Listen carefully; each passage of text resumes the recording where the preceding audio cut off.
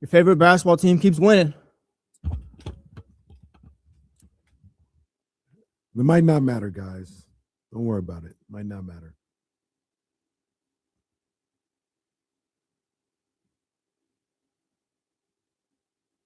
Warren, what's good, man? It was good to see you on Friday night, man. Good to see you out there, big Morning, dog. Gregory. Morning, Dad. What's up, Spencer?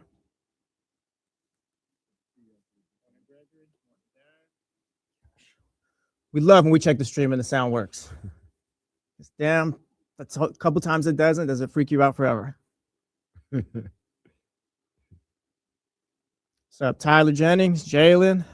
Oh, Jalen. Doesn't have to be a sad face. Maybe it does. We'll talk about it. We will talk about it. All right, here comes the ID.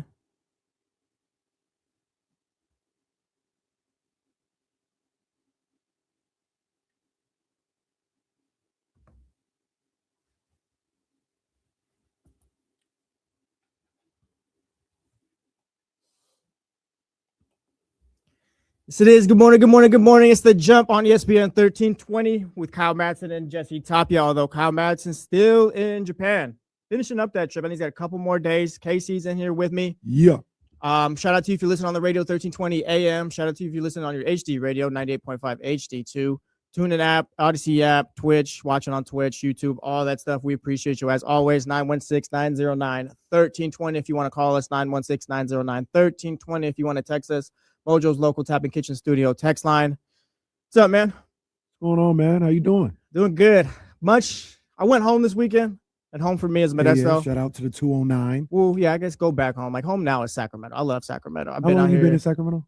Since fall of 2015. Shout out to my first semester at Sac State. Shout out. Man. Yeah. No, Stingers up. About 10 or so years, a little over 10 years, I guess. But I went home, saw my friends. Now, hold on. I'm gonna pause you for What's just up? a second. I mean, we welcome you. You're part of. I'm not city. Sacramento the way you are. You're part of the fabric, but you're saying that it's home now. It is. You settle down because I go home. Like people tell me where you going. I'm going home to Sacramento. No, see, the only reason why I say that is because I spent almost 10 years in LA. I would never say. Well, you don't live there though. If you lived in LA, like you're going home. Yeah, I have two homes technically. That's where my residence is. That's not. No, don't do that to me. Do not do that to me. Home. I put in enough time where I can be like, oh yeah, I'm going home. All right, I'm just checking because I'm just saying I ain't saying if I went back to LA that ain't home. That ain't home. Well, that's different. Though, I just worked like there. I just lived there. I don't know. It's different because you left. I feel like for me, it's like, yeah, like if I'm talking to people in Sacramento, it's like, oh yeah, where are you from? Like, oh, I'm from Modesto. Yeah. But like if I'm like out in the Bay Area with my fam and stuff like that, like, oh, I'm going home, going to Sacramento. Oh no, I'm gonna check the Carfax. Yeah, I can't believe this is happening on Monday. Wow. Really? I'm just trying to protect myself. I want to be in Sacramento the rest of my life, but yeah, I feel at that point. That is a difference too. That is a difference too. I'm not trying to leave Sacramento. Okay. I always had Bay Area dreams and all that stuff, and no, I'm good on that. I'm sticking in Sacramento as long as I can. Yeah, I have Bay Area dreams too. I'll never say never. Like the price is right. Like we could talk, but yeah. I don't never see myself living in. And I love Modesto, but am I gonna move back? Probably not. So I'm here in Sacramento. Shout out to Modesto JC. Yeah, shout out to the Pirates. Yeah. Shout out to Modesto summer class Christian. Yeah, shout out to MC. Yeah. Always been tearing it up. And shout out to the Sacramento Kings. Hey man, they cooking. Won back-to-back games over the weekend. Winners have 4 of their last 5. Ooh, and was on fire. I'm like Ricky Bobby and Talladega Nights. I don't know what to do with my hands at this point. Like, what do we do? Are the winds good? Are they bad? We'll get to some Doug Christie sound. I mean, we can kind of start off with Saturday real quick. I was kind of shocked that they beat the Clippers. I was too. I was shocked. Yeah. I don't even know what to make of the Clippers after that game, but those are your boys. They are. Yeah. No, I was going tough. Like, oh yeah, Kawhi, the Clippers. Oh, I'm bought in. That doesn't make sense because Cleveland, this, and that. And then they lost to the Kings on Saturday, and we'll talk about both sides of it. Because the Kings are winning basketball games, and I think we do need to talk about what it means, if anything. I mean, it could be marginal. It could be whatever you want it to be. We'll talk about that. But, I mean, yeah, just for the game itself on Saturday, you figure the Clippers are playing as good as they are. Yeah, they'll run over the Kings, and the Kings were kind of in control most of that game, it felt like. Yeah, I mean, to me, the story is DeMar DeRozan, much like last night. Turning back the clock. Man, he has been absolutely. I mean, he's been doing it his whole career, though. on fire, and he has been doing it his whole career, man. And his ability to score as easily and as consistently from his spots, always from his spots, wherever he wants to get to, he gets on the floor, is impressive. Do you think that's a lost art in the league right now? Absolutely. I think it's a lost art in the game of basketball, understanding where you're, first of all, establishing your range, your spots, and having the ability to get where you want to get whenever you want to. Like that's like you think back to Kobe hitting the shot against the Suns, in the playoffs after he hit the two late game ones. He's just driving. Like I think it was a jump ball. I think Luke Walton won the jump ball. To be honest with you, jump ball. Kobe gets the ball 75 feet away from the basket, and he's just kind of dribbling all around, dribbling, but he was probing to get to his spot. He was getting to the elbow, 15 feet away, and he was doing everything he needed to do because he knew there was a spot on the floor that he wanted to get to, that he was most confident being at and taking that shot at. He got there, drilled it, all that other stuff. Same thing with DeRozan every time down the floor. Yeah. You can't force him to get out of his office, as Mark Jones would say. And yeah, that's absolutely a lost start in this game. Yeah, DeMar DeRozan, 18th all-time in scoring, 26,573, 95 points behind Dominique Wilkins, who's 17th with 26,668. So one of the all-time greats to ever do it. Yeah, dude tore it up, and I think he had 39. What was it? I don't want to short change. Was it 39 or 43 yesterday? 41, right in the middle. Of course, right in the middle. Shout out me, on both sides. But yeah, shout out to DeMar DeRozan, tore it up again, and now the Kings have won 2 games. Yesterday against Utah, it was more of the same. I feel like, weird enough, Utah kind of gave them more of a fight than the Clippers did. Yeah, Utah looked like Utah was going to lose by double digits. Mm-hmm. And I was watching, well, for me, because of my weekend, the way my life is set up, I was watching the Kings game live. I was watching my boys on tape delay. On record, my boys. What it is at this point. So the Kings got the iPad treatment, and I had my boys in the DR. I had them on the big screen watching that game. I got a lot of takes, not a lot, but I got takes. I got takes on the WBC. Hey man, you guys don't get mad at me. Not happy this morning, but it's okay. We'll talk about that later on. We're going to talk about the World Baseball Classic. We got plenty of Kings today, by the way. Believe it or not, even though the season's gone the way it is, we got plenty of Kings to talk about. I got pick Kenny's brain about this, about the college basketball stuff. Darius Acuff Jr. tearing it up, rising up the ranks. Man. You had a tweet yesterday, though. So, like I said, we're going to talk college hoops. We're going to talk the World Baseball Classic, and we got plenty of Kings. But I just say that to say, like, I was focused on the baseball game, and Kings were up 11, 12, something like that in the fourth. I was like, oh, they're going to cruise. Next thing I know, it's a 3-point game. I'm like, hey, what? The Jazz trying to come back and get back into this game, and maybe the Kings will, for those that want them to tank, find a way to have a good game yet still lose. But that wasn't the case, man. DeMar DeRozan really made sure that wasn't the case with his 41 points last night. And you mentioned the tank. I kind of, I guess, go back and forth about where I'm at, about how, like, they're winning these games that have just passed up. Like I said, won 4 of their last 5, and they only had an 8-man rotation yesterday. Right. And we'll talk about it because we're about to play some sound from Doug, but it's kind of damned if you do, damned if you don't, I feel. So let's hear from Doug real quick. He talked about tanking, had to share his thoughts and all that. So let's run Doug Christie sound. Opinions on it. Do we get fined? No. Exactly. Or anything like that. Foul. Jeremy. That's like a Kings tanking or anything like that. But the league has made it quite clear that they think there's something that they need to do about it. They've obviously fined teams so far this year for certain games. Do you think, just as a basketball guy, it's something that is hurting the game, or do you not really have any opinions on it? Do we get fined? No. Exactly. Again, not about you guys. Okay. It's in general. Everybody does something different. I mean, we had the process. We've had different things. So, it's not for me to judge somebody else's house. I just know what we do here, and it ain't that. So, and it ain't never going to be that while I'm sitting here. When we go out there to play, we going out there to win. Now, if they beat you, they beat you. And I think last year was a shining example. The team that was supposed to get the number 1 pick did not. The team that got the number 1 pick, we played them in the play-in.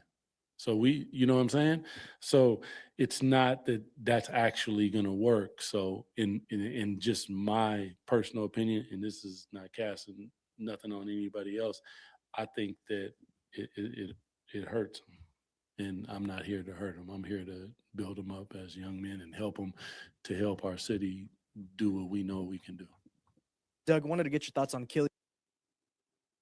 Well, you're not going to get the tanking from the Kings. You're not going to get it from Doug Christie. no. And that means when DeMar DeRozan is going for 41, he's going to play the entire fourth quarter. Yeah. Or not the entire, but you get the point. He's not coming out the way the Jazz or the Wizards or Pacers might pull out a player. Right. You're going to get the full Kings experience, and that's fine. But I got a couple of questions, and I guess first off, is it doing more harm than good at this point, though? For who? For the organization, I guess. For this rebuild, we'll start it with that. For this rebuild, we can go piece by piece with it. And the reason why I asked for who is because that's a very important question when you ask something like that. Because for Doug Christie, it's not doing harm. Like, it's doing good. For Killian Hayes, it's not doing harm. For Killian Hayes, it got him a contract. For Precious Achiuwa, it's not doing harm. It's doing him good. Daquan Plowden, Maxime Reynaud, Nick Clifford, these guys who are fighting to be in the league, Devin Carter, who are fighting to be in this league. It's doing great for them because they're putting great film on tape. They're boosting their profile, and they're doing everything that they can to further their career. So it's great for those guys. For the Kings as an organization, we have no idea. People like to think that they know or come up with the assumption that it's apples to apples and like, oh, worst record means better draft selection. If you go off of the statistics since these new lottery rules in 2019, moving off of the worst record in the league kind of helps. But again, it's also now you have the opportunity to pick 8th in the draft if the lottery doesn't go your way. So there's a couple things with that as well. And I did a little bit of research, just looking back. It was in the lab. I was in the lab just a little bit. Clearly, we know, and we've stated a number of different times, the worst record in the league has never won the lottery since they evened everything out with the picked 5th the last 3 years. Yeah. You got situations like 2021. Rockets had the worst record in the league, ended up picking 2nd. That's fine. Pistons had the 2nd worst record, ended up picking 1st. The Raptors had the 4th pick. They had the 7th worst record. Cavs had the 5th worst record, ended up picking 3rd. Magic had the 3rd worst record, ended up picking 5th. You go through it, and there's a number of different scenarios like that. One trend that I did see over the last 4 years in something like this is in 2024, the Wizards had the 2nd worst record in the league, and they picked 2nd. That's the only time that those two things lined up. Everything else in the top 5 is moving up or down. So to look at it like, oh, worst record gives you the best chance to be first, or your floor is the 5th pick and all this other stuff. I get it. I understand it. But this lottery system is about as random as it gets. Yeah. About as random as it gets. Now, Doug brought it up. I mean, it's kind of a once in a million chance, it felt like last year, but the Mavs who faced the Kings in the play-in got the number 1 pick last year. Yeah. That's not something I'm going to hold out hope for or anything like that, but it's just kind of it's not necessarily an exact science. No, it's not. It's not. And that's not to say that if they maybe the odds are saying this would be the first year that the team with the worst record gets that they're due. You know what I mean? The team with the worst record gets the number 1 pick. Since it hasn't happened for 6-7 years, it's due to happen at some point. Maybe this will be the year. I don't know. But that's my whole point. Is people are looking at this situation like an exact science. And it's pretty random. Once again, I understand. And now we're talking about a couple different things, right? We talk about lottery odds, where you pick, and all this other stuff. I understand the floor goes down with the wherever you are with the worst record. Like third, worst you could be is eighth or something like that, as opposed to if you have the worst record, fifth. But now we got to factor in, are you going to get the best player? Because that's damn near even more random than the lottery odds. Yeah. At that point, you got to do your homework. Then we continue to say this. I will continue to say this. We'll all continue to say this until the draft actually happens, and probably past that as well. You have to just pick the right player. It doesn't matter where you pick them. It don't matter what your draft slot is. You have to get the right player. And throughout the history of the game, getting the right player is littered all throughout the NBA draft, specifically all throughout the lottery. So you got to do your homework and get the right guy in there. That's all that matters. I hear. Let's go to the chatty house real quick. B Scogs in the chat says, got a shot at a young talent. Those are in quotes. Way better than what you have now, and you're blowing it, Doug. All caps right there. Aaron Mick says 6 years isn't a big enough sample size for him to factor in what we just talked about, meaning the way the results have gone out since 2019. TCG says this is actually the year we should not worry. He says Kings getting a baller anywhere 1 through 8. Just let it play out and let the chips fall where they may. Pray to the hoop gods for good luck.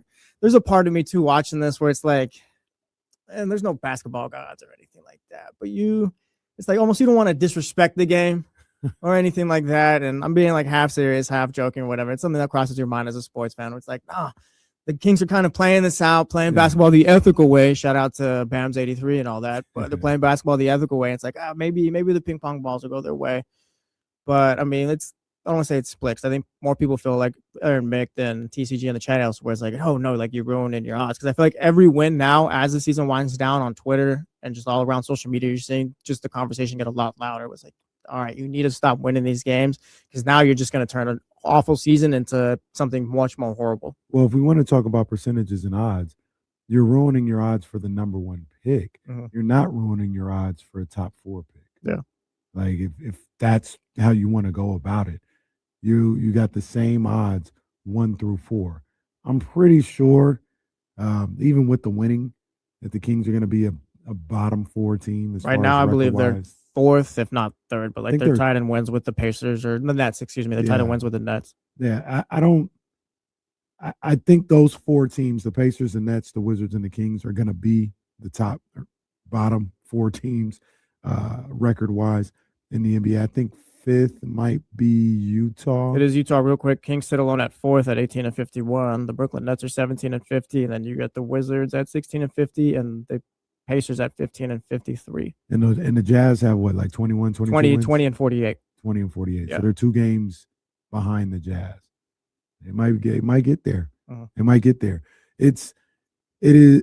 I don't want to come off disrespectful or sound disrespectful or anything else like that, but it's a very casual, novice way of looking at it. Is just saying you have the worst record. That's what you want to get because that's going to guarantee you that you turn the franchise around. Uh-huh. There's so many different elements that go into it right now.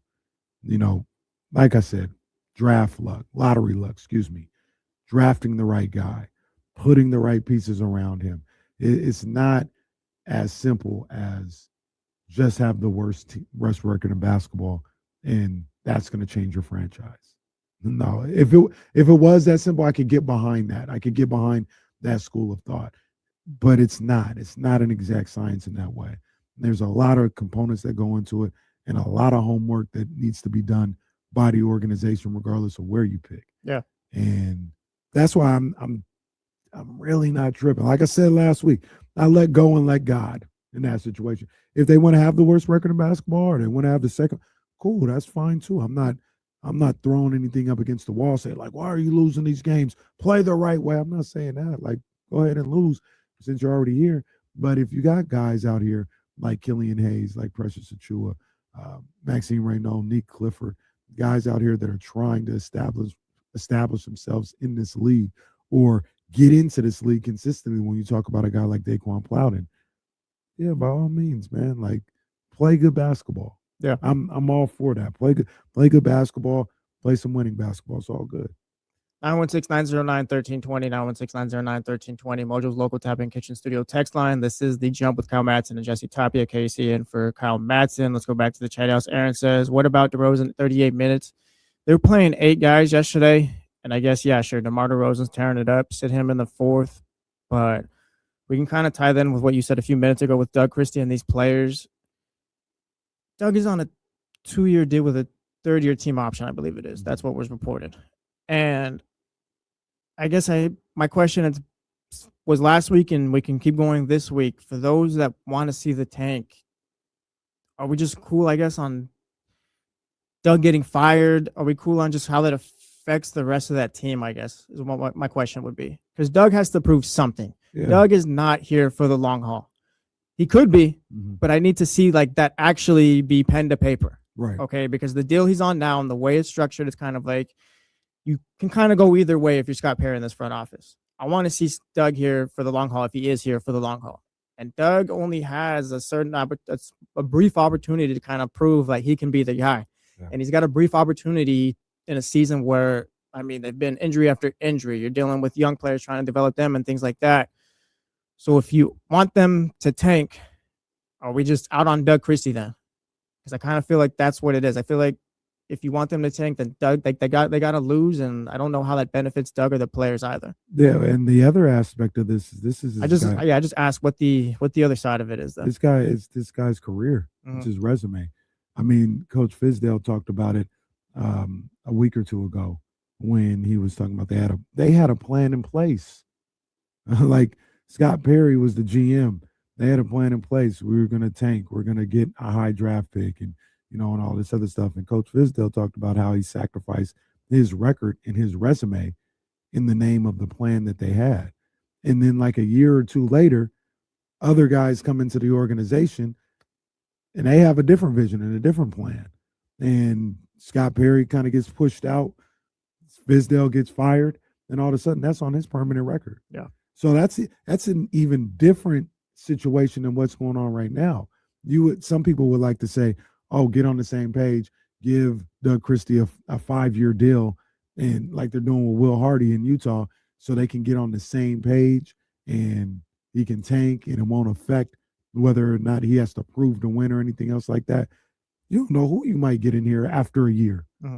Vivek or any other owner might be like, yeah, I'm kind of tired of this vision. Fire Scott Perry, get the new guy in. Now the new guy's looking at Doug Christie with a career record of 90 and 150. I mean, like, why is this guy here? He ain't no good. This is a completely I'm talking about it in terms of maybe a little bit of a drastic situation, but it's real. I just laid out a situation where that could happen.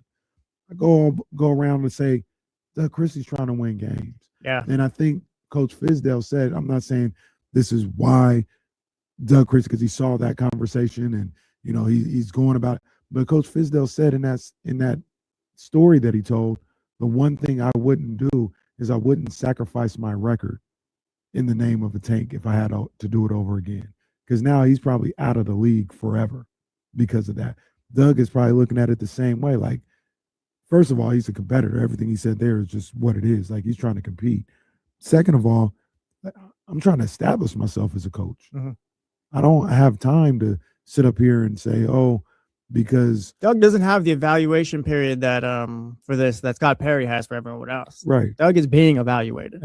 Absolutely. And if that results in winning games, Doug isn't going to apologize for that, nor should he in that situation. Like I get like what everybody is concerned about. Aaron's concerned about. I understand it. It's not a foreign concept to me, but I also think those people aren't looking at it the other way as well. Like, these are people's careers that they're trying to establish, and you've got to understand that he can't put all his faith in a tank because you want that or you think that's the way to go about it. He's got to do what's best for him and his career and his players. He told you, he said, I don't think it's good for the players. So the players that are here. So he's got to go by what he believes in that situation. Shout out to the 916-909-1320, Mojo's local tap-in kitchen studio text line. Shout out to the 916. I was at the game last night. It would be hard to lose to that Jazz team, they say. No, the Jazz they were locked in. They were locked in on what they were trying to do last night. Shout out Jacob in the chatty house. This is where I want to go with this next. Jacob says, issue is organization and coach are not aligned. Every other team that's in this place is doing what's right for the organization. Doug is doing what's good for him. I'd argue Doug's doing what's best for him and those players, but piggybacking off of that point, the Wizards have Brian Keefe. He's going to be their coach. He's going to help them see it through with the trade, the young, maybe Anthony Davis roster and all that. But point being, he's going to be their coach. Jordy Fernandez is the Nets guy, it seems. We'll see what the next couple of years look like. I mean, I don't know what the Nets are really expecting out of Jordy, like maybe for them to start competing more next year. But point being, it seems like they're kind of aligned, and Jordy's the guy. Rick Carlisle is solidified, one of the greatest coaches of all time. Rick Carlisle is probably with the Pacers until Rick Carlisle says, I'm ready to retire. And the difference here is that it's just, you're not on this. Doug Christie's not that. Doug Christie doesn't have that job security. Maybe if Doug Christie was here on a 5-year deal, maybe we are seeing what everyone wants to see on social media, in the chatty house, the text line, and all that stuff. Maybe you're seeing them tanking a bit. But again, I guess I look at the organization and I don't know who to point the finger at, because the organization kind of put themselves in this position where you can't tank. Doug can't tank. I'm sorry. He just can't. He doesn't have the contract in place for him to, I guess, have that fallback. He needs to prove himself. He needs to win ball games. And we can talk about it when we come back in a few minutes, but we'll stick with it right now too. Like, does this all mean nothing? Does winning 4 out of your last 5 and just the way they've been playing, development, does this all mean nothing, or is it all just worthless compared to what could be with the lottery odds? Well, to answer that last question first, I mean, yeah, it means nothing in the grand scheme of things. Like, it doesn't matter. It doesn't matter one way or the other, because if you mess up your draft odds and you pick 7th and you pick a future 3-time MVP at 7th, nobody's going to care that you won 4 or 5 to mess up the tank in 2025 and 2026. And on the reverse, if you lose those games and you pick 2nd and end up picking Marvin Bagley again, nobody's going to say you did a great job. Nobody looks at that 20. I can't remember the year off the top of my head, but the year where the Kings had 17 wins and tried to have the worst record in basketball. Nobody said, man, they did a great job. They did it the way they were supposed to do it, and it turned out fine. Because no, you number one, didn't get the number 1 pick. Number 2, you passed on Steph Curry, one of the top 10 greatest players to ever play. As on our list. That's right. So it's all results based, and people can act like they're mad right now and act like they know what's going on right now, but you don't know, because it's all results based. Nobody gets credit for the process, no pun intended. Nobody gets credit. Nobody's saying the Sixers did a great job with what they did it right. They got back to where they started. Them. Salute to the Sixers. They did a great job. They're fantastic. That is a fantastic organization. Nobody's saying that because they hadn't gotten past the 2nd round. And that's what people talk about all the time. The Thunder are getting their kudos because they got the job done. It's all about the results. And that's why I say none of this stuff matters. The other thing I know before we go is, you alluded to it, Jacob said it, or issue is organization and coach are not aligned, all this other stuff. You don't know that. You might think that. You may assume that. You don't know that. And on top of that, both the coach and the front office have said a number of different times, we're in lockstep. Yeah. So I mean, we can talk about that. Let's talk about that, because let's just talk about that. Shout out to the chat house active today. Shout out to the Mojo's local tap and kitchen studio text line 916-909-1320. Call in if you want to talk to us. I got 2 things here before we go to break. Eric says, I feel like there are ways to prove Doug's worth without compromising the future of the team. I ask Eric in the chatty house, I guess, what other ways can Doug prove himself then, other than winning and having this team kind of step up and I guess play a little bit more cohesive? And then Joe Bob in the chat, Doug is also not head coach material. We don't need to read the rest of that message because it's just more of the same. Again, I ask why. Why do we feel that way about Doug Christie? We're going to talk plenty more Kings. We got the World Baseball Classic later on and just plenty more NBA. Like I said, Kings is the thing today. Their winners are 4 of their last 5, and it feels like everyone's just kind of down on it, but I get it. We'll talk more about it. This is The Jump on ESPN 1320, Sacramento Sports Leader. We're good. Stuff. Tyler, you don't know that. Like you can guess, you can assume all you want, and your assumptions may be right, but you don't know that. You have no idea, Tyler, unless you are under an alias and you're in those rooms, you don't know.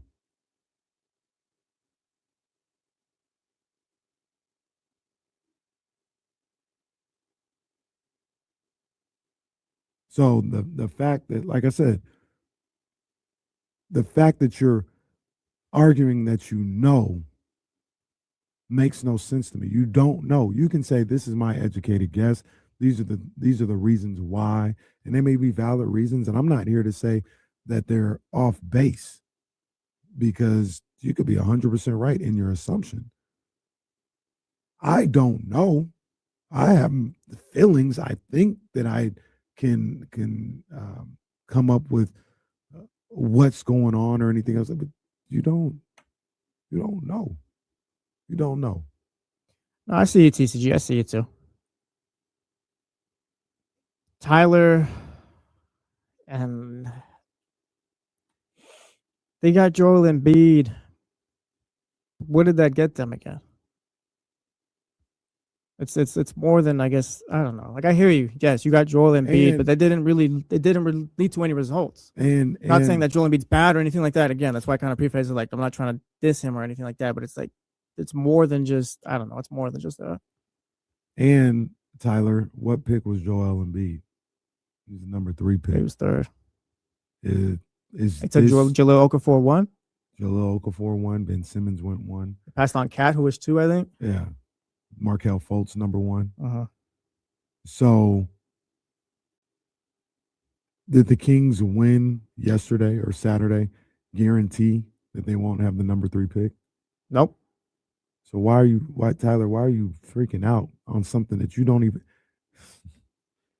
You're getting yourself worked up, and you're freaking out over things that you just don't even know how it's going to play out yet.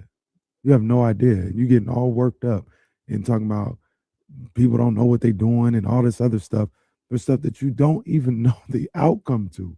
You have no idea the outcome. You won't. There are so many steps to the outcome of what you want. We hadn't even started walking. Number one, you don't know where they're going to draft in the lottery upcoming this year. Number 2, you don't know who they're going to pick in the lottery this year. Number 3, you don't know how that player is going to perform. Let's save it. I don't know why you get all worked up. Save it for the show. Appreciate you guys for being active this morning, so hit the thumbs up.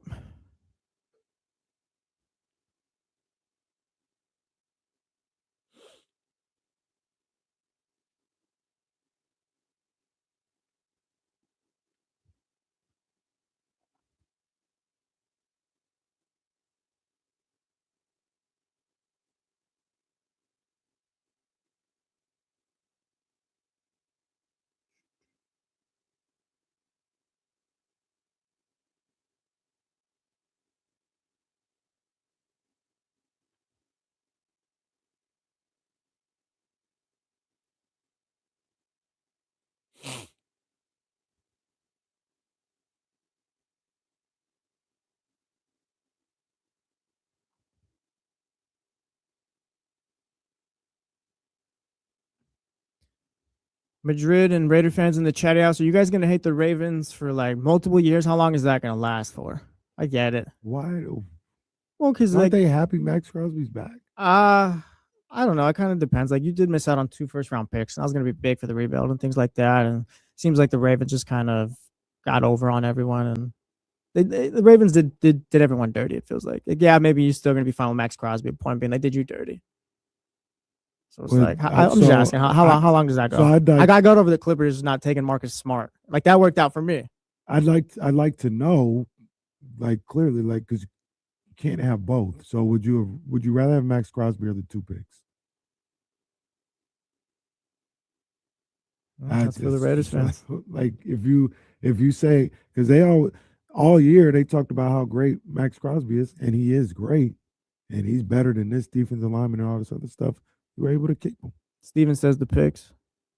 Which is, Easy mood says Raiders. I'm happy Crosby stays with us. Not wasting my energy on being mad at the Ravens.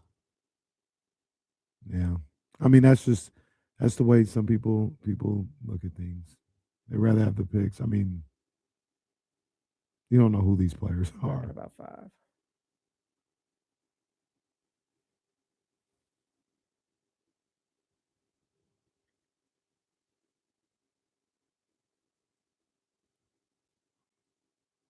Madsen. Welcome back to The Jump with Kyle Madsen and Jesse Tapia. Yes, it is, Joe. We miss you if you're out there. Joe Brazil back with us tomorrow. He's got the day off today, actually.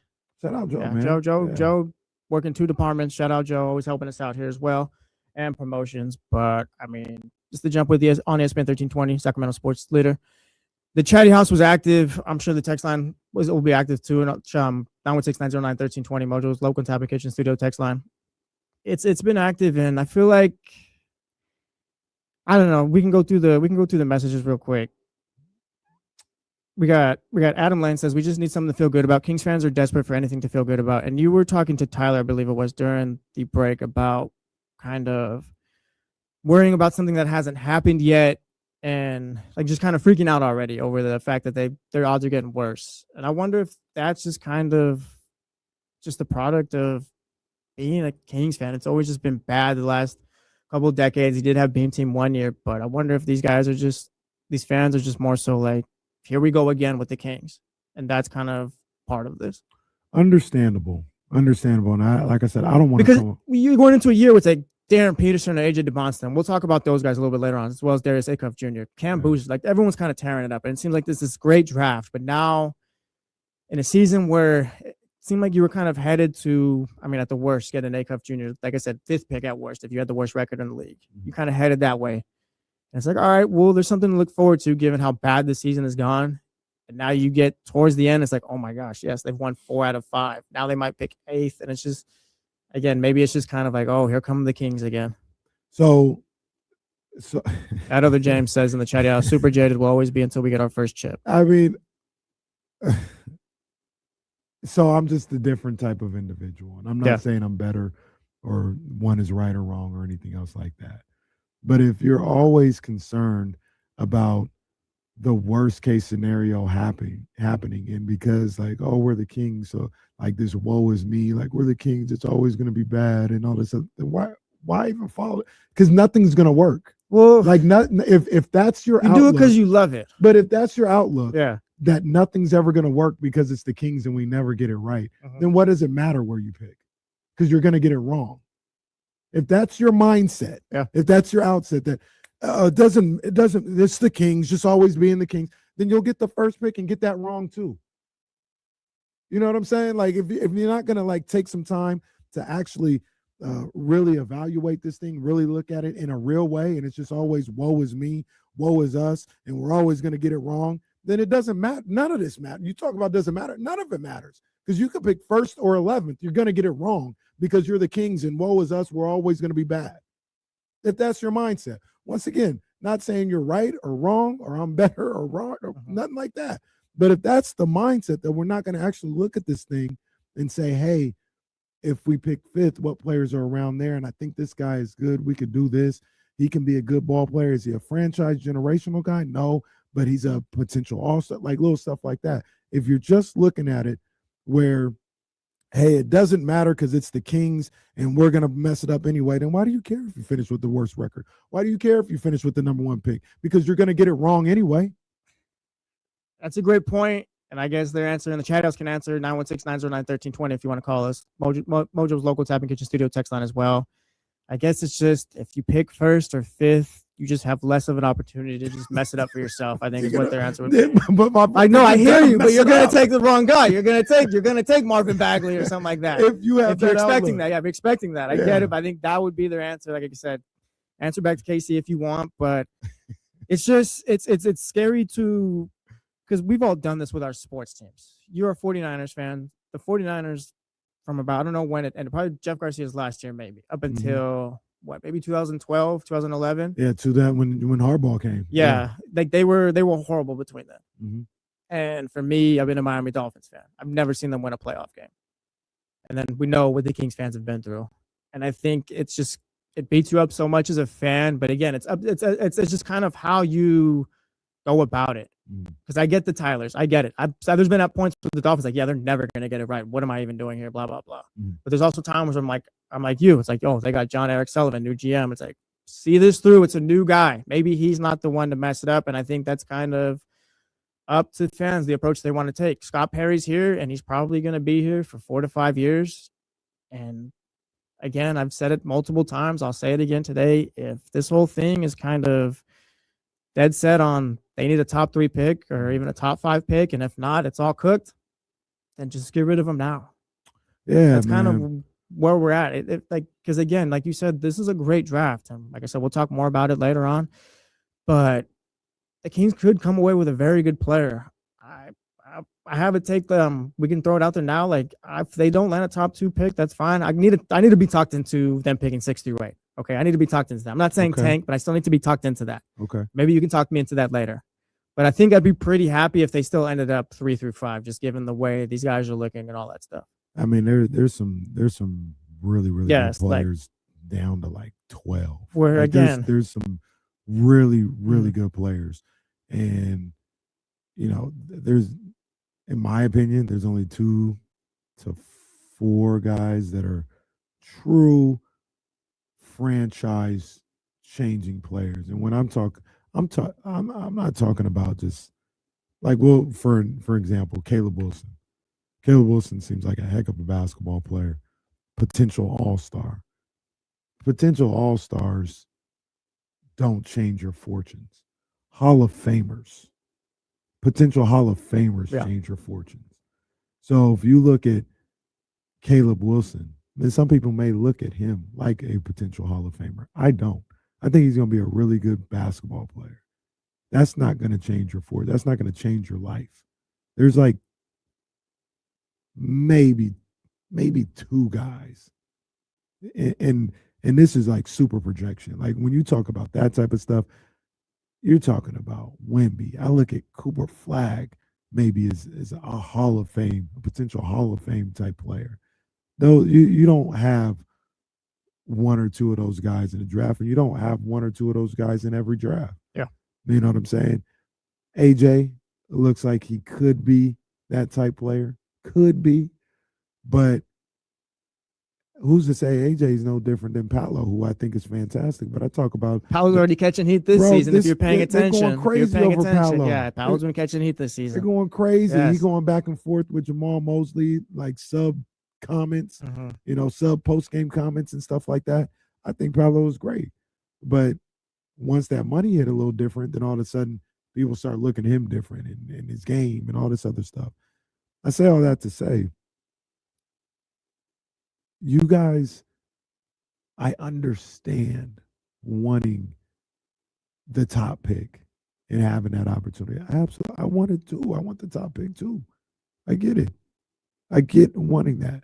But getting worked up and getting freaked out over things that, number one, haven't happened yet, and number two, you don't even have any idea what the outcome will be. And we have been just talking about, this is The Jump, by the way, ESPN 1320, Sacramento sports leader, Kyle Matson, Jesse Tapia, KCM for Kyle Matson. We have been talking about the worst case scenario for 42 minutes.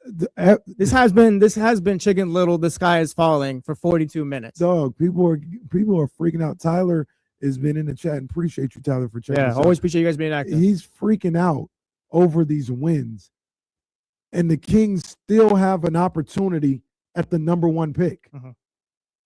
The Kings still have an opportunity at a top 3 pick. It's glass half full, glass half empty right here. Nobody knows how this is going to turn out, and people are mad. Like that's why I'm just perplexed. Like I understand it, but I can't relate. I can't get it's just not something you do. Yeah, as people are about some. Number one, it's not even done. It's not. Let me rewind it back a little bit. The season's not even done. You might lose the next 15. Well, they don't have 15 left. You might lose the next 13 games. Indiana might win 6 or 7. I think all of that is highly unlikely, but it's not set in stone yet. Yeah. Then once the season is over and we got to worry about the lottery, might get the number 1 pick. You might get the number 2 pick. You might get the number 7 pick. Nothing has happened. Then you get to the NBA draft. You might draft Cooper Flagg, Donovan Mitchell, VJ Edgecombe, Dylan Harper, Stephon Castle. Or you might draft Marvin Bagley. You might draft DeAndre Ayton. You might draft Johnny Davis. You might draft Nick Stauskas. You have no idea. And then once you draft a player, there's more. They might have the career of Donovan Mitchell. They might have the career of Malik Monk. They might have the career of Josh Jackson. They might have the career of Markelle Fultz. They might have the career of Jason Tatum. They might have there are so many levels. And look how far down the road I went. And on March 16th, you're angry? Still got a month left in the season, I believe. You're angry because they won 4 or 5? Did you see how many steps and how many years I just went down of unknown, from weeks to months to years of unknown, and you're angry on March 16th with 13 games left in the season? I don't understand it. Or no. I take that back. I understand. I can't relate. It's baffling to me. I'm speechless after that speech you just gave, but I mean, yeah, you're not wrong. I leave the Clippers game and I'll play the role of the fool, I guess. It's like, no, that was a good win by Doug and the Kings, beating the Clippers. Okay, because we keep, and we can talk about this as well, but they keep doing the whole bad team, you're winning against bad teams. Okay, and we were playing that game for a while. They beat the Clippers on Saturday. Is it all just like, again, I asked it last week, is it all just completely meaningless? Are you telling me that everything Doug Christie is doing right now, the way Maxime right now has been playing, the way Precious Achiuwa has been playing, everything that they're doing, and again, it doesn't help your lottery odds. We can acknowledge that. Mm-hmm. But looking at just what they're doing there, the guys that are there in there every day, is it all just completely meaningless? Like what Doug is doing, it doesn't make him a better coach. It doesn't make you think like, oh yeah, maybe he can do this or anything like that. Like, should Doug just be losing and just lose? You don't establish a culture. Like, is it all just completely meaningless? This is all just for nothing. Well, it's interesting you bring that up, and we got our guy TC who's in the chat. We might hear from him later on today as well. But he said it's all about developing and establishing learning habits. Whoever falls to the Kings at that draft selection, it is what it is. That's the interesting part about why people are upset, because outside of one, maybe two players, this is like the young guys are playing, right? Like, yeah, no, they're playing. Neek is playing. Uh-huh. Maxime Renault's playing a lot of minutes. Dylan Cardwell came back last night. Daquan Plowden is a two-way guy that's playing a bunch of minutes. Isn't that what everybody wanted? They wanted these guys playing because it would develop them, right? Like, and do you want them to develop into losing players, or do you want them to develop and learn how to win, learn how to see success on the other side of the hard work that they've been putting in, or some of the tough lessons that they've learned along the way? I'm a firm believer at some point there's got to be a payoff. Yeah. And maybe somebody saying, well, let the payoff be 3 years from now and then they can start winning. Sure. But outside, obviously, I understand DeMar DeRozan's playing a lot of minutes. Russell Westbrook played the minutes on Saturday. But outside of those two, it's not like you're going out there and like, hey guys, we brought Keegan back and we're gonna let him play, even though he's another guy that probably needs to develop. We brought Sabonis. I know he was out for the season, but Sabonis wants to play. We brought him back for the final 13 games. Zach LaVine, same thing. And now let's win 6 or 7 with the starting lineup of Sabonis, LaVine, DeRozan, and Westbrook. Like, that's not what's happening. It's the young guys that you guys wanted to see playing all along, playing games and starting to see some type of results from the work that they put in this year. Yeah. And I don't think you can have it both ways. You can't scream and yell for the young guys and you want them to develop and you want them to get the opportunity and learn how to play. And and learn how to win, but then be mad when they're actually winning games. Yeah, go to T in the chatty house says you can control culture, not ping pong balls, and then Aaron follows that up. Is anyone going to remember these ones in September next year? Maxime might, Nick Clifford and those guys might that are there. And again, I'm not expecting Nick to be like an all-star or anything like that. But I mean, Scott drafted him in the first round. Talking about Nick. Yeah. You got Max in the second round. Like Dylan Cardwell, like there's guys that are going to be here. And they're not going to be the AJ DeBonstas, the Darius Acuff Juniors, or anything like that you're going to be expecting to lead your team. But you do want to establish something here. And I think for Doug Christie, these wins mean something for him. Mm-hmm. If Doug was just losing out the rest of the season, and again, we can argue over what this means and what it doesn't. But point being, the Kings look better now today than they did 2 weeks ago, 3 weeks ago. Yeah. And that might not mean anything to Kings fans, but I think it means something for Doug Christie. So, I mean, good on him. But point being, it's like it means something for the guys in the locker room. And maybe for broader picture, like, yeah, it's going to hurt your odds and things like that. But we've been talking about it. You've been saying it all show. It's just we're scared over worst case scenario right now. Right. Scott still has to do his job, and it's a simple way to put it, but Scott just has to get the pick right. Would I like to see them have better odds at the top pick and just to maintain a top 5 pick? Yes. I check the standings after every time they win. Mm-hmm. It's just we all want that because it'd be for the best. But also, guys just have to do their jobs. And I know that's not the best radio thing to say or anything like that. Maybe we should be yelling at Scott Perry and how he should be talking to Doug. Sit DeMar DeRozan for the fourth quarter and do all these things. But that's just not going to happen. They're not going to do that. Doug talked about it. As long as he's the guy there, they're going to try to win games. And I think when you see guys like Tyler, and shout out Tyler, he's been active today.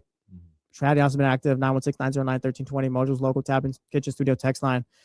I think guys like Tyler are already out on Doug Christie too. I mean, and that's just, that's fair too. Where you're just completely out on everything going on. So it's like, yes, lose. But I think if you still have any thought that Doug could be this coach, it's tough to want to see him lose, I guess. Man, that's fine. Like I said, I can understand people like Tyler and others, but like you talked about, like maybe it's not the radio thing to do. We're not going to do no fake outrage. Like we're not going to do no fake outrage. I want them to have a top 5 pick. I want them desperately to have a top 5 pick, but it's just they're playing basketball. I want them to have the number 1 pick. Yes. Like if they could get, that'd be great. I'd love for them to have the number 1 pick. I want the opportunity to draft an AJ or a Darren Peterson or Darius Acuff or Cam Boozer, whoever you think should be the number 1 pick. I want them to be the number 1 pick. But the reality of it is the lottery hasn't happened. Why am I going to get angry over something that hasn't happened yet? And I have no idea how it's going to play out. Mind you, I have no clue how this lottery is going to play out. Yeah, neither of us is a fortune teller on the show. I'm sorry. We can maybe get one during the summer or before the lottery. Maybe we do that. Yeah, I have no clue. So why am I going to be, like I said, we're not going to get here and have fake outrage. And I know it's the odds, all this other stuff. We hear you. We just talked about how the only time the odds stayed exactly how they were supposed to stay was in 2024. The Wizards had the second worst record. They ended up with the second pick. That's the only time in the last 5 seasons, the last 5 lotteries, where the top 5 hasn't moved up or down in some form or fashion. People have fallen out of the top 5. People have been at the 7th worst record and got the second pick or whatever. Like that's the only time. It is so far, as we've seen it so far, it's a complete crapshoot. Now you could say, Judge, you can feel based on the Kings' history and how they, oh man, it's gonna end up bad for us anyway. Yeah, and I can understand that. They have the worst record. I've seen the Kings, not in this format, but I've seen the Kings with the worst record end up with the 5th pick or the 4th pick. I've seen that happen.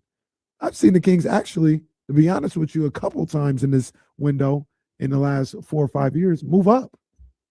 I've seen them move up more than I've seen them kind of get screwed in the lottery system.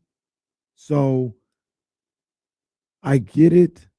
I understand it, but nothing has happened yet.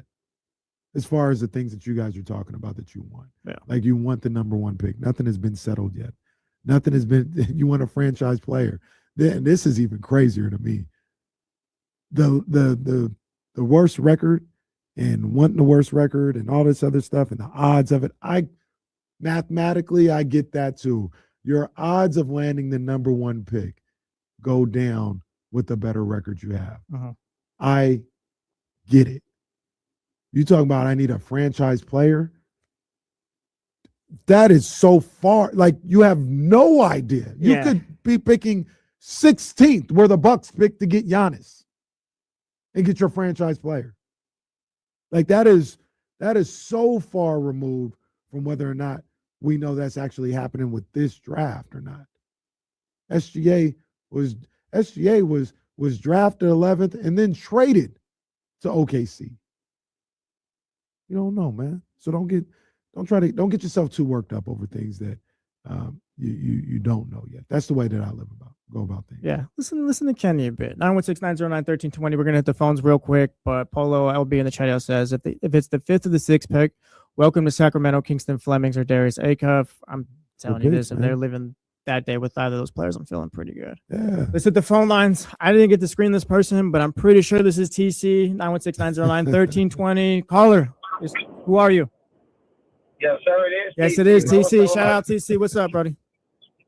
What's up with my two brothers, though? What's good, man? How you doing, man? Talking Kings in this morning. What you got for us?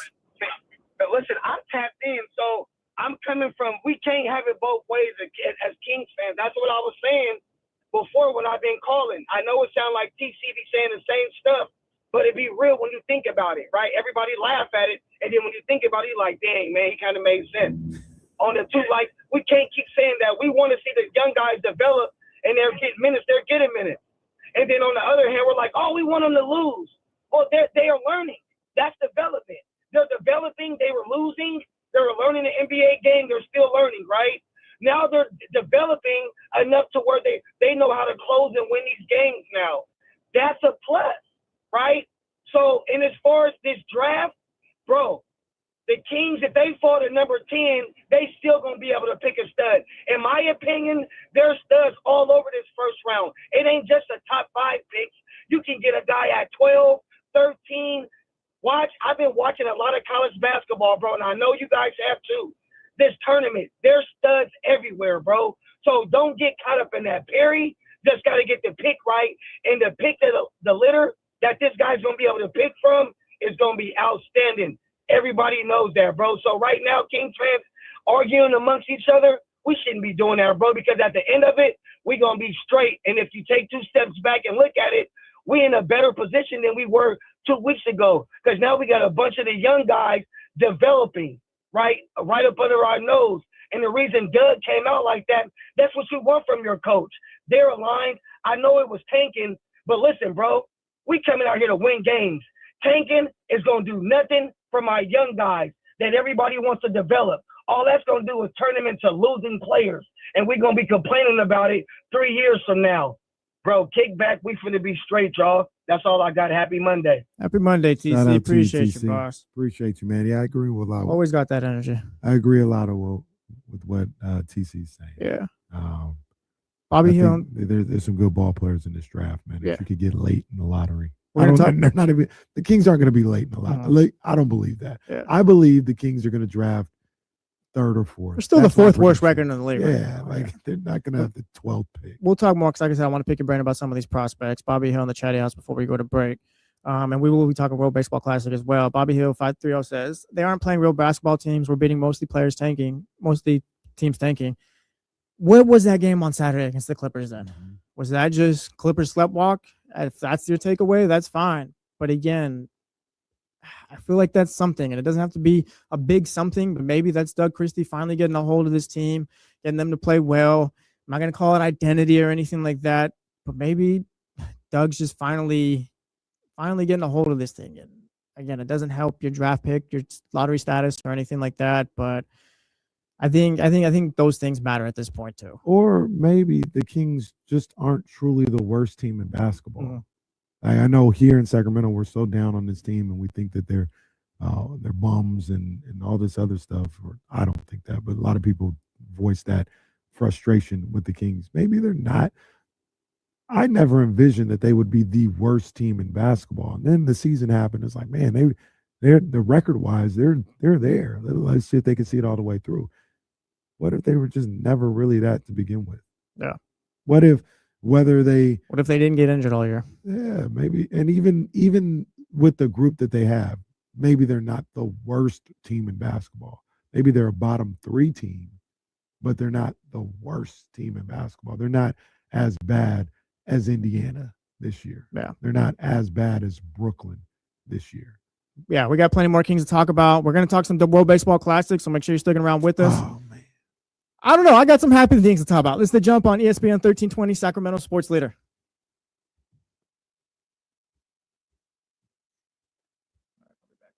Yep.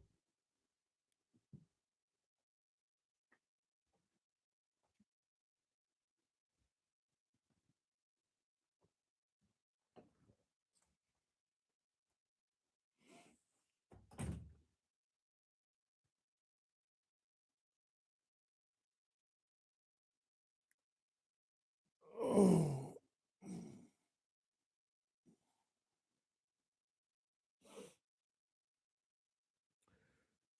Yeah, I'm not trying to tell. I'll leave this for the radio.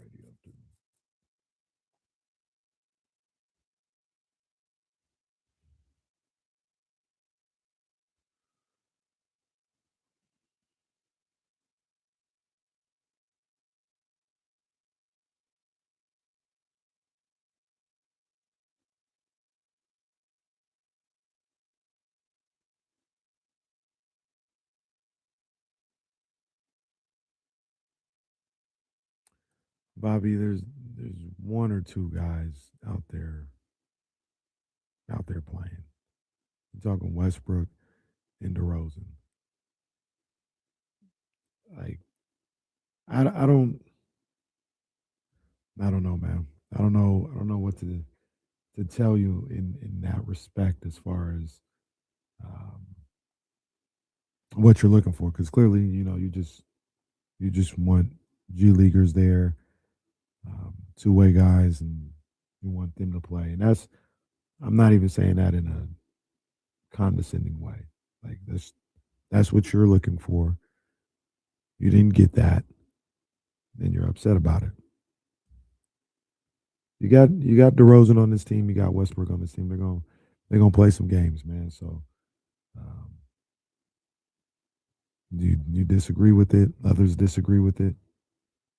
That's cool.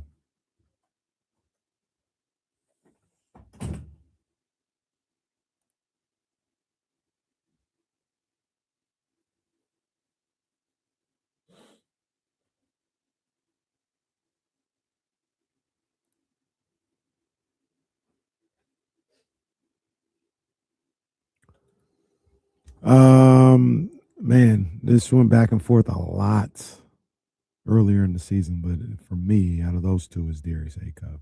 Kingston Flemings is really good. I really like him, but Acuff, he fits the mold of the type of point guard that I like personally.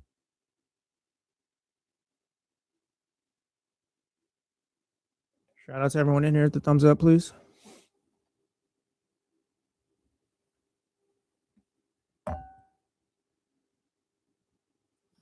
The Browns exist.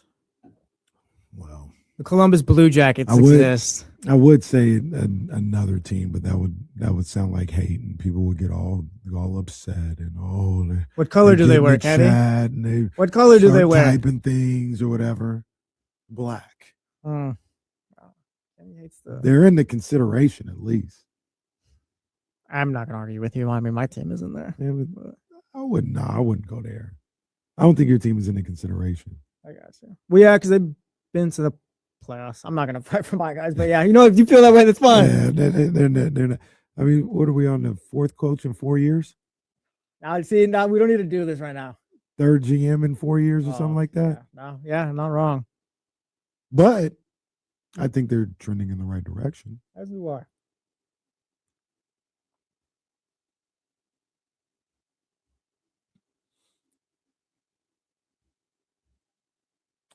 Rush Dog indirectly talks about another franchise that's in the rankings. Yeah, Jets are there too. They own the longest playoff drought right now. Yeah. Shout out Rush Dog as well. Yeah, Justin Fields is going to the Chiefs. Well, for Justin Fields is as good as it can get right there. You're going to save whatever your career's left. Oh, little brother, that's a good one. The Rockies stink. The Rockies are awful.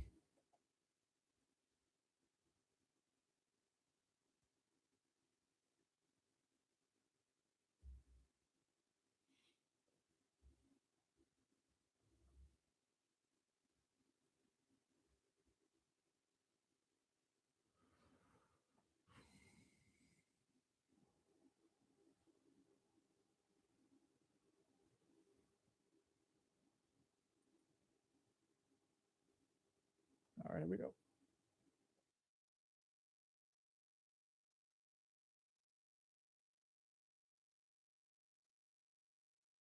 Welcome back to The Jump with Kyle Madsen and Jesse Tapia. Sky's been falling. Sky's been falling. It's tough without having a producer. Good. It's good. You got it. Sky's been falling today. We're trying to help everyone out. I don't love the fact that, yeah, they're hurting their lottery odds, but also I see kind of what Doug Christie and them are doing, and it's all just context. It's all just context. It's not as simple as Doug, go lose games, because Doug can't necessarily do that the way his contract is set up. And I mean, they were playing with 8 guys yesterday. Like, what more do you want them to do? But we'll get into that a little bit later on. 916-909-1320. Mojo's local tap and kitchen studio text line. Real quick before we talk some World Baseball Classic. Shout out to the 209. Love the 209 always. Tanking is BS. Just want a team that plays hard and tries to win. Yes, winning is ideal, but how many teams truly have a shot at a chip? 75% of the league should be tanking, according to the way most fans think. So I mean, it's easier for people to comprehend. You know, it's an easy thought process like I said, for people to comprehend. Just be bad and get the best player. That's how you get the young best players. It's a math problem, and I get it. Like, we've been seeing other teams do it, but there's other ways to go about it. And I mean, like the message from the 209 said, I think we've seen others. It's not everyone, I think, is just so torn up about them winning games right now. I think there are some where it's like, no, they're doing some. It's not making total progress or anything like that. But I mean, it's always nice to pick up wins too. For me personally, it doesn't move me one way or the other. Like, I'm not looking at them winning games lately. You're like, oh man, the young guys they're getting it now. Like, what about Doug? That's about the young guys. What about Doug? Nothing? No. Still the same? Yeah. No, it's not changing my outlook. And that's also me saying I think Doug has done good things throughout the season, even when they were losing games. I think he plays a role in Maxime Reynaud's development, in finding Dylan Cardwell. Like, for me personally, it wasn't all bad with Doug Christie as head coach before they won 4 out of 5. You know what I'm saying? So I think he's done some good things out there, and now it's turning into some wins. Yeah. But the process of what he was trying to do and going through has been consistent for a lot of the year. 916-909-1320. Call us if you want to share your thoughts. Text us if you want to share your thoughts. Mojo's local tap and kitchen studio text line. We're going to get back to the Kings. We got plenty to talk about. Want to talk about some of these young college superstars as well. Kenny's going to tell me talk us into why it's going to be okay for them picking 5th or 6th. It's tough. I don't know if I can be talked into 7th through 8th, but we're going to talk to Kenny about it. Yeah. But let's go to the World Baseball Classic real quick. I was so excited for yesterday's game going into it. Dominican Republic versus USA. All-star lineup for the Republic. Not that the USA doesn't have an all-star lineup, but they got a damn good lineup. Yes, the Dominican Republic is just full of superstars, some of the best to play in the game right now. Going up against the best pitcher in baseball, Paul Skeens. Paul Skeens is, what am I going to say? He's nasty, electric. Paul Skeens is Paul Skeens. He's the best pitcher in baseball right now. And I mean, that dude was mowing down the lineup. And the USA comes out with the win. Shout out Roman Anthony. I thought about you when he Gunnar Henderson, I believe, had a home run in there as well. Was playing for Alex Bregman, who got the bench right there in that game. But I love the World Baseball Classic, man. I love it. I love it so much. It's been amazing. Number one, it's been a great bit of baseball to pass the time before the season starts, as opposed to the regular spring training, which goes on for entirely too long and is boring as all hell. I know it's necessary. Like, you want to get these guys ramped up for the season. So I'm not saying abolish spring training, but it's just boring and it's wasted time and energy and money. And to have the WBC in this month of March in place of spring training has been such a breath of fresh air. It's been fantastic. And that game last night, it's clearly the most anticipated game, the biggest game the tournament has ever seen. The WBC. I don't know how many they've had. I think 1, 2, 3, 4. They might have 5. This might be the 6th WBC, I believe. Even around there. Yeah. And this was the most anticipated game we've seen in the tournament. Miami looked packed. Yeah. It was a Dominican Republic home game, by the way. Oh, for sure. It was. For sure. And so I would tell the story. Man. Go ahead, traitor. So I was talking to, Reese had a baseball game yesterday, and I was talking to one of the parents, and we were just talking about, the game. Everybody talking about it, especially on a baseball field. I'm like, man, that game tonight is gonna be crazy. DR taking on USA, and the guy goes, yeah, man, that Dominican team, they got a lot of stars on there. That the firepower they have on there, the offense is tough, man. And but I think we can pull it out. I think we can pull it out. Talking to me, I think we can get it, man. I think we can get this one. I said, we? What you mean we? You might be hoping the USA wins, but I don't know. Dominican, that's my squad. It's all that's good. My squad. I get it. A lot of my favorite players in the game today are on that team, man. That was my squad. I was rooting for the DR, and they didn't get it done. While we're being honest, Kenny was rooting for the DR. That's fine. Yeah. That's fine. Like I said, we're going to be honest. Shout out to Aaron Judge. Throw now. Hey, wait, my boy. Shout out to Team USA's Aaron Judge. Come on, my boy. 209's finest. Now you claim him. Shout out. We always claim him. Now you claim him. And that's the thing. That's the thing about the 209. Okay, we just talk truthfully. All right, in October it does get a little weird. But point being, shout out Aaron Judge. Threw out the tees. I knew as soon as Judge fielded it too.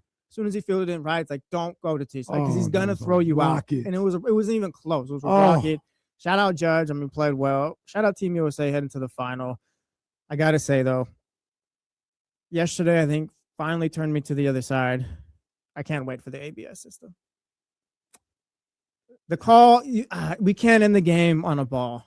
You can't call strike 3 on a ball. I'm sorry. We need it not in that moment. I'm sorry. It was a ball. It wasn't even close to a strike. It wasn't. It was the ball. So I'm gonna tell you like this. And I know you're against self-checkout and things like that. You're pro umpire, so I am. Yes, I am. But I'm gonna tell you like this. I've watched baseball for 40 plus years. And obviously I'm not at the plate, but I'm watching it from the behind, the center field camera view. Watching it for 40 years. I think for 40 years, I got a good idea of what a baseball strike zone is. Yeah. Right. I'm not perfect, just like the ump or nothing like that. But balls and strikes, I can tell what they are. I've coached baseball a number of different years, seeing it from the dugout, from the side. I'm like, oh, pitch happens. Obviously, you can't tell all the time, inside, outside, all this other stuff. But I know what a strike looks like. And Mason Miller throws gas. He threw that pitch, that slide, which was filthy. The guy's throwing 101, and then he throws that slider to just freeze the batter. Just absolutely, I can't necessarily blame him. You're trying to load up for 103, and then he throws this slider, and you're just frozen, right?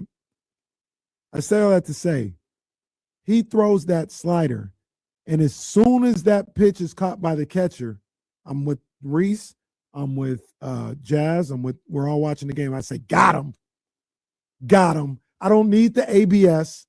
I don't need I don't need all that stuff. I know what a strike looks like. And as soon as the catcher receives that pitch, got him. Kenny. Got him. Now, here's the other thing. Now, ABS does what I'm about to say. Yeah. Or at least the Fox Strike Zone thing does what I'm about to say. And people forget this. It's not necessarily where the ball is caught. It's where it crosses the plate. And once again, I've watched baseball for 40 years, and I'm looking at that pitch as that's where it's crossing the plate. Crosses the plate. If we're going off Kenny's rule, that's where it's crossing the plate. Crosses the plate. That's right a there, strike. yeah. That's a strike. At worst case scenario, that can go either way. If you call that a ball, I understand it.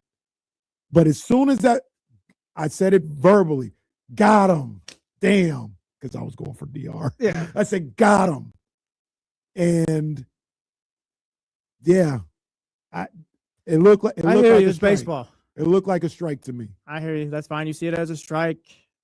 I thought it was a ball. I thought it was tough because, again, it's close. And, I mean, there's the rule. Little brother in chat outs right here says taking that pitch was insane, too. I think Mason Miller was sick on that. We hear, like, just playing baseball growing up. Oh, 2 strikes. Hit anything close, blah, blah, fouled off.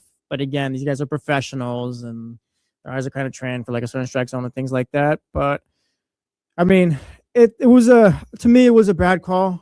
I'm not going to be like, oh, the World Baseball Classic has been ruined or anything like that. It's fine. USA is off to the final. ABS is coming, so I think that'll help as well. But like I said, I've loved this tournament. I don't ever want to see it. I don't want to see the Olympics, baseball in the Olympics. I want baseball to have the World Baseball Classic and just kind of keep building off of this.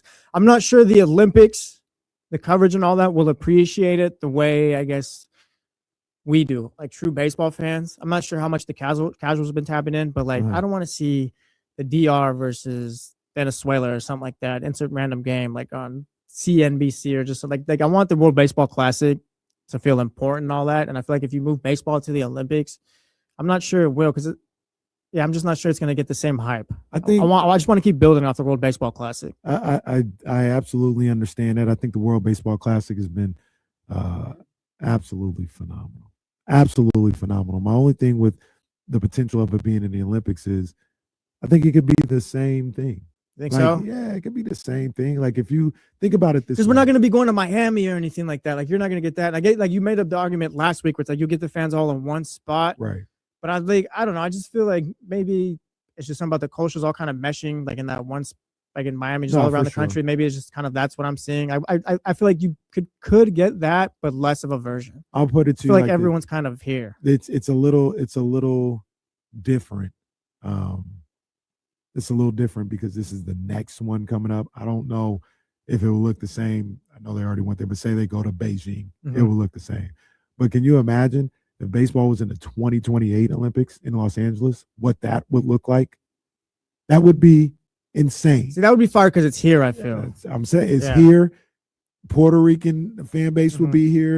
Dominican fan base will be here. Japanese fan base, Korean. Like that would be crazy. You would absolutely get the same type of environment that you just got in the WBC. But like I said, if you're having if it's in Rio de Janeiro, like is it going to be the same? You know, are you going to get and let's just keep it a stack. No disrespect to anybody else. I know the crowds in Tokyo were sold out. They look great and everything.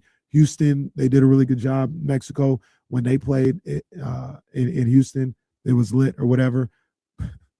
But the Latin countries, they make the WBC. It's a party. It's a party in the stands. That Miami quadrant where you got, this year they actually went to Puerto Rico, but traditionally you have like a combination of Puerto Rico, the DR, Venezuela, and Cuba all in one set, like in that Miami setting. Oh my God.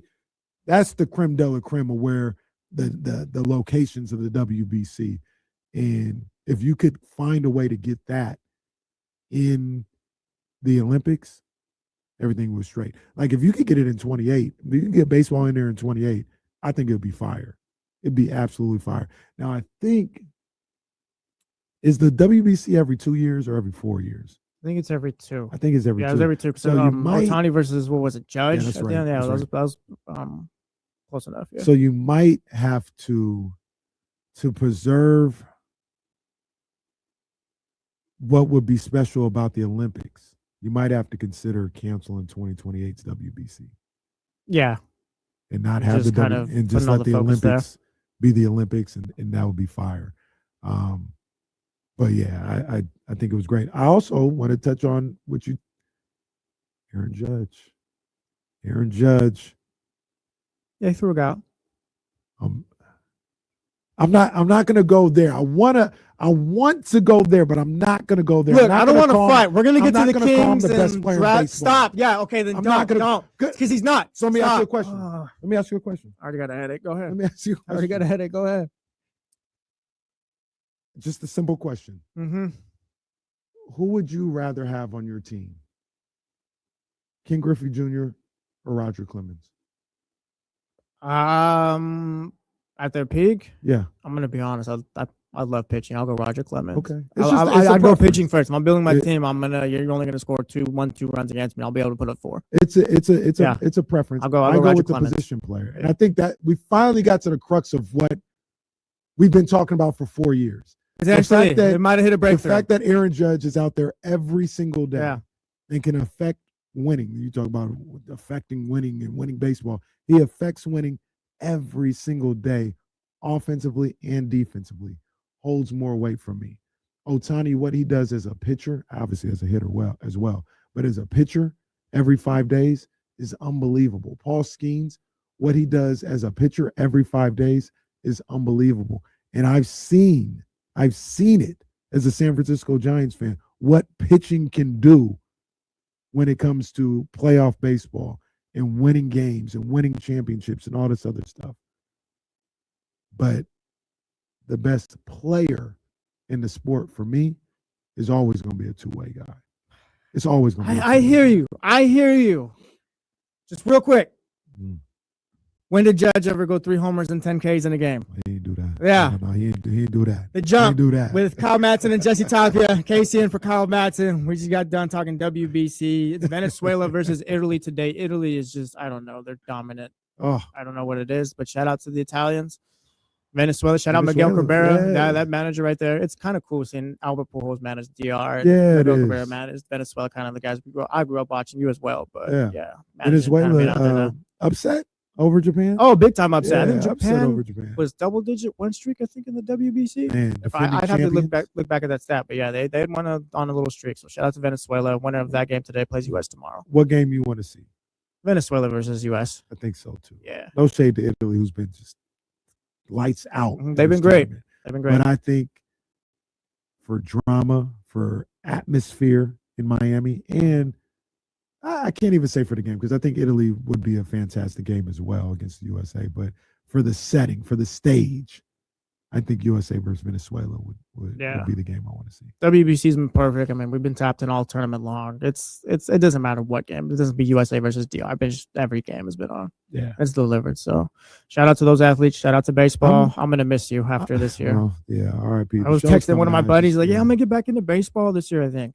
Bro, he was a casual and was like, "Buddy, yeah, hurry up. Just wait. Matter of fact, just wait. Yeah, just wait. Just load up and get ready for about 2 years. Yeah, because it's gonna be gone in a second. They're getting me hyped too because they're like running promotions for like opening night Yankees. Oh, I got MLB TV Saturday back. I'm already checking the radio feeds and stuff like that. And they got me. They baseball is cooking right now. I can't believe they're gonna do this. But it's cooking right now. I'm surprised in the chat how many people said they would take Roger Clemens over Ken Griffey Jr.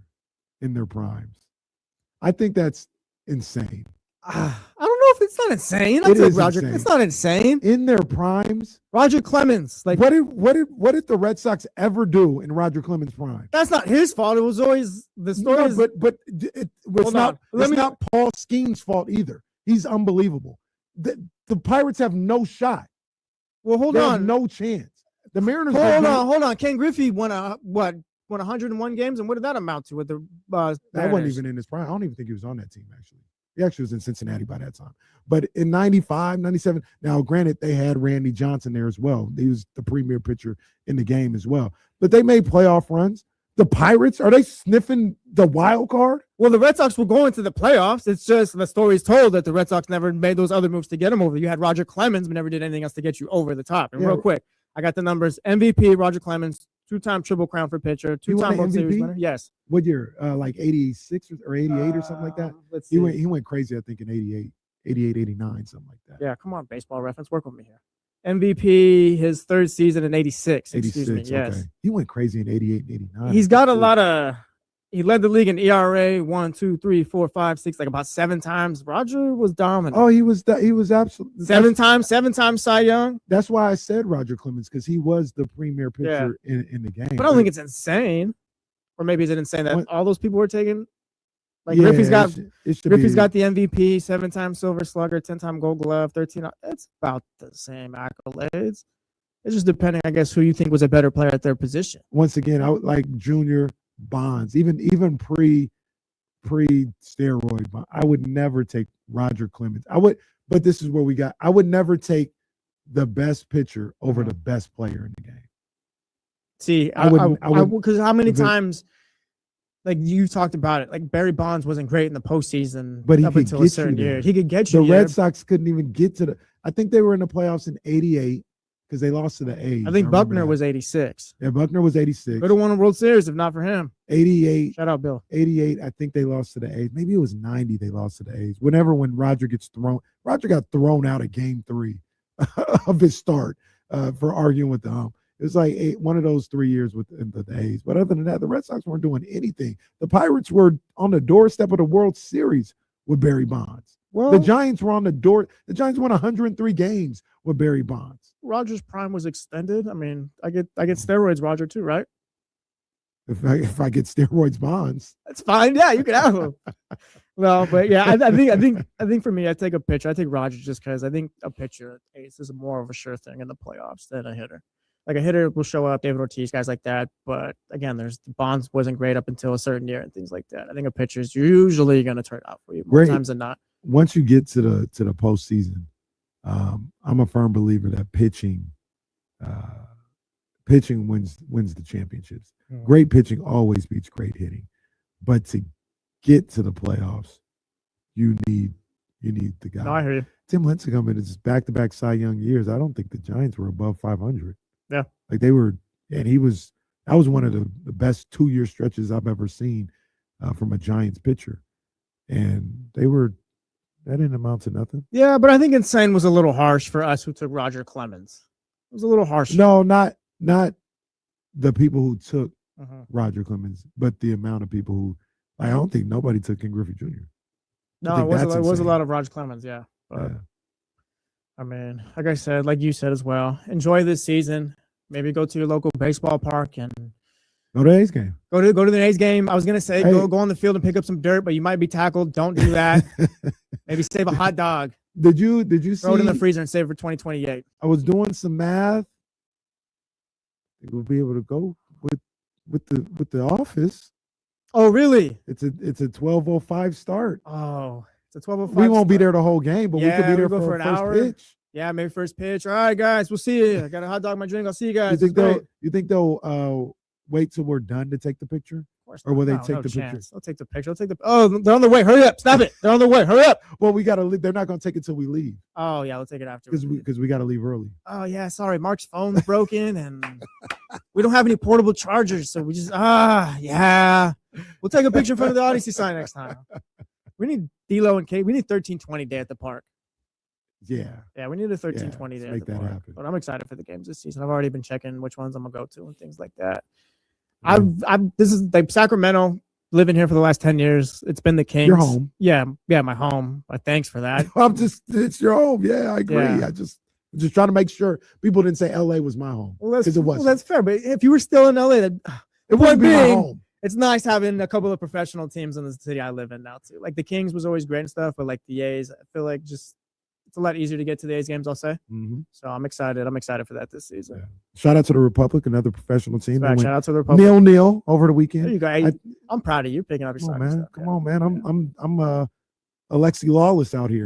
Kenny Lawless. No, not Kenny Lawless. We don't like Alexi Lawless. Oh, okay. You could be Kenny Twelman. Tyler Twelman's okay, I think. Who's the brother that's on the Champions League? Thierry Henry? The bald one? Yeah. Was he the dark-skinned one? There's a dark-skinned Michael Richards, Thierry Henry, Jamie Carragher, and then there's Kate. So you can be Michael Richards or you can be Thierry Henry. Give me Michael Richards. Kenny Richards. Micah Richards. Make Micah Richards. Micah. Yeah. Oh, it's Kenny Richards. Kenny Richards now. All right. Richards, That's yeah. Kenny Richards. Yeah. More soccer talk. No, I'm just kidding. We got Kings. We're not talking soccer. We're talking Kings. All right. We got plenty of Kings coming up, talking about these draft prospects. So don't go anywhere. This is The Jump on ESPN 1320, Sacramento Sports Leader.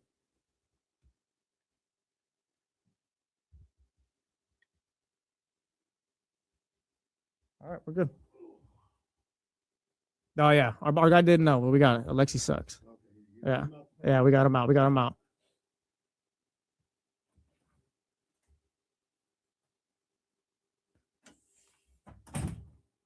DMAC 916. This is what I'm most excited for. When I was at Sac State, I went to one game my first year, and all right, what are we getting into after halftime? Was basically the plan. Now it seems like there's going to be reasons to be at the games. Excitement's there. They're going to be playing in the MAC, so I'm super excited. Being a former student.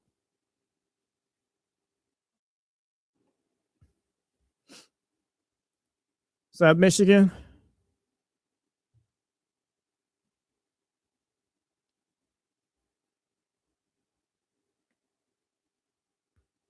Maybe we'll get Kenny takes the World Cup this summer.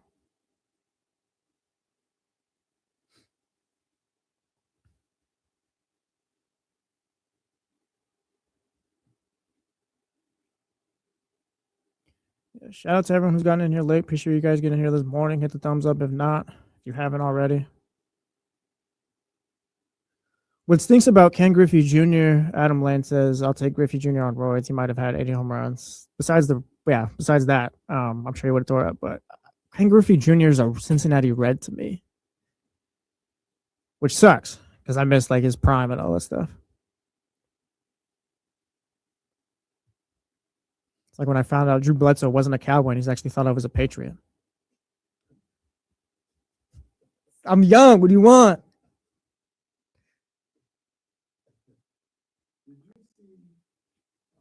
There you go. Did you see that clip of John Wall saying where all those guys went to college? I did not. I saw him getting all the praise and everyone hyping him up. I didn't see that. As somebody who watches a ton of college basketball, I didn't know the majority of those. And John Wall was on. That was impressive. Someone tweeted that he's trying to get not trying to get a job now, but trying to eventually become a GM, I think. That's interesting. I don't remember who tweeted it out, but it was some reporter. Yeah, that was crazy when I think he went 16-20, and it was like once he said like where they went to, I was like, oh yeah, I kind of remember that. But if you would have just asked me, I wouldn't have remembered where these guys went to college. That was very impressive. Yeah. Soren, Michael Jordan, the Washington Wizard. Yes, the Washington Wizard. LeBron's on the three. LeBron is on the 3 seed right now. What are you talking about? The Washington Wizard. LeBron is on the 3 seed right now. Michael Jordan. Luka's leading the 3 seed right now. Luka, hey, I know you guys saw that on Saturday. There you go. That was Luka. That was a fantastic shot. It was. That was a fantastic shot. Championship level shot. Okay, let's relax. Championship level. Let's relax. We don't have to jump out the window, Kaylani. I saw that tweet. Well, yeah, actually, I got to bring that one up. People just got to settle. Save it for the segment. Save it for the segment. I don't understand this first vote. Like, what? Just let's get it all done. Let's get it done. We can talk about that too, real quick.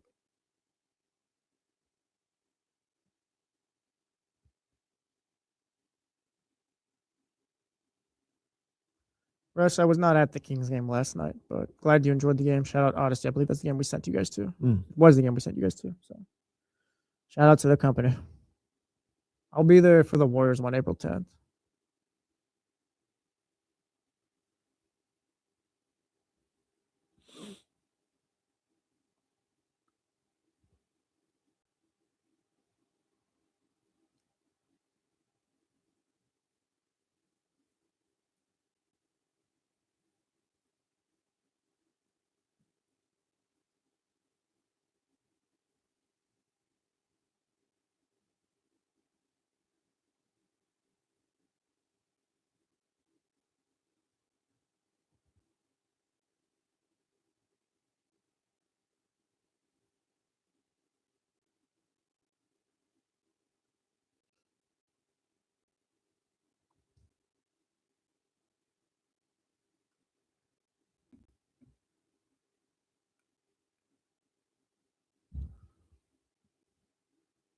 Sacramento Ash. I didn't see that.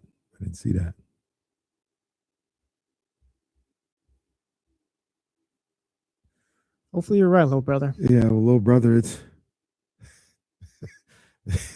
it's coming together. Yeah. I think they look like they.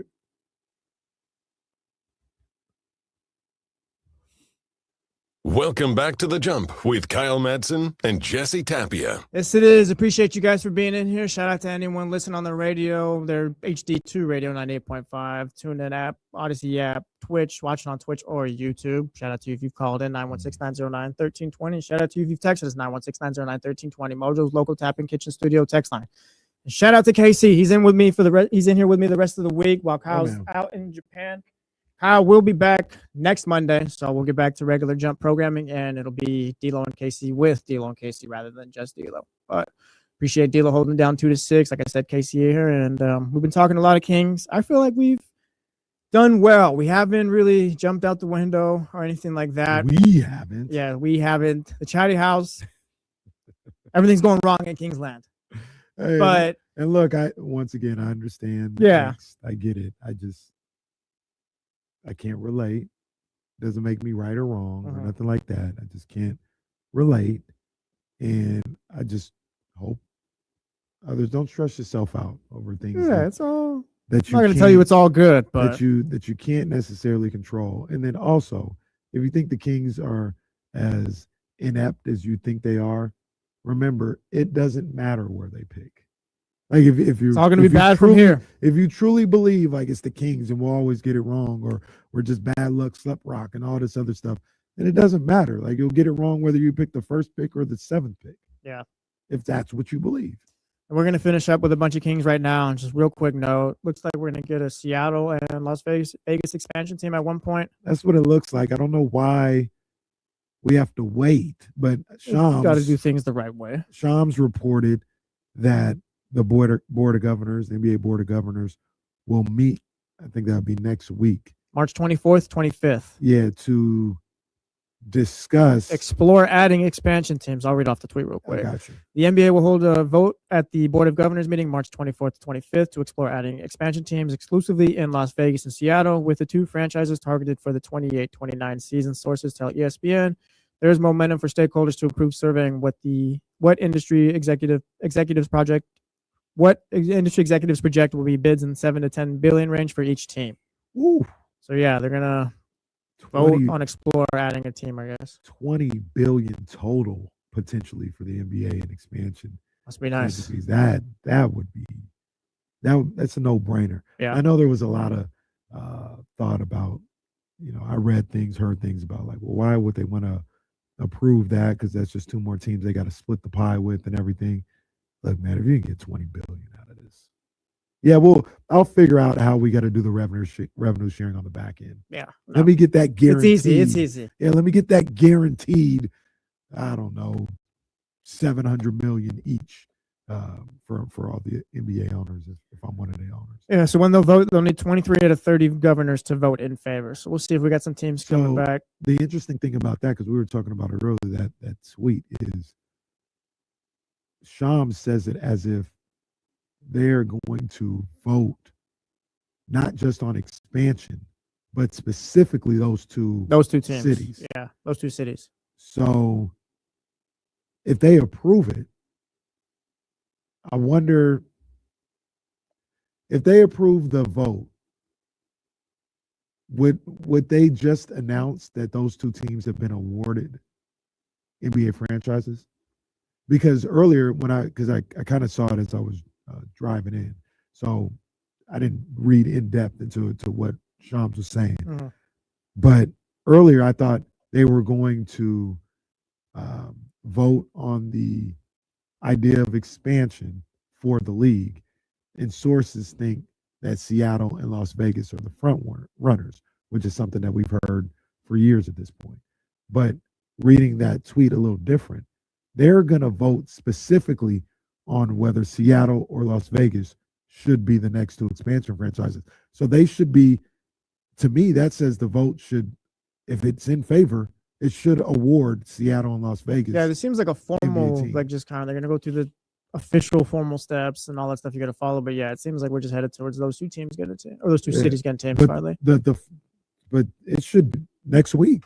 It should be announced. You can't just do that way though. You got to follow rules. But that's what they're doing. I know, but you got to do that. Doing. They're voting on. Oh, you're saying they're going to announce it? Yeah. Yeah, they should announce after this vote next week. Yeah. That Seattle and Las Vegas have been awarded NBA franchise. Yeah, I always I thought the way I was reading it earlier, I thought there was like a couple steps in between. I'm like, why are we taking a couple steps? I got you. Yeah, because I thought just name it when you have that vote next week, and it seems like that might be what they're doing. Yeah. So it looks like the Sonics will be back. I don't know what you're going to call it, Vegas. Shout out to the Vegas High Rollers taking on the Sacramento Kings today. The Vegas Aces. Vegas there's already Aces. Never mind. The Vegas Blackjacks. Yeah, I don't know. Yeah. It's going to be something. Look, I'm going to tell you right now. You're going to sell me on Vegas right now? Maybe. Like, I'm going to need you to sell me on something else in a bit. Hey, look, man. Hey, schedule comes out. Oh, the Kings play the Vegas Blackjacks on Saturday, March 18th. Guess where I'm going to be at Saturday, March 18th? You're hitting a weekend trip to Vegas? Oh, come on, man. Come on, let's go. Catch Killian Hayes and Sacramento Kings. Shout out Killian Hayes. Got a contract this weekend. You did, man. Congratulations. Yeah. Man. Sticking around in the NBA. And this is The Jump on ESPN 1320 Sacramento Sports Leader. Appreciate you listening. KC in for Kyle Madsen while Kyle's in Japan. He'll be back next Monday. D'Lo and KC 2 to 6. Just D'Lo today. But like I said, Kyle will be back and we'll be back to normal programming on Monday. Getting back to the Kings, we've been talking a lot about the lottery odds and just winning now, how much of it is actually bad, how much of it is actually good, what it means for Doug and these players. And I had a thought yesterday before they won the game, and it has to do more with the college basketball scene. This is more your bag. You're the college basketball guy of 1320. Dick Vitale, I'm sure, will be joining us at NCAA tournament. The brackets are out. Bracket busters all around. We got some Rolls Roycers. We got some PTPers. The tournament's going to be one of the greatest we've seen in recent memory. We got AJ DeBonsta. We've got Cam Boozer. We've got Caleb Wilson, even though he's out for the season. We got Darius Acuff. We got Darren Peterson. We've got PT Beers all around. We've got diaper dandies, baby. This is going to be an extravaganza. And that's Dick Vitale. He will be on ESPN 1320 multiple times. Not actual Dick Vitale. I don't know if we get sued for stuff like that, promoting that. But yes, Kenny's Dick Vitale will be here. I need you, and we'll just get all this in here at one point, but I need you to tell me why Darius Acuff Jr. is not the guy. Oh, I forgot another one. He's awesome with a capital A, baby. There we go. We got it. 30 points in the SEC championship. Arkansas wins it. It feels like he's rising up the ranks, and you've mentioned it before. He's a Coach Cal guard. You tweeted yesterday. All right, you mentioned Kehlani earlier. You tweeted yesterday as I try to pull it back up. Also, people are jumping out the window. Parentheses, click Kehlani with their Peterson takes. Easily the most skilled prospect in the draft. Pass on him if you want. So Peterson to you, still Darren Peterson to you, still the guy? Even though Darius Acuff Jr. is just kind of a rocket ship right now. Darren Peterson is still the guy for me. I think he's the most talented player, talented prospect in the draft. Whether or not you want to take him or AJ number one, like I've always said, I understand anybody that's taking AJ number one. Like AJ DeBonsta is the truth, the absolute truth. Yeah, no joke, as Jeezy once said. But the way people are talking about Darren Peterson is just, it's kind of being forgotten. It feels like not only is forgotten, but like he's being dissed kind of overlooked. left and right. Yeah. Like, settle down. And you know what's interesting about this? What's that? This is the argument for not even playing. Darren Peterson was the number one pick going into college. He should have just not played. I read part of a story where he was experiencing like full body cramps going into his first college game. Yeah, he talked about what he was going through. Mm-hmm. Never experienced that before, I believe. Yeah, and he got hospitalized. Was on an IV and all this other stuff. And he was number one. He talked about it was traumatic. Number two, felt like he was either mentally scared of that or physically still trying to overcome that for much of the season. People dissed him for that. I was reading the comments like, oh, so you're saying he's soft. Just drink a Gatorade, Darren. It's fine. Saying he's soft. Yeah. Oh, a preseason workout, and this guy can't even handle that. How is he going to handle the NBA? What? I think people just didn't like Darren Peterson, and they were looking for reasons to continue to knock him, and they were there. But he is unbelievably talented. And if the Kings, as much as I like Darius Acuff, that's my boy. If the Kings act the number 2 pick, and AJ goes 1, Darren Peterson is there, and Darius Acuff is there, it'd be tough for me to pass on Darren Peterson. It'd be tough. I think he is the truth. And like I said, all these takes about him, I think, are 100% unfair and unwarranted. We have people like when he was asking, like, he don't love the game. He just don't give me a guy that loves the game. I'm sorry, the guy, his entire body's cramping up. Yeah, his whole body, and he's terrified to have that happen again. It's a mental block. He told you it was traumatic. But you're questioning whether or not he loves the game. Once again, for all those people who want these guys to play, Tyron Stokes, number 1 player in the nation. Why would, if I'm the projected number 1 player in the nation in next year's draft, why would I play a game after seeing the way people treated Darren Peterson? Seems as if it can only get worse. Yeah, that's it. Unless there's no upside you're able to to overcome whatever it is you're dealing with or whatever. There's no upside to it. Why, after seeing the way people treated Darren Peterson this year and what he went through, why would I play a game? I'll just be competitive.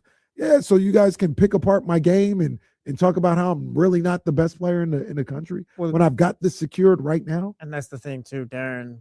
We talked to a guy from the KC Star. I'm sure there's a lot of Darren is not a vocal guy. He's just introverted, things like that. So for a guy who doesn't necessarily speak up for himself too much and just kind of stays to himself, the media is, shout out to us, the media, is going to talk for you at times. Right. And that's probably a lot of what happened this year as well. Yeah, for sure.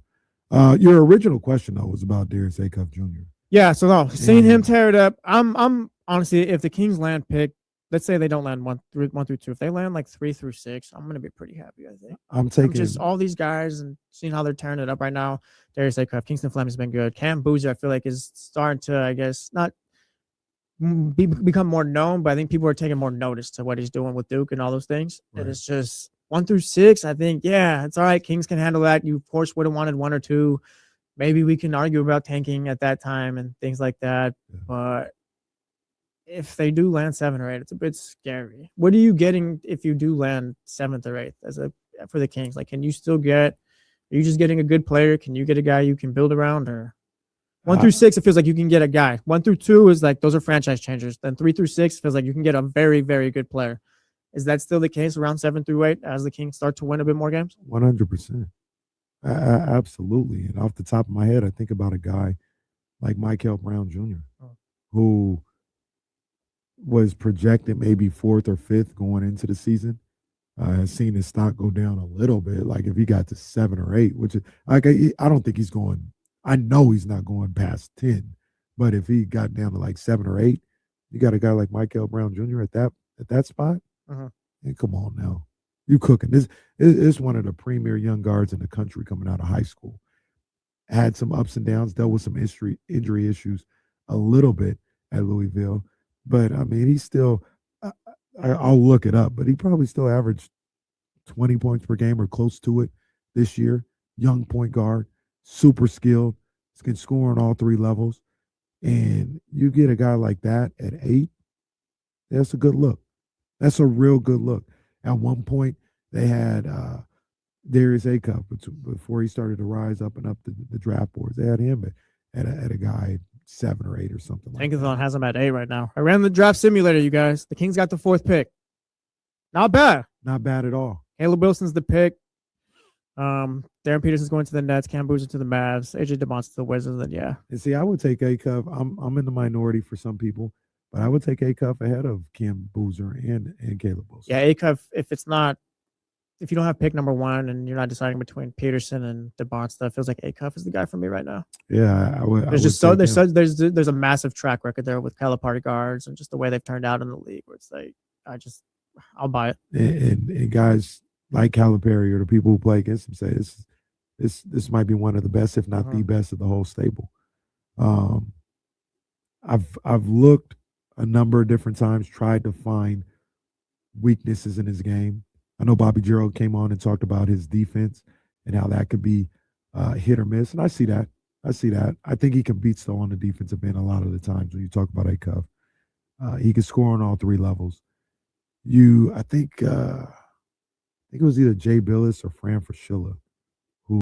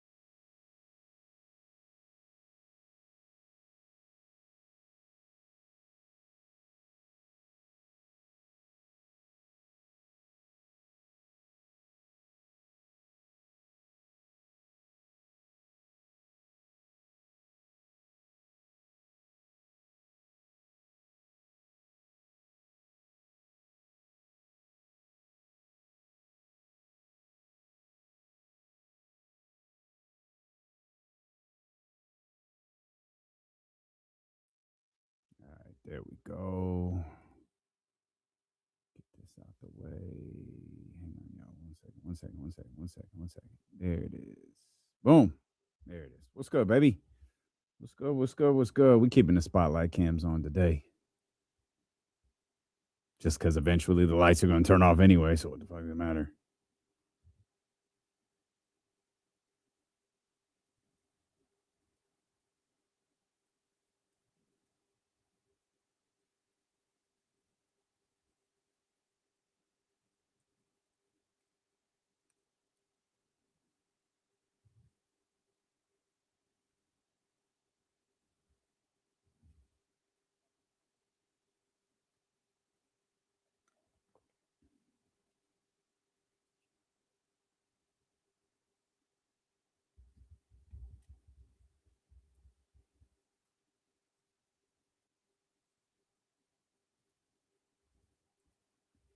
How was everybody's weekend?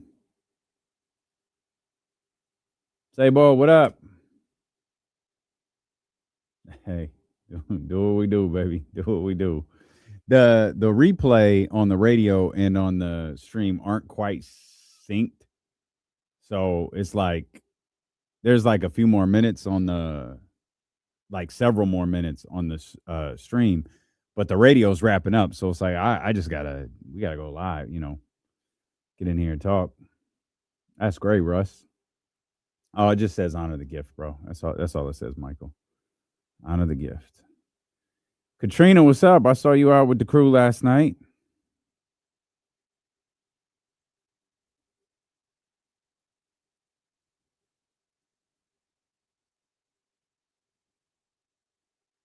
Wheezy F, baby. Oh, Zebra was out past her bedtime.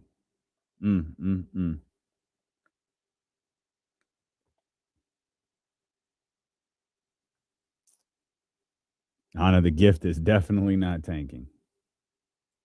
Definitely not.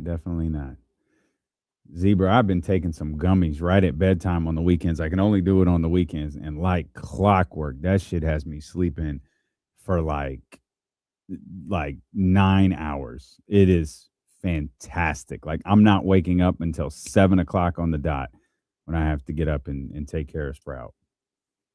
Let's go, baby. Hey, a little birthday beam.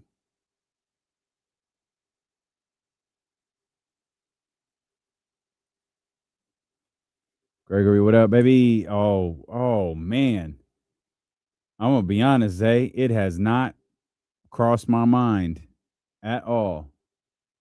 But, yeah, I guess. Crystal Nugs. Crystal Nugs. Them joints are perfect. Perfect. Oh, see, that's me.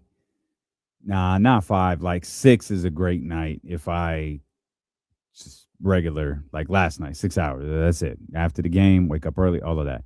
But when that alarm's not set and I can take one of those, long kiss, good night.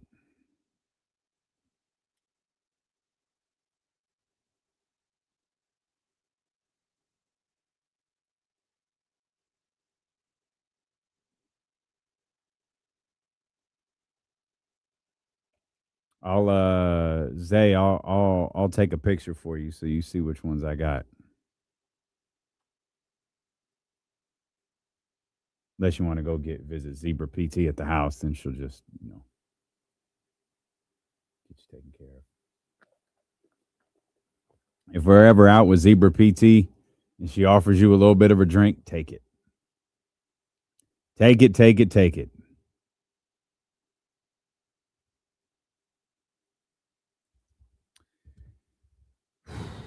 Man, another week. And how you good in there? Yeah. Yeah. Okay. Nah, yeah, we're good. Okay. D'Lo to use flour. Just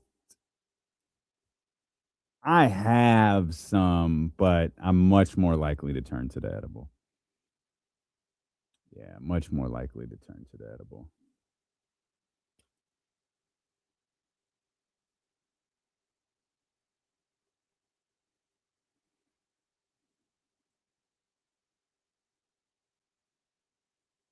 Well, Michael, zebras are cloudy, but for a very different reason. Yeah, that was one of the great ones, right? Yeah, that one was fire. That one was fire. I've had a few of those too, Warren, and you got to be careful. I had one misjudge the serving size, and man, Lazy, what up, baby? What up?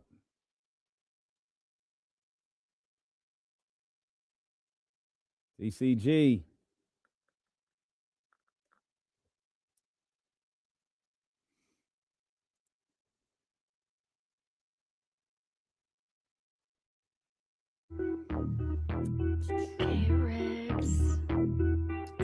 Yeah.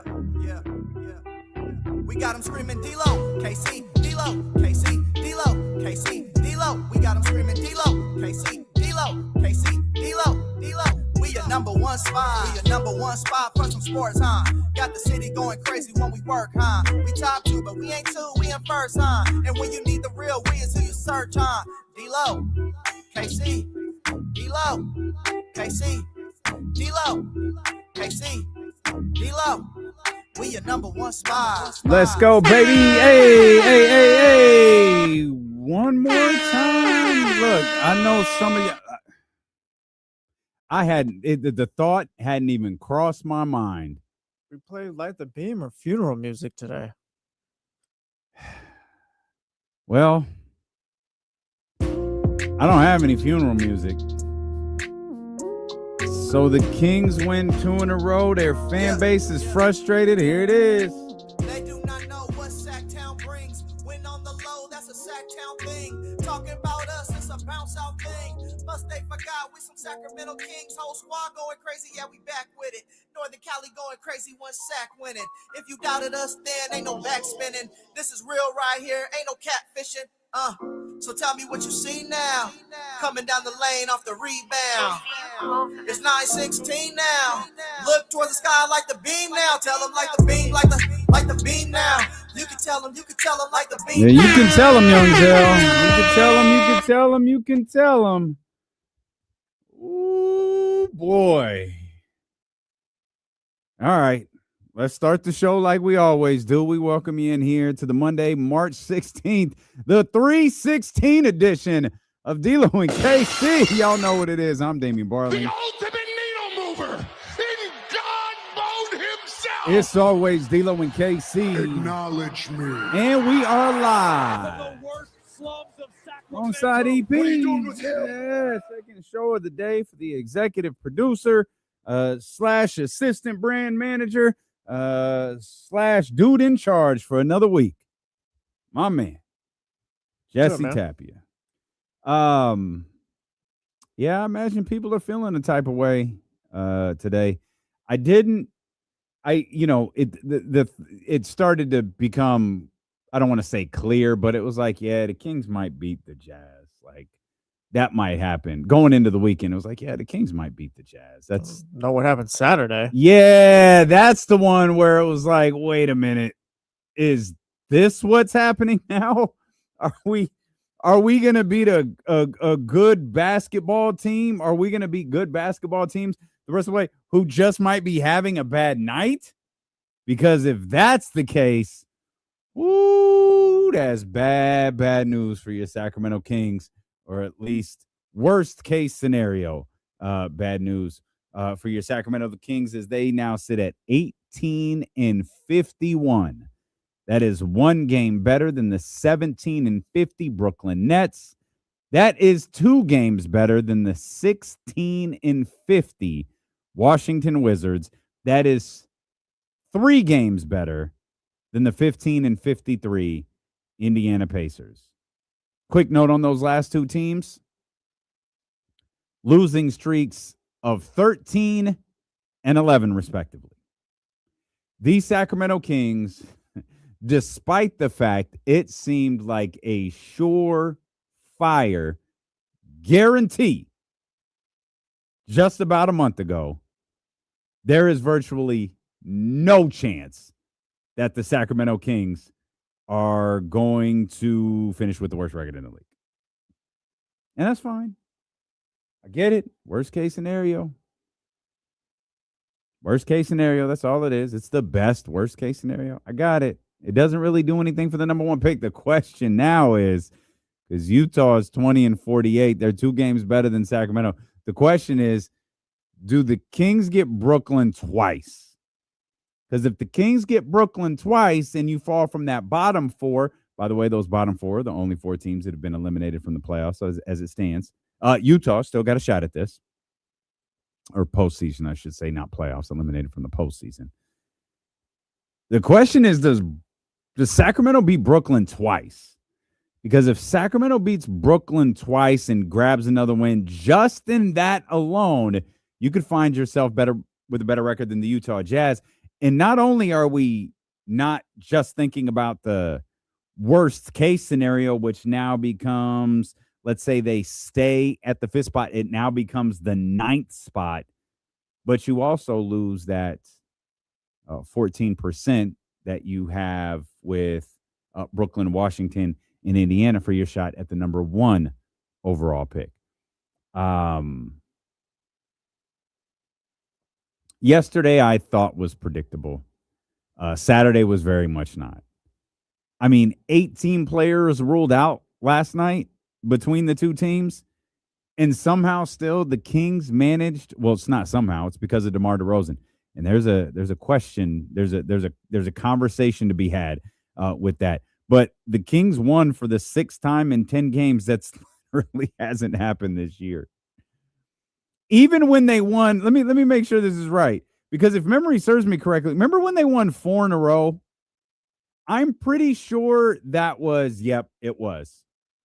There was a long losing streak before and a long losing streak after. The Sacramento Kings, let me go back to October. Nope. Let's see. Did it 2? Nope. December. No chance. So after December, there's no chance that it has happened. The Sacramento Kings have not won 6 times in 10 games at all this year until right now. 4 of their last 5, hottest team in basketball. And this was so predictable for so many Kings fans. The amount of times that throughout the year, as the Kings are, dying, this is essentially what they were. Throughout the years, the Kings were dying. Someone would pop up in the chat, someone would pop up on social media, someone would hit the phone lines at 916-909-1320 and say, hey, You know the Kings are going to win a bunch of meaningless games at the end of the year, and all of a sudden they're going to go from having, the 3rd pick in the draft to having the 8th pick in the draft. It's the Kings' way. It's like, nah, guys, I don't think that's going to happen. This team isn't that good. Like, I don't even think they can win that many games in that short of stretch. Here we are. Literally happening as every Kings fan predicted. Even with this horrible-ass basketball team, they said, no, they're going to win a bunch of games at the end of the season. The Utah game, I could have predicted. Los Angeles, I can't. Now for beating teams that are just struggling on a night-to-night basis, woo. See, and we talked about the Wizards and the Pacers and the Nets and the Jazz. We talked about them being on the same page. We talked about everybody being in sync and understanding what's happening. And we try to walk this fine line repeatedly when we discuss this. It's not coaches actively going out there attempting to lose games. You're not throwing games. You're not turning the ball up. You're not doing anything like that. Maybe your substitution patterns lean to an outcome that would be less than favorable for you in the win column. When you're on the same page as a head coach, Brian Keefe, Rick Carlisle damn near in charge of all of Indiana. If you're Jordy Fernandez, who am I leaving out of that group? I'm leaving someone out. Oh, Will Hardy. If you're Will Hardy, you know what time it is. You're all right. Del Christie has made it clear as recently as yesterday. We're not tanking. We're not about tanking. Every time we step on the floor, we're going to try to win the game.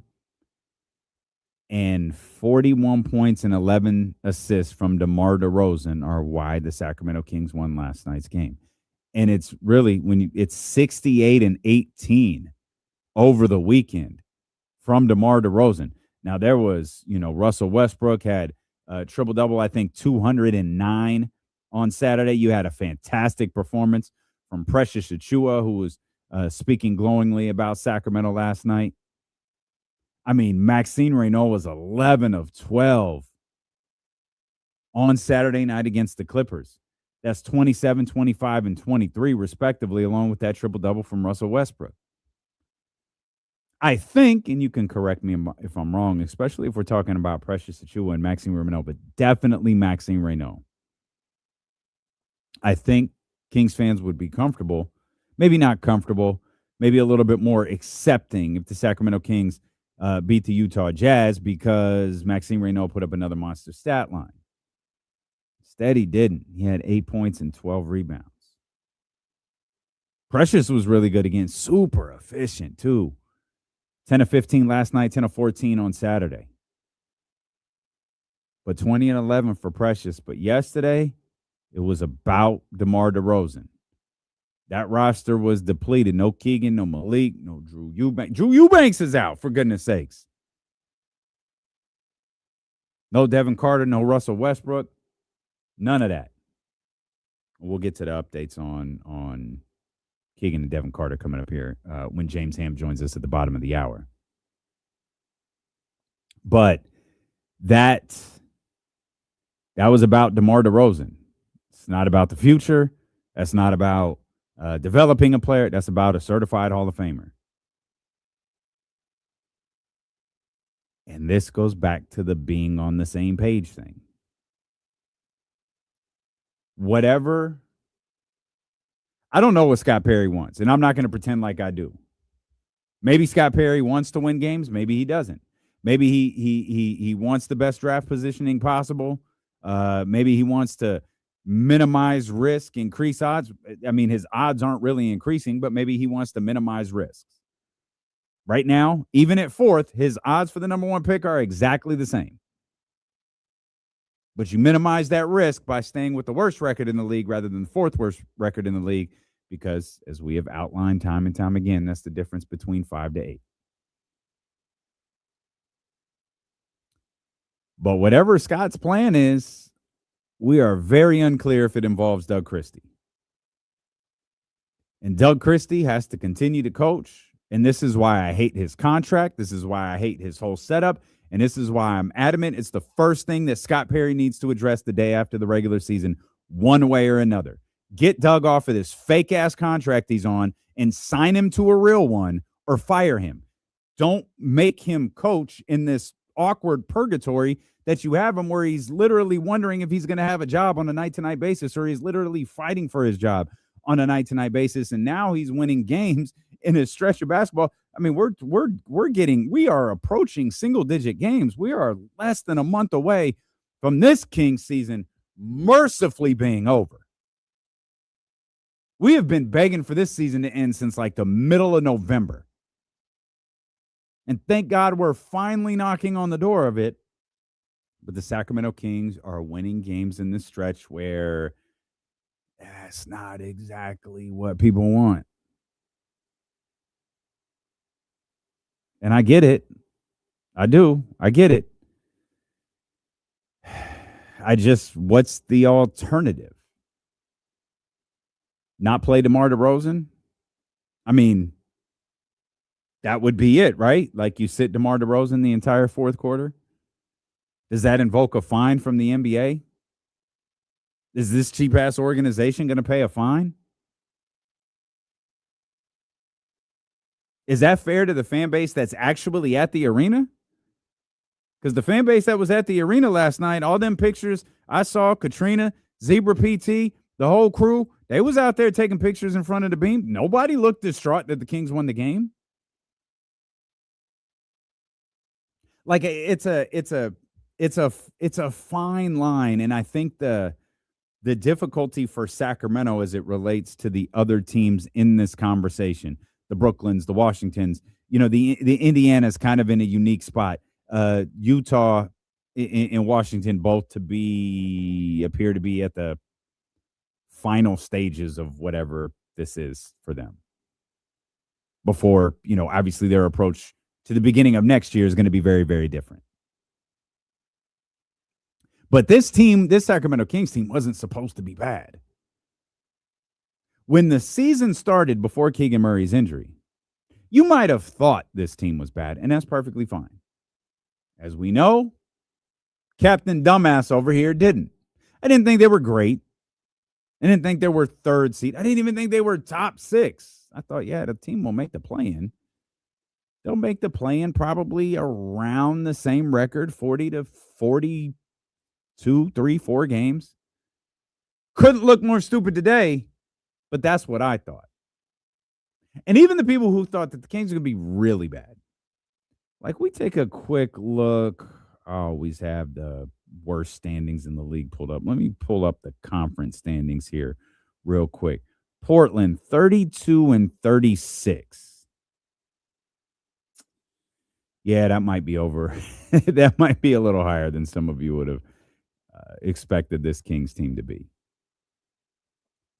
I don't think Scott Perry thought that this basketball team was this bad. And the fact that they were, it was I believe it was a bit of a surprise to them.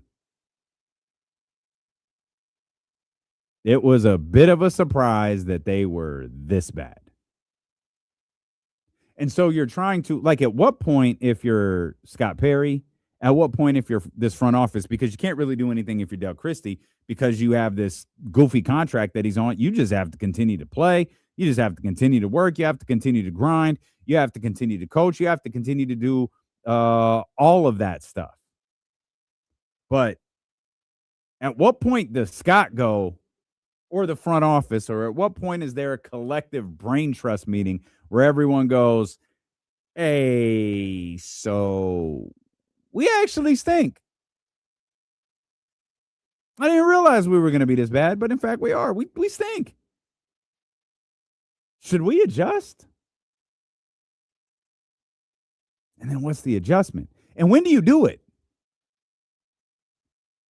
Do you do it after that god-awful stretch where you were regularly losing games by 30 to 40 points. But guys, that was in November. That was like the beginning of November. It was before Thanksgiving. The Kings were 3-13 before Thanksgiving, coming off a 3, 6, 7, 8 game losing streak. Do you do it then? Is that when, if you're Scott Perry, the front office, do you go, ooh, okay, let's figure some things out here? And what are those things that you try to figure out? Because by all accounts, they were at least attempting to be active during the trade deadline. Attempting. Now, they weren't. Well, they were and they weren't. Traded Dennis Schroeder and Keon Ellis, but that's not what anybody was really sweating. And the Keon Ellis trade did more to piss people off than anything else. But at what point do you go, man, can you make that call before Thanksgiving? Because think about it. Think about where Charlotte is. Think about where the Clippers are. And think about where they were. Where they are versus where they were. When do you make the call? Now, in the Clippers situation, there was no call to make. They've got nothing going for them. They don't have a pick. They don't, nothing.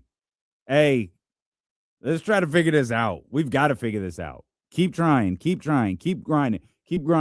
They didn't have the, I don't know if this is the right way of putting it. They didn't have the pressure of the lottery. They didn't have the pressure of a high draft pick.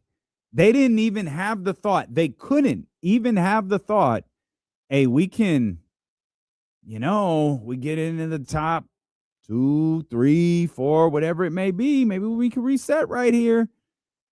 Get a young player to play next to Kawhi Leonard for as long as we have him. Maybe we turn Kawhi Leonard into multiple picks. Maybe that's what we do. Never even entered their mind. Couldn't enter their mind because it doesn't exist for them. So what they do, they kept playing. Charlotte, a very different situation. Sure, maybe they could have thought of, let's land back here in this super talented draft. But at the same time, is the move like, that's what we need, another really young player. Their veteran is young. Now I'm looking at LaMelo like a veteran right now. They're young. And of course, you got, Con Knipple, Brandon Miller. Hey, man, let's keep playing. Keep going for it. A playoff, not postseason, a playoff run for them would be massive. Be huge for Charlotte. Charlotte getting to a postseason series against Detroit would be incredible. They're sitting at 34-34 right now. They are 5.5 in front of Milwaukee. Like they're almost certainly going to make the playoffs. Or excuse me, I'm sorry. They're almost certainly going to make the postseason. Now they're going to be going up if things stand, and they may not, but if things stand, they're going to be going against one of the hottest teams, or the hottest team in the NBA right now, in the Atlanta Hawks. 9 straight wins for the Atlanta Hawks. No, let's talk about Magic City Monday and all of that other stuff. No. This basketball team has won 9 straight games. They have dug themselves from out of the playoff picture and put themselves into the 9th spot right now, and can still climb. Easily can still climb. As we saw movement all over the Eastern Conference this week. Toronto and Miami switch places. Philadelphia got a couple of wins to keep their head above water. Orlando at 7 straight. Yeah, there's some movement over there, and I think a playoff spot goes a long way for Charlotte. But you had it's when do you make the decision?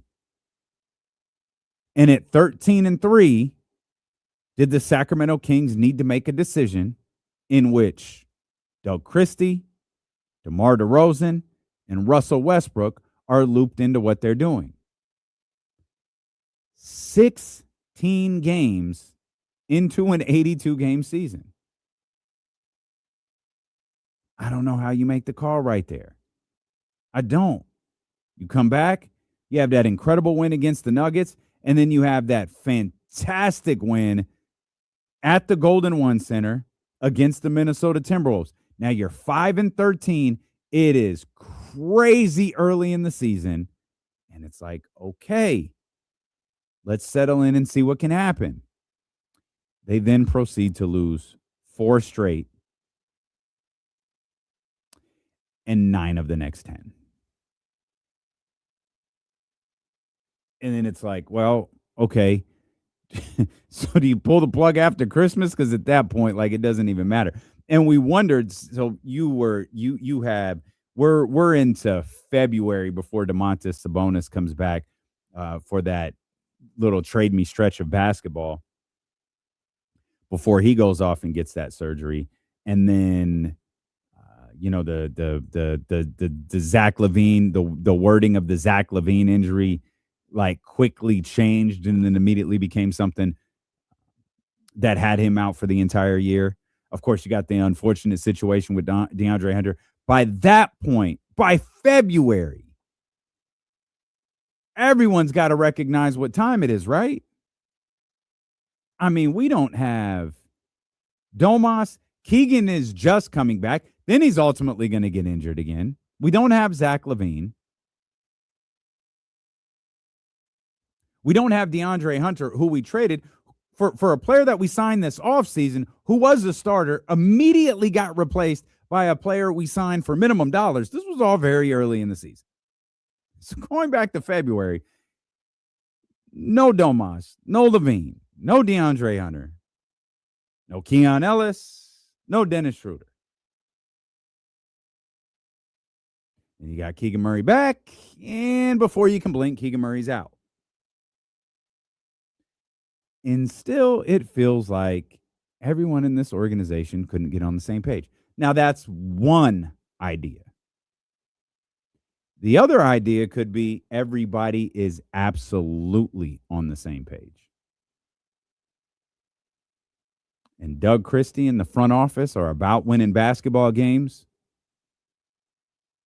They're going to take every opportunity they can win to win a basketball game. And if DeMar DeRozan has to play 40 minutes for the Sacramento Kings to win a basketball, then DeMar DeRozan is going to play 40 minutes. If DeMar DeRozan has to average 38 minutes, 37 minutes on a back-to-back, hey, so be it. We're going to do that. And maybe that truly is the page that they're on.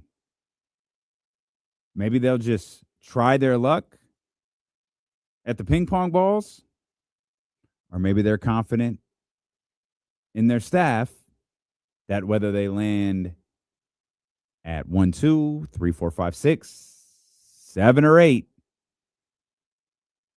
or worse, they're going to draft the right player.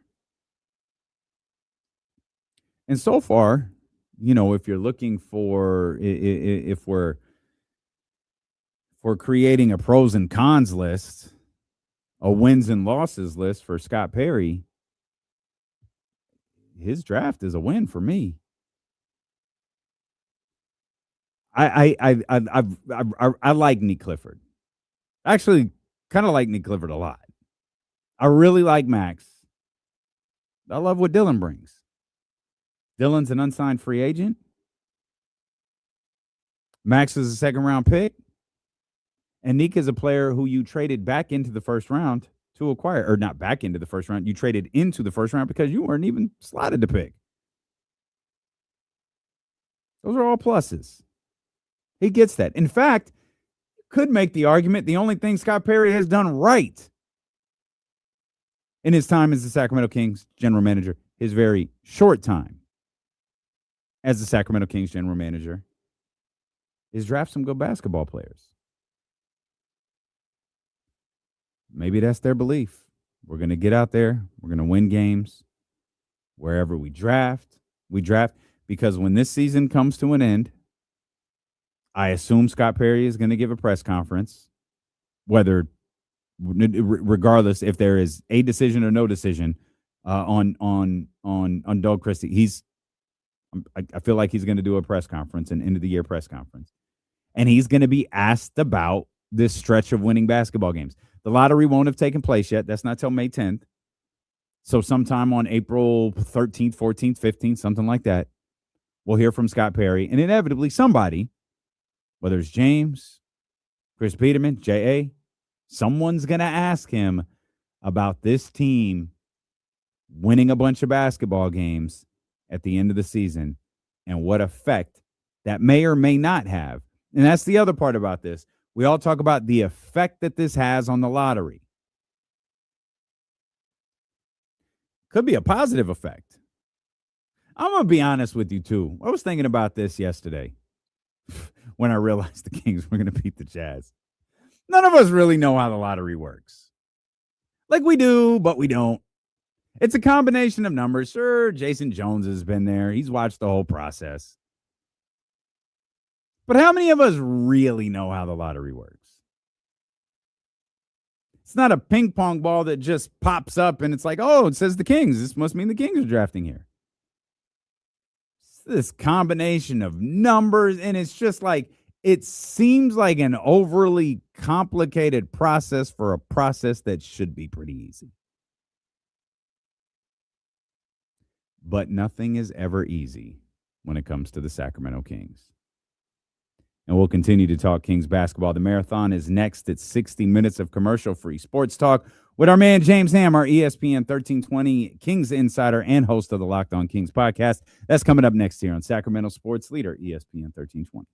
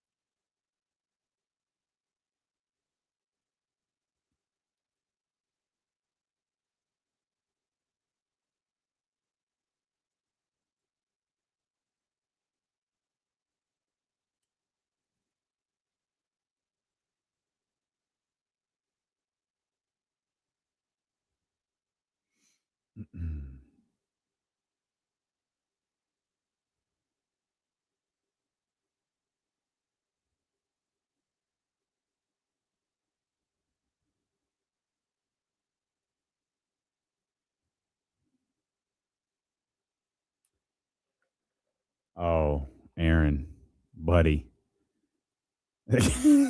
Buddy, I don't know that hasn't already happened. I'd be shocked. Like, actually, I'm gonna save this. Good point. I'm gonna save this because I think that's a deeper discussion, especially in light of what Precious said last night. I just don't get it. Like, why was that man in the league to start the season? Right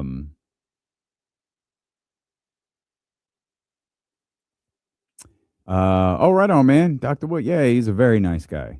Yeah. Very nice guy. So's his brother. Good people.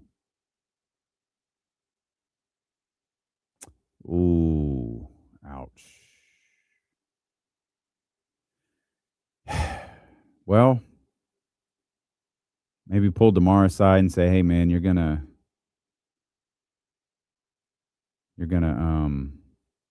play all these games, but you're not playing the ones with Brooklyn.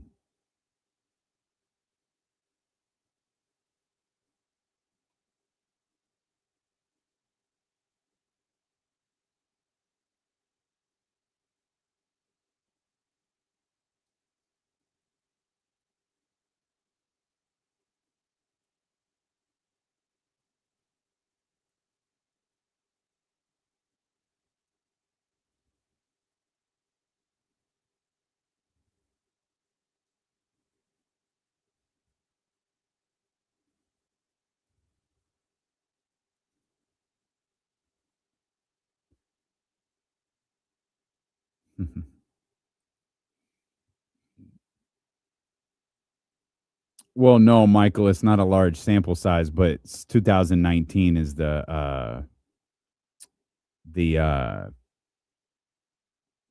I don't know what to call it, the updated lottery system, that kind of the flattened out odds. That's why TCG just went back 6 to 2019.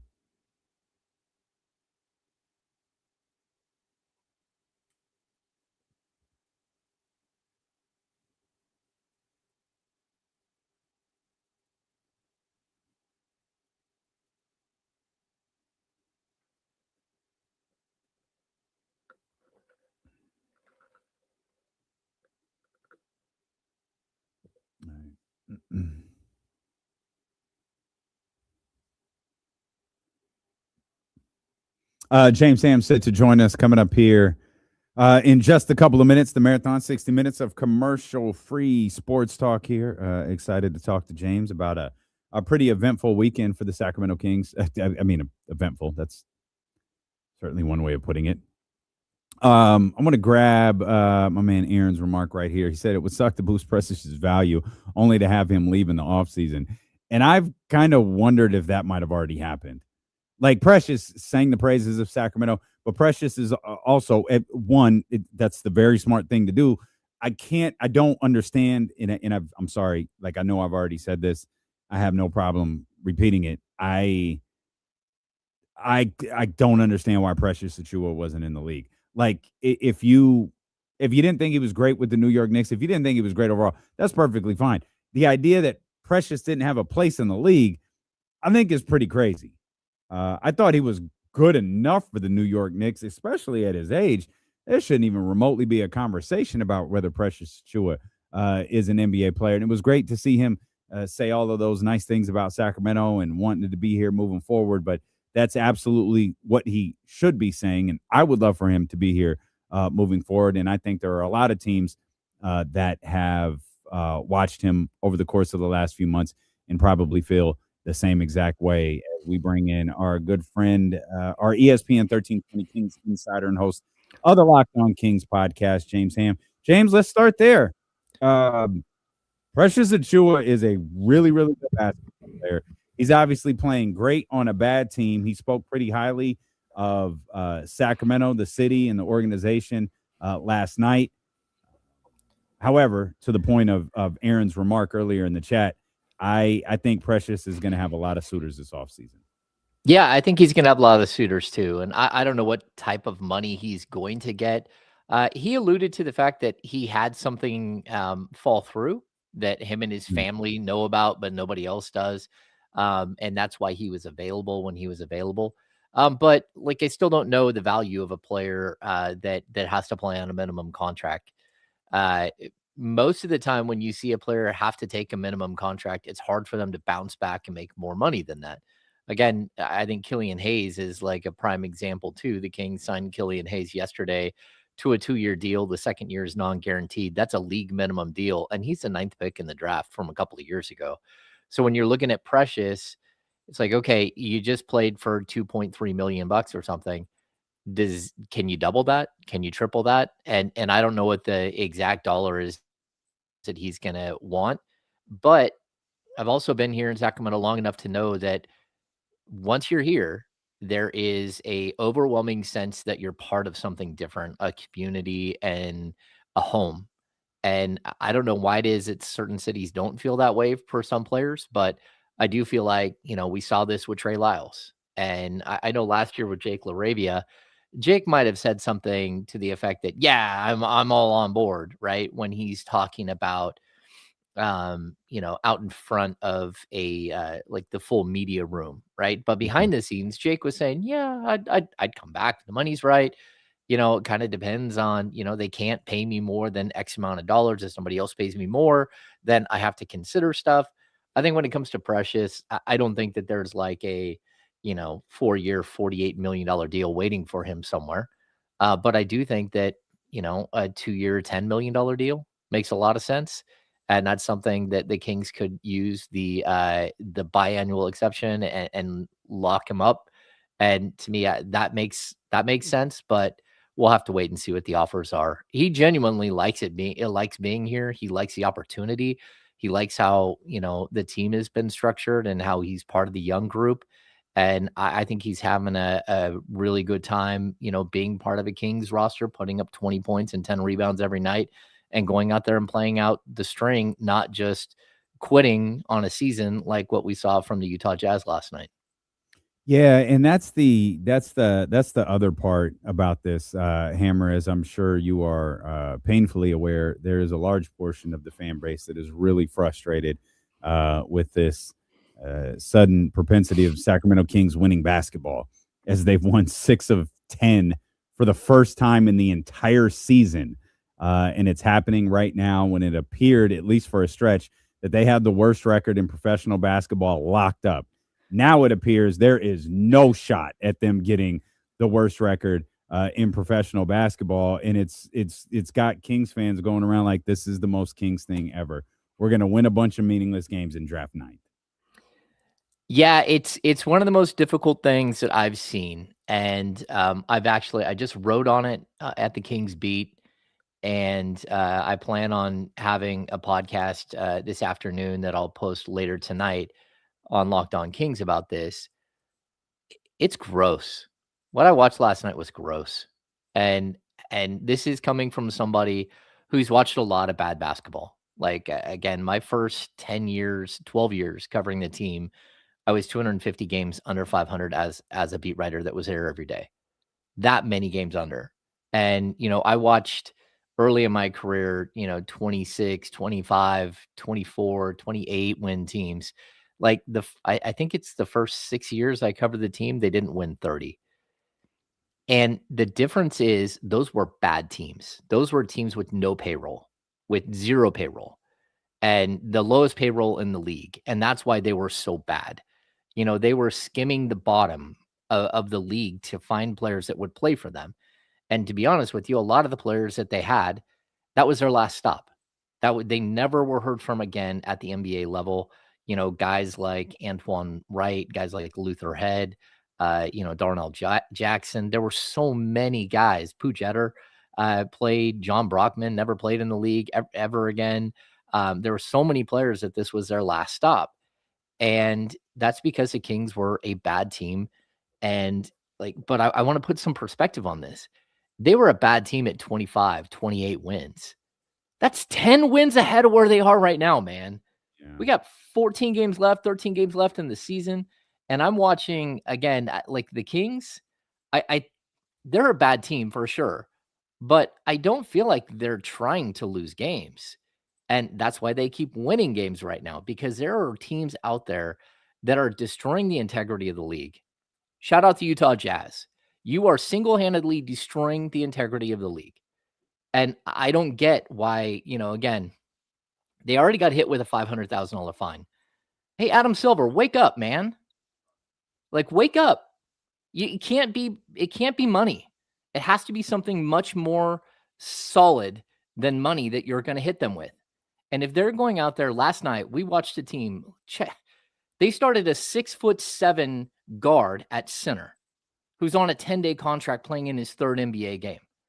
They had another guy who I'd never even heard of, Bez Mbang, who is literally I'm so relieved to hear you say that. I had no clue who that person was. Who the hell is I'm so happy you said that. Mbang? I was like, oh man, I've really just kind of slacked on this. I do not know who this guy is at all. Damian, he played 33 minutes. Of their 240 minutes, something like 154 of them went to guys on 10-day contracts or two-way contracts. All of it. Oscar Tshiebwe. First of all, why didn't Oscar Tshiebwe start at center? I mean, if you're going to, I just don't understand how the league can look at that. How they can reasonably accept that Cal Filipowski, a 22-year-old player in the league, can sit out a game due to rest. How is that okay with the league? How embarrassing is that for the league, watching a 37-year-old Kevin Love in uniform sit there on the sidelines and watch guys playing in their second and third NBA games? It's just, and what the problem is that they are driving down the value of the league as a whole. Now there are teams like the Kings that have to lose more games here in the final 13 games of the season because the Jazz are putting the standard at 20 wins. They don't want to win again. Mhm. You know, you got teams like, you know, the Wizards who have been doing this forever too. You've got teams like the Pacers who were in the NBA Finals last year, lost their superstar and also lost their starting center. They're trying to get through and get a good pick and then bounce right back. A team that made it to the Eastern Conference Finals 2 games in a row. But just remember how bad those Kings teams were, where, again, the first year I covered this team, 7 players were out of the league within a year. Those teams won 10 more games than the Pacers right now. They won so much. Like, the standard of the league is falling apart because of trash organizations who don't just do this once. The Utah Jazz are on 4 years, and not only 17-win season last year, and they rewarded their coach with a 5-year extension. He's under contract until the 2030-31 season. And his record as a coach is so abysmal. So they believe in the coach. They believe the structure they're building. They just don't want to win games. And that's not okay. It's not, James. It's not. But they are playing the game that the NBA to this point allows them to play. And you're right. Until, like, and the funny thing about, you mentioned the fines for the Utah Jazz, that happened one time. What the Jazz did to be fined has happened repeatedly by the likes of Utah, Indiana, and Washington. And clearly Adam realized we can't fine 4 teams at a time. Just forget it. And then they might have realized their worst nightmare. What if we find these teams and they wind up winning the lottery? Then what? This whole situation gets worse. But Hammer, they're playing the game that they're in. And I was trying to make the point earlier that whether it's Rick Carlisle, Brian Keefe, whether it's Jordy Fernandez or Will Hardy, they're on the same page. They are all on the same page about what they're doing. You just mentioned the Will Hardy extension, and despite the fact that Utah has been an absolute disaster, that's where I think one of the big differences are between Sacramento and everybody else. Is the Kings may not necessarily be on the same page. Doug has to win basketball games. On a 2-year contract for minimum wage, he has to win basketball games. He has no other choice. Guys like DeMar DeRozan, Russell Westbrook, Precious Achiuwa, they don't care about your draft pick. They don't care about ping pong balls. They don't care about the lottery. They don't care about any of that. They're going to continue to play basketball and do everything they can to win the basketball games that they're in. And it's the difference between whether it's right or wrong, James, and I understand it's not right, but it's the difference between organizations being on the same page and not being on the same page.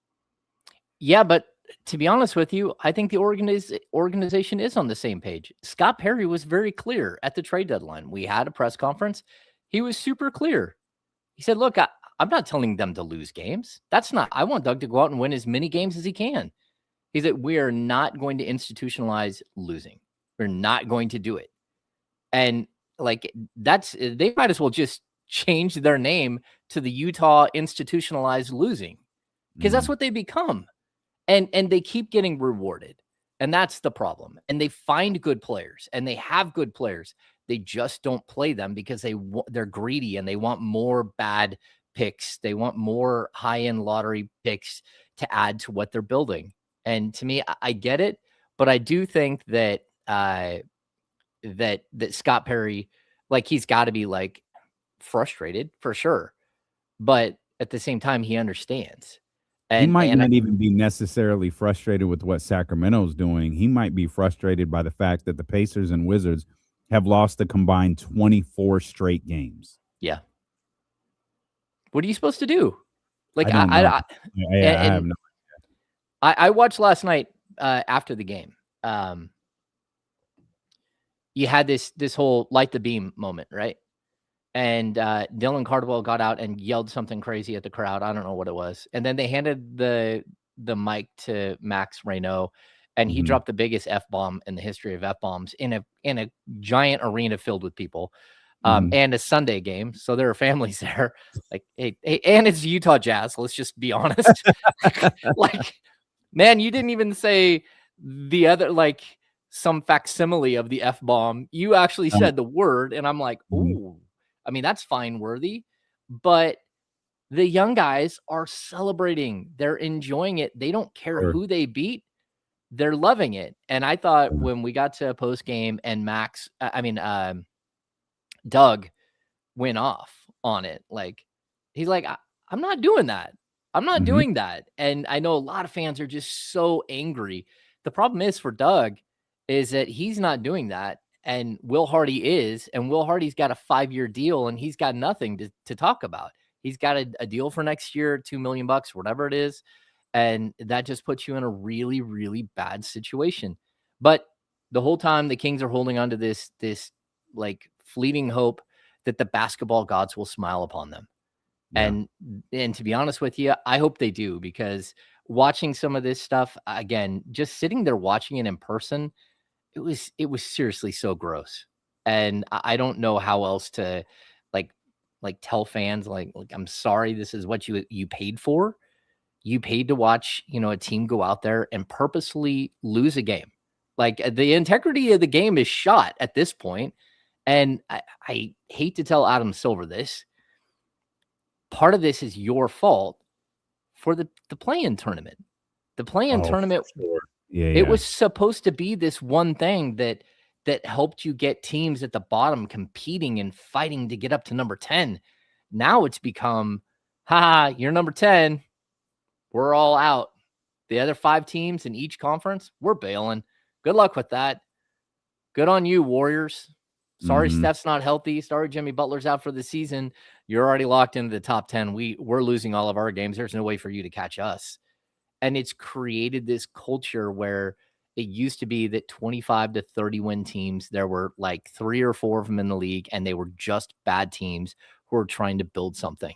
Now we're talking about a bunch of teams that are under 20 wins or 22 wins and below. I think we're at like 7 teams. That, for the league, they've just got to be panicking and saying, like, how do we sell this to the people around us? Because I don't know how you can. Yeah, I don't know how you address any of this, Hammer. Like, there's talks of like Las Vegas and Seattle on the way. Like, you have this, this situation. Like, I think you're spot on about the play-in. The problem with the play-in is I think the play-in has been, from this tanking standpoint, a disaster. And I think the play-in, along with pick restrictions, I think that's where you have to start when you start talking about, restructuring how you do this whole draft process. It's a lot like the max contract. They created this like super max contract with the hopes of, keeping players with the team that was drafted them, keeping them in a certain place, or, keeping them with their teams, not as much movement, all of that different stuff. And players and agents found a way around that. No, we're going to get the contract still, but we're going to ask you to trade us immediately afterwards.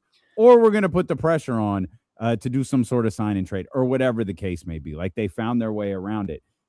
The league has to come up with a way that you can't maneuver around this, that you can't maneuver around, we're going to purposely lose for the next 4 years or whatever, in hopes of, landing, 2 top picks or whatever, 3 top picks. Yeah, I think the only way around it, like, I've been racking my brain all day long, and I don't, like, I've heard this whole idea of taking away pick protections, and I don't agree with that at all, because what that does is it devalues half the players in the league. So, the Jonathan Kumingas in the world that were worth a lottery protected pick are no longer worth a first round pick at all. And so how do you mine that? I think it will completely damage the ability to make trades. It'll be like when your fantasy football league decides that, as opposed to like an 18 or 20 man roster, we're going to go for a 28 man roster. And when that happens, number one, there's no one available to pick up from one week to the next. Number two, no one wants to trade because they have all of this extra depth on their roster. And then lastly, when a team is bad, they just stop playing. They just go, all right, I'm not even going to put in my lineup this week because I have no way to get better because there's no one available to pick up or anything else. And that's how I see the pick protection thing.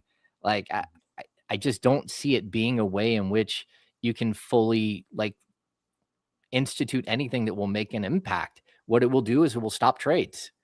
Okay, so what about lottery protections a year out or 2 years out? Like I know the Washington situation is a 6 years ago deal. Yeah. Like that's insane. Yeah, I mean, I've told you guys this Like before. it's the Russell Westbrook trade. Like Russell Westbrook he's been on the Lakers, the Clippers, the Kings, the Nuggets. That's the protection that they're John Wall's on TV. I get it. That's the trade we're talking about. But I also I remember when the Kings got stuck in this exact thing, right? They had this deal where they traded Omri Caspi and a protected pick for JJ Hickson. That was, I think, my second season covering the team. JJ Hickson deal didn't even relay because of JJ Hickson didn't even make it through the season. They waived him before the trade deadline. They're like, or right after the trade deadline, they're like, okay, this is just horrific. What are we doing here? And then that pick, this is crazy. That pick from the 2012 season, the 11-12 season, is the pick that the Kings, when they were going through the 2016 season and they decided to trade DeMarcus Cousins, that was a pick that was protected that was going to go to the Chicago Bulls, right? And the pick was a top 10 protected pick. The Kings went from being in the playoff contention. They were the 8th seed at the trade deadline and coming out of the All-Star break. They traded DeMarcus Cousins on the day of the All-Star game, and then they fell out of the playoffs. That pick was the number 7th pick in that draft. It moved up to number 3 and then back to number 5 and became De'Aaron Fox. And that's from the 2011-12 season. That pick protection held on all that time.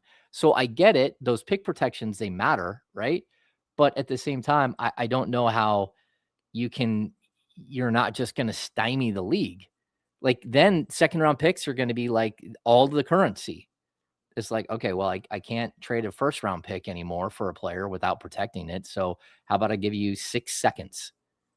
And so I just don't know how that's going to help. I don't. Yeah.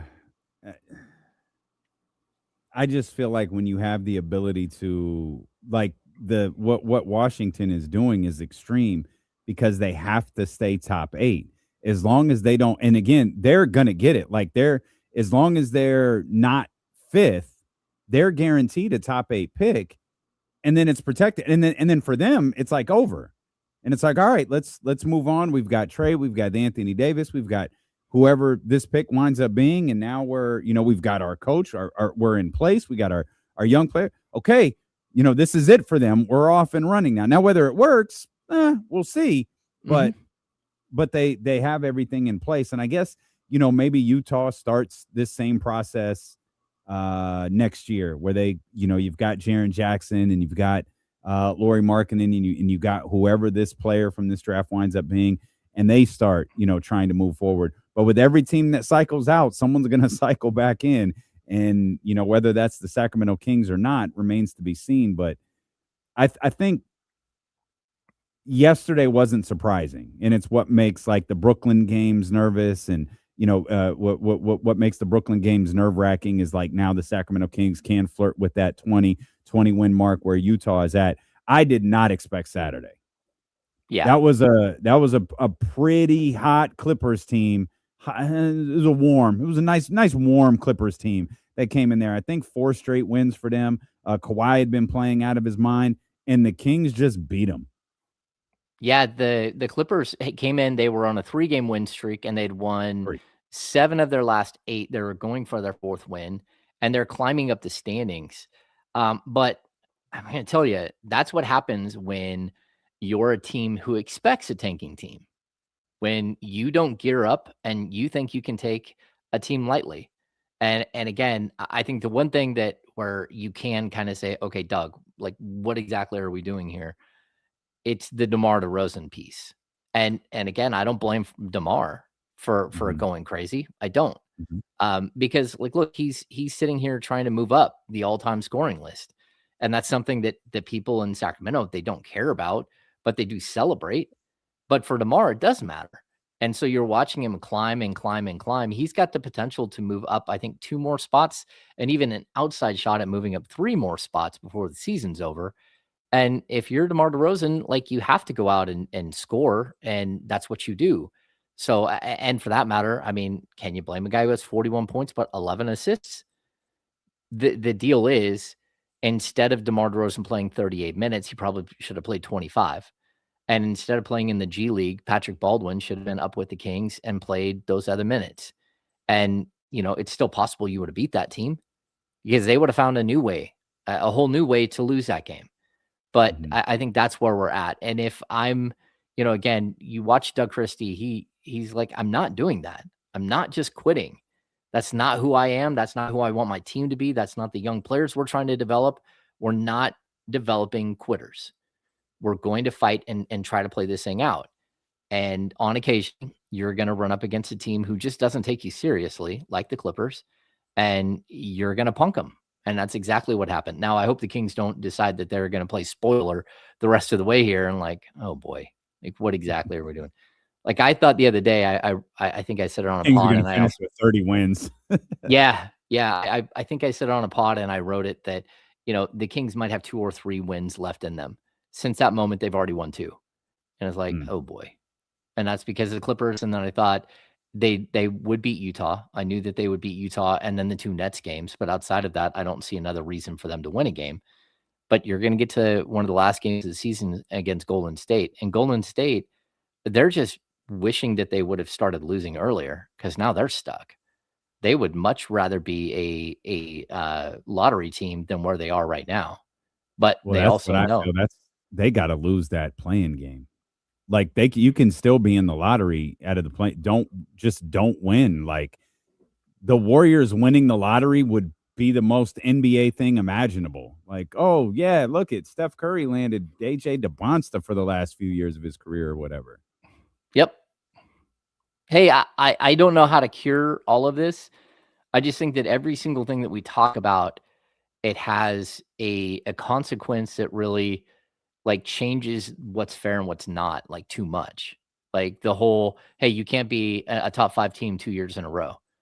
I was like, all right, well, why don't you go back 2 years ago and look at that draft? Because if that's a draft where you got a top 5 pick and you're not allowed to get another top 5 pick the next year because of that draft, and we're talking Risa Shea and Sar, and I think at number 4 you get Castle. Like, most of the rest of the first round is absolutely not good. They're not NBA players. And a lot of people are looking at this year's draft and saying, this is such an incredible draft. And the reason why everybody's, trying to manipulate this year's draft is because next year's draft is considered horrible. And that's just the way it goes. You can't, I don't think you can penalize teams for going into the top 5 2 years in a row. I think once it's 2 years in a row, you might be able to put some sort of restriction on them. Like, hey, you got to move down 3 spots after post lottery. But that's like, I think that there has to be some sort of, control here. I also think the league needs to, figure out a council that looks at teams on a daily basis, rates them on a daily basis, looks at, wins and losses and says, okay, there's something wrong here. The data doesn't match what's happening. The players who are playing don't match what should be playing. And you're going to get fined. You're going to get fined more. And then you start hammering teams because I'm done. I'm done with a team like the Jazz. Like, I don't, like, even this year, why are we waiting? Why are you waiting to hit them with a penalty? You can say this is the rules of the game that are in place for right now, and the Jazz are just playing that rule.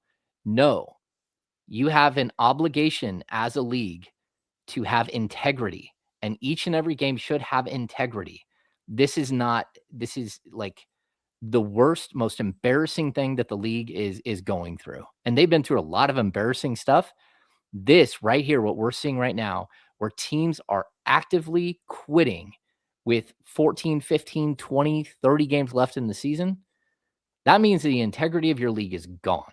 That means that you've sold a product to Prime and to NBC and to ESPN that is tainted. It means that you're in partnerships with these betting companies, all of these, all of the different, daily fantasy sports, they're all tainted. Like, how do you know who's going to do what in a game? And like what the league has done here is they have got to catch it now. I would not wait until the end of the season. I would say, hey, look, we're extremely uncomfortable with what's happened with you, the Utah Jazz. And the fine didn't deter you at all. So now we've looked at a set of games. We think that you are intentionally throwing games as a team, as a franchise, intentionally throwing games. We're either going to take your pick completely, or we're going to hit you with how about 10? You drop 10 spots in the lottery because this is what you've done. So if you get the first pick, you're now the 11th pick. If you're the 7th pick, you're now the 17th pick. I don't care, because right now it is the integrity of the game that is completely blown. I mean, again, last night, a 6'7" starting center who's on a 10-day contract, who's never played in the league before. He's got his 3rd game in the league, and he plays 43 minutes and goes 1 of 7 from the field. It's not like he played 43 minutes and put up 28 points and you're like, man, they got something. No, that's not what was happening. So I don't know how you do this. The marathon continues here. 60 minutes of commercial-free sports talk with our man James Hammer, ESPN 1320 Kings insider and host of the Locked On Kings podcast here on KIFM. West Sacramento, KRXQ, HD2 Sacramento, ESPN 1320.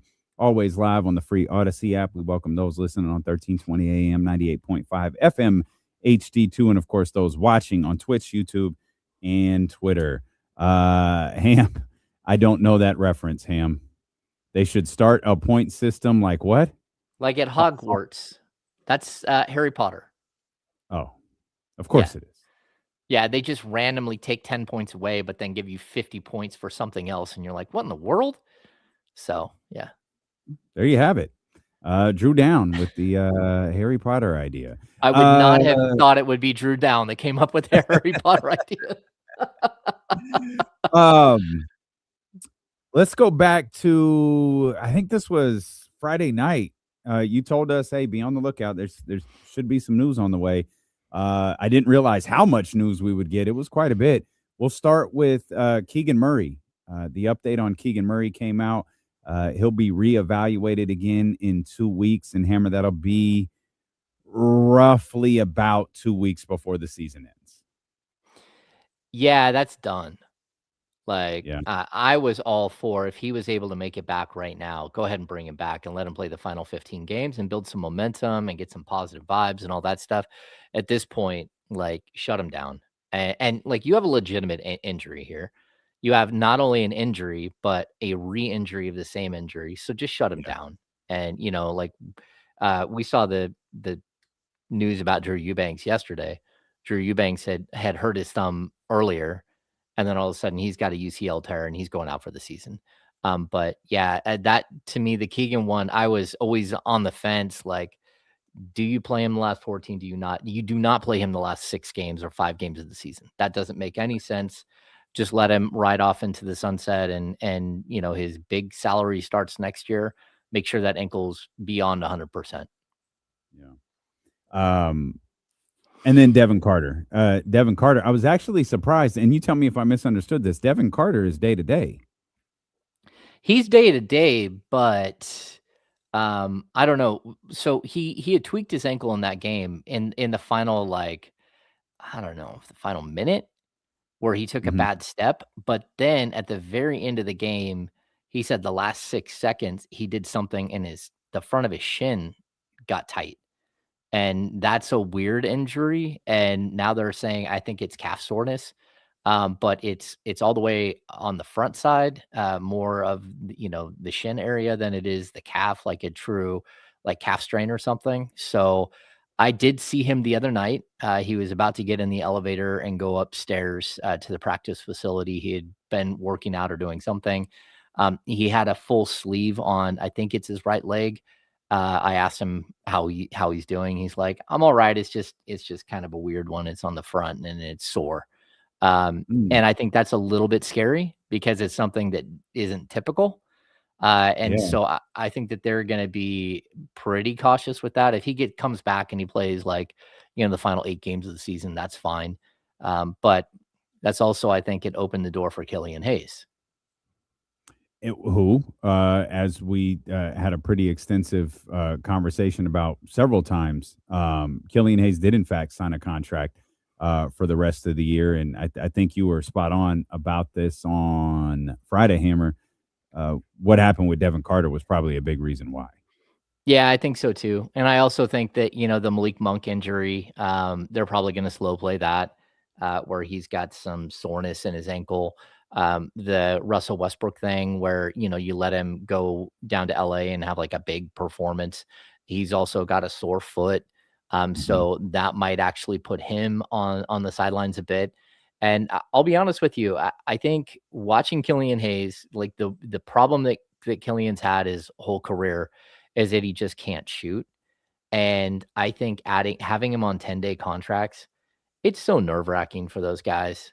You're trying to fit in, you're trying to be a good teammate, you're trying to do all these things, but you're also, that to stick in the league, you have to score. That's the league in a nutshell. If you can't score, you're not going to be in it very long. And I think he was pressing. And then the second he gets his 10-day contract converted into a regular contract, he goes out and he shoots 4-6 from 3. And I watch him shoot in practice. He's actually a good shooter in practice. Very repeatable, very easy, fluid shot. It's a little low as far as arc, but it reminds me a little bit of Andre Miller's shot. A little bit flat. But I do think that once you took that sort of stress off of him, we're going to see a completely different Killian Hayes here in the second in the final 13 games, whatever. And like, he's already a very good passer. He's a good defensive player. He's a big point guard. And the fact is now the Kings signed him to a 2-year deal, but next year is non-guaranteed according to my sources. And that means that he can go into this summer and he'll be able to work out with the rest of the team. He'll be able to be in the gym. He'll have health insurance. He'll be covered all the way through the summer as he's doing his workouts. He'll probably get an invite to training camp.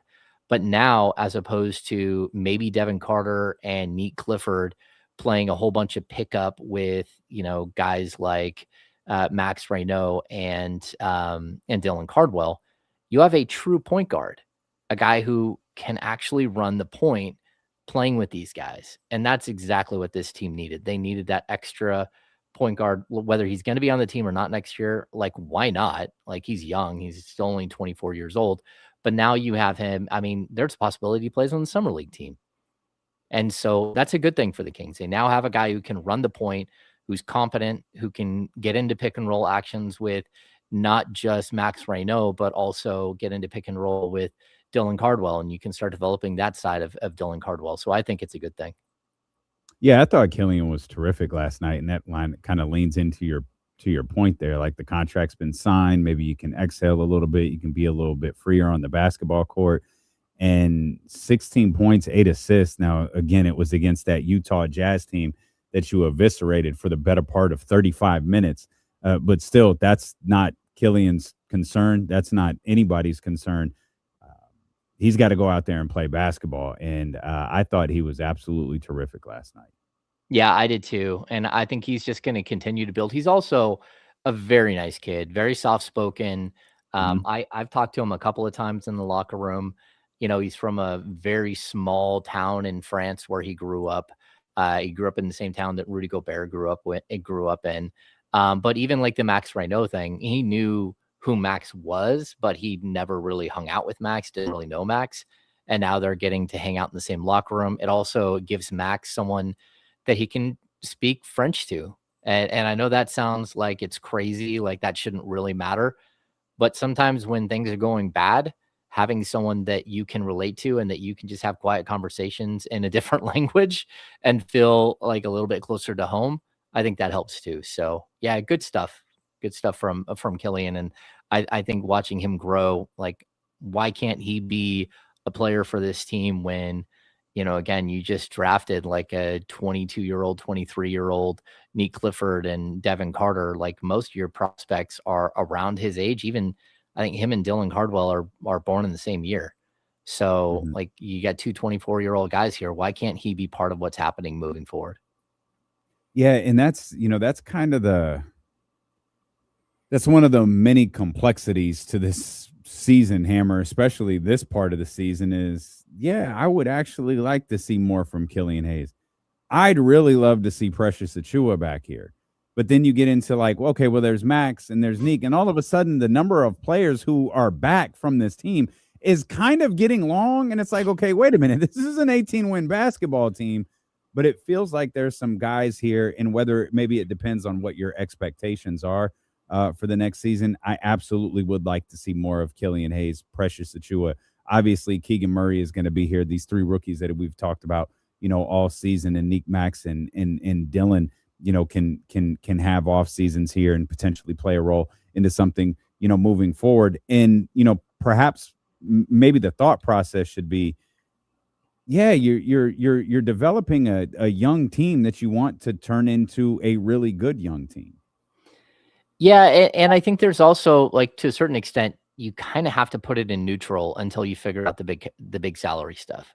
You do. You have to figure out if Domas is going to be part of what's happening. You got to figure out if you got a home for Zach LaVine. You got to figure out if you're going to buy Zach LaVine out. Like, I still think that's an option. If you get through the summer and you're looking at this, and I think the deadline for a stretch provision is like August 31st. But if you get to a certain point and you're like, you know what, this is not going to work out, like, why not? Why not, number one, negotiate. See if you'll take less money to buy out, to go play somewhere else. And by less money, I don't mean, he takes off, $25 million off the books. That'd be great though. Yeah, but what if he took 10 million less? And so now when you go to stretch provision him, it's 3 years at 39 million, so 13 million a year. And all of a sudden you go from being a team in major cap trouble to a team that just cleared up $36 million in cap space for this season.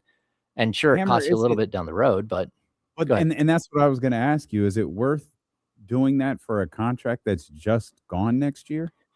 Well, it's not worth it if you're just paying it out, because then once you stretch provision him, you can't trade him, right? But if he would be willing to take less money so he can go play somewhere else, the salary cap is now up. It's going to be up to 200 million here, like, very quickly. So 13 million is like 6.5% of the cap. If that's what you're giving up for an extra 2 years, as opposed to giving up 25% of the cap this coming year, that might be a way to, like, kind of move this thing along and make it make sense for you. So I would at least consider it, especially if you can't trade him. I think that's the first thing you do. You try to move him. And if just there is no market for him, then you go and have some serious conversations. Or maybe you have some serious conversations beforehand and then say, okay, we're going to give it one last shot to trade you. And we'll give it until maybe, July 1st. If we don't think we're moving that way, we can figure out something else. So then that way, maybe the Kings can even be players in free agency. Because that kind of cap space, it would change the direction of your team. And, I think the team is going to have to figure out, again, what do they do with DeAndre Hunter? He's on an expiring $25 million deal. Is he part of what's going to happen next year? Or is he literally like the $25 million trade chip that you've been looking at that you don't have to trade for somebody right now? And that's always a possibility too. So I expect this team to be active and try to, flip this roster as much as possible. But I also look at this young core of like 6 or 7 guys and go, they can be part of the team. You just need to swap out maybe, I don't know, 5 or 6, maybe 7 roster spots here during the offseason and really try to reinvent this thing on the fly. Is the books the number one priority of the front office? Or let me rephrase that. Do you think getting the books in order is the number one priority for the off season for this front office? Well, I think the number one priority is crushing the draft, but after that, it's the books. Sure. Yeah, and then after that, it's adding players. And again, if you can get Precious back on an affordable contract, like why not? Like he's been so good and so versatile. I would have loved to have seen what he looks like, the player that we're seeing today with Keegan Murray, because he's so versatile as a defender. I mean, he's guarded point guards, and he certainly can guard the 3, 4, 5, like super switchable. I'd like to see what he looks like. I'd like to see what DeAndre Hunter looks like with Keegan Murray. This team, like when we start adding all these pieces up, you're like, man, I'm kind of interested to see what Max and Dylan look like with Domantas Sabonis. And then you start remembering that this team still has a whole bunch of players who aren't playing due to injury right now, who might actually be able to help this team bounce back. So it doesn't have to be a 20 to 25 win team next year. Maybe they do get back up to 35 wins. Maybe they go for more than that. You never know. But I'm not, ready to just write this whole thing off, especially when you consider that Domas and Keegan have never played a minute the entire season together. I mean, that's just tough. Domas and Keegan is a fascinating one for me. Like, I'm really curious to see if specifically Domas, if they're back together on the floor, like what does that look like? Especially because I'm going to work under the assumption that DeMar is not back. I'm going to work under the assumption that whatever arrangement you can come to with him is probably going to be pretty easy. Zach LaVine is different. I'm going to talk about this basketball team as if Zach LaVine is not a prime part of it. And I just wonder how Keegan and Domas work, especially if you wind up, with a point guard and this draft is loaded with them, and you've got DeAndre Hunter here already. Maybe a couple of things go our way and Precious Achiuwa is here. Like, I'll be curious how those two work together and if they can find, that magic they once had, a handful of years ago. Yeah, and I would say too, what is the front line of Domas, Max, Dylan Cardwell, Precious Achiuwa, Keegan Murray, and DeAndre Hunter look like? Because to me, that's the length, the athleticism, the things that we keep talking about, some defense, 4 guys that can play really strong defense, including a shot blocker, a couple of good offensive players, a couple of guys that can really move the ball. You even have some shooting mixed in there. Like, can that be a workable front line? And I think the draft, again, if you have a chance to go get AJ Devonta, you do. And maybe Cam Boozer is a player that you just can't look away from, and he changes everything. But I also look at, Kingston Flemings, and man, just look how good he might look with this group. And yeah, you've got to clear out some space. You got to clear out some players. But maybe that would work. Maybe it wouldn't. And I don't know. It's really tough when a team has this many games missed due to injury and injury / whatever types of injuries. But what they would look like if they were whole, and what they would look like because I'll just say this right now, like Max Reynaud is not the same player that Domas played with before. And Neat Clifford is not the same player that any of these guys played with before. They're more confident. They're more experienced. They're just better players than they were before. So what does this look like with those players mixed in with the guys that have a long history and plenty of experience at the NBA level? And it's at least intriguing to look at and pull back and say, okay, are they that far away? Or is this season, first of all, it's a bad season, but is it bad because some of the nuances of the season, including the injury issues and all that stuff? Can something be salvaged here? And, is it a complete teardown, or is it like a couple of drafts and you're kind of getting right back into it? And I'm not sure. Hammer, you mentioned something about injuries, and you actually brought Malik's name up earlier, and I didn't really expand on that. Bad journalism on my part. We didn't get an update on Malik Monk this past weekend. And what do we know about his ankle issue? We don't know a lot, to be honest with you. I don't think it's anything dramatic.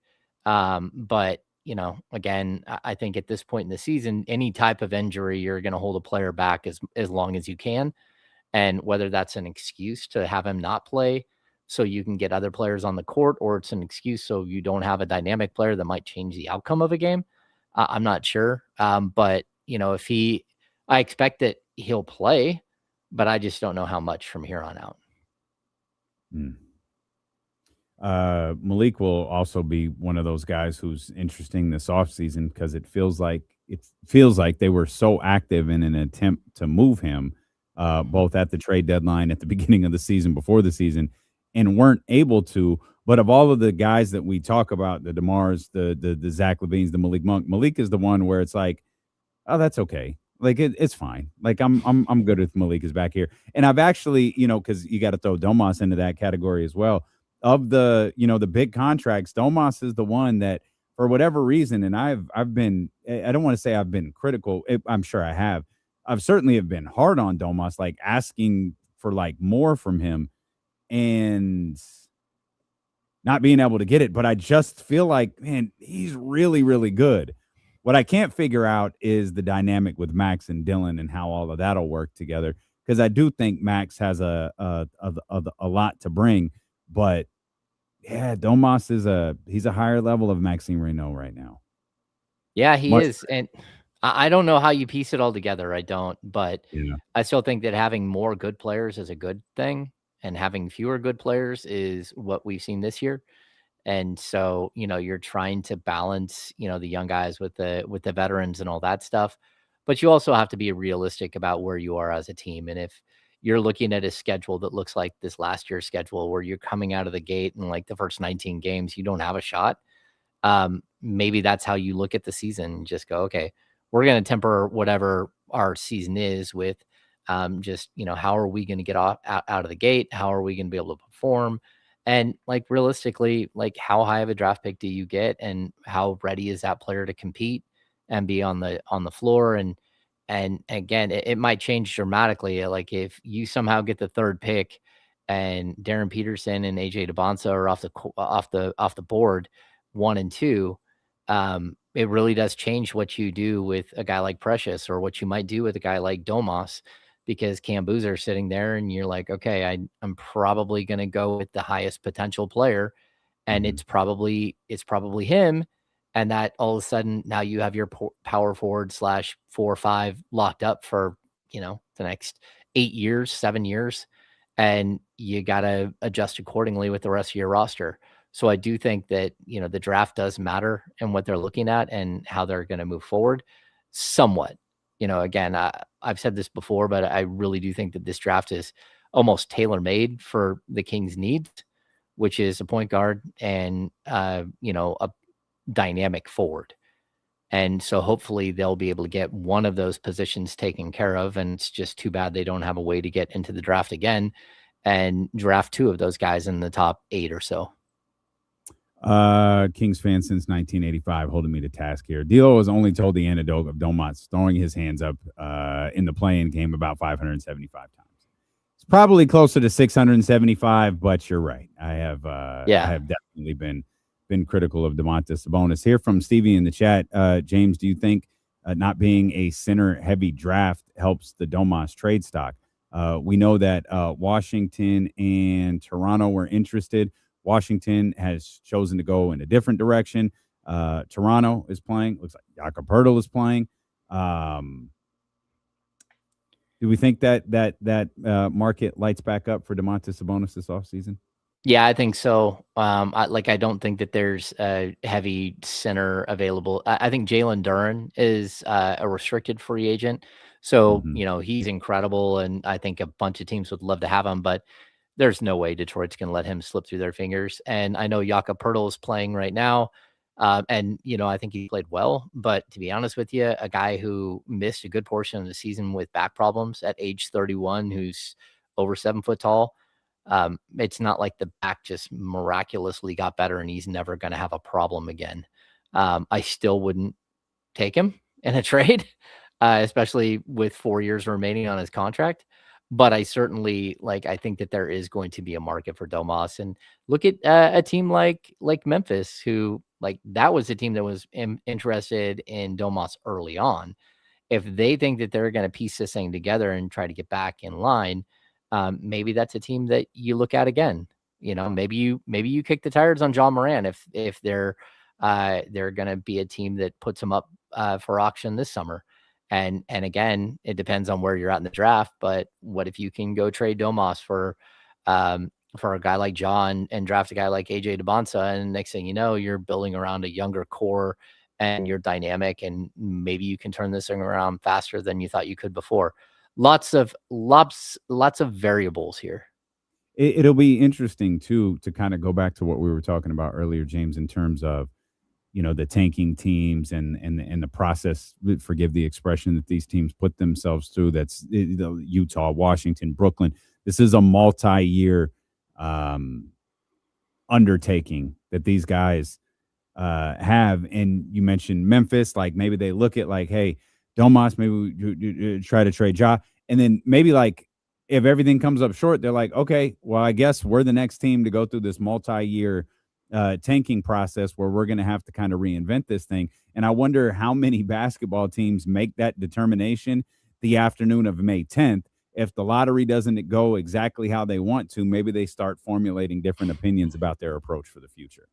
Yeah, and that's how we have to look at this. Every step of the way, there are new variables that change the look and feel of every team in the league. And you have to just be, flexible and ready to pounce when something comes up that you maybe didn't think was going to happen. Somebody's going to get Darren Peterson. And that means that team, like that's going to draft Darren Peterson, they may have a lead guard that is young and that's really good, but Darren Peterson, they just rate is way higher. And maybe that's a way in which the Kings go out and get a young player or a player of need. Like the draft changes everything every step of the way. And then free agency will change everything again. And you're just sitting here hoping that, the Kings are able to be flexible and pounce when something does become available that they can make a move on. No one covers this team better than you, Hammer. I appreciate you, man. Thank you as always, my friend. Thanks. Have a good weekend. Have a good St. Patty's Day. There we go. You look like you're ready for it. You look like you're about to go drink a green beer. We've already got corned beef in the like cooking right now. I got a game tomorrow night, so I don't get. Oh, that's right. Yep. Got to celebrate today. All right, That's Hammer. right. Go enjoy. Let's see you guys. Appreciate you, my friend. That's James Ham right there, ESPN 1320 Kings Insider, host of the Locked On Kings podcast and creator of the Kings Beat. Lots of good stuff right there. He mentioned he's got a game tomorrow. That's against San Antonio. We'll talk a little bit about that. We'll talk more Kings basketball. We'll talk NBA basketball as a whole and the moment that got your boy a little emotional last night. We'll talk about that next here on Sacramento Sports Leader, ESPN 1320. Let me fix something here in the studio real quick, y'all. I ain't going nowhere. I'm right here. Right here.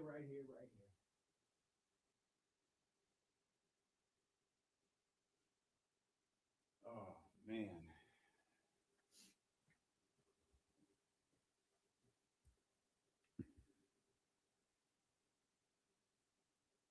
There we go. Drew, I like Max. I like Max a lot.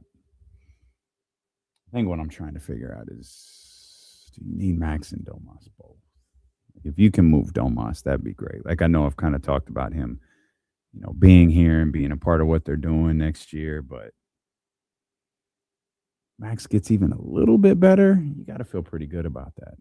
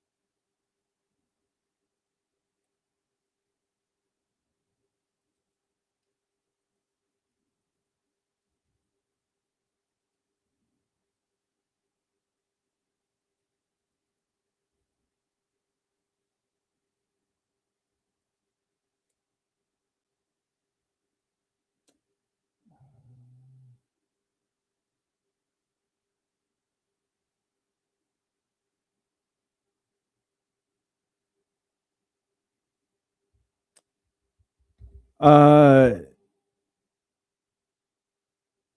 just don't know. I don't know, Bryce. I can't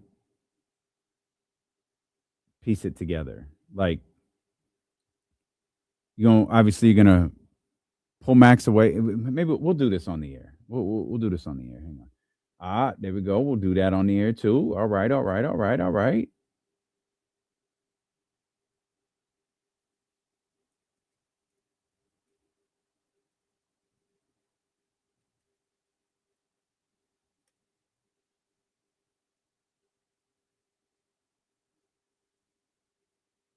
Oh, this is one of my favorites, Jess. This is like 3-4 years old. But they used to make these shirts with the kind of distressed sleeves, and they're like really, really light. But like most of the shirts in his like last maybe 5 or 6 his last 5 or 6 collections are all kind of heavy, or at least heavier.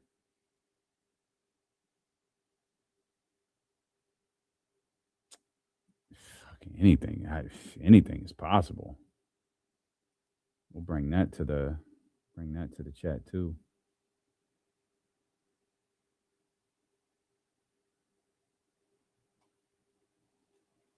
Oh man, high times KG. I got a strong disagree. I'm more of a. I like my t-shirts light.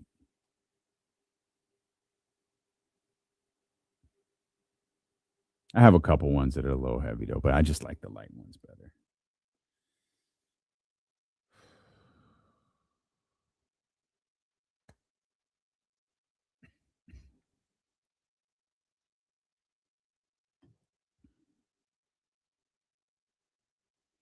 You want to connect with the show? Multiple ways you could do it. Big shout out to James Ham for spending an hour with us there on the marathon, as he does every Monday and Wednesday. Of course, Trista Crick will be with us tomorrow. A lot to talk to her about there in that 2:30 to 3:30 spot. Multiple ways you could connect with the show. Shout out to the chat, keeping things moving. Lots of great stuff coming from the chat today. We're going to bring some of those conversations to the air here. You can also connect on the Mojo's Local Tap in Kitchen text line at 916-909-1320. Again, you can text your thoughts right there to 916-909-1320. And that's the same number you can call, like my man Leezy just did. Leezy, what's going on, baby?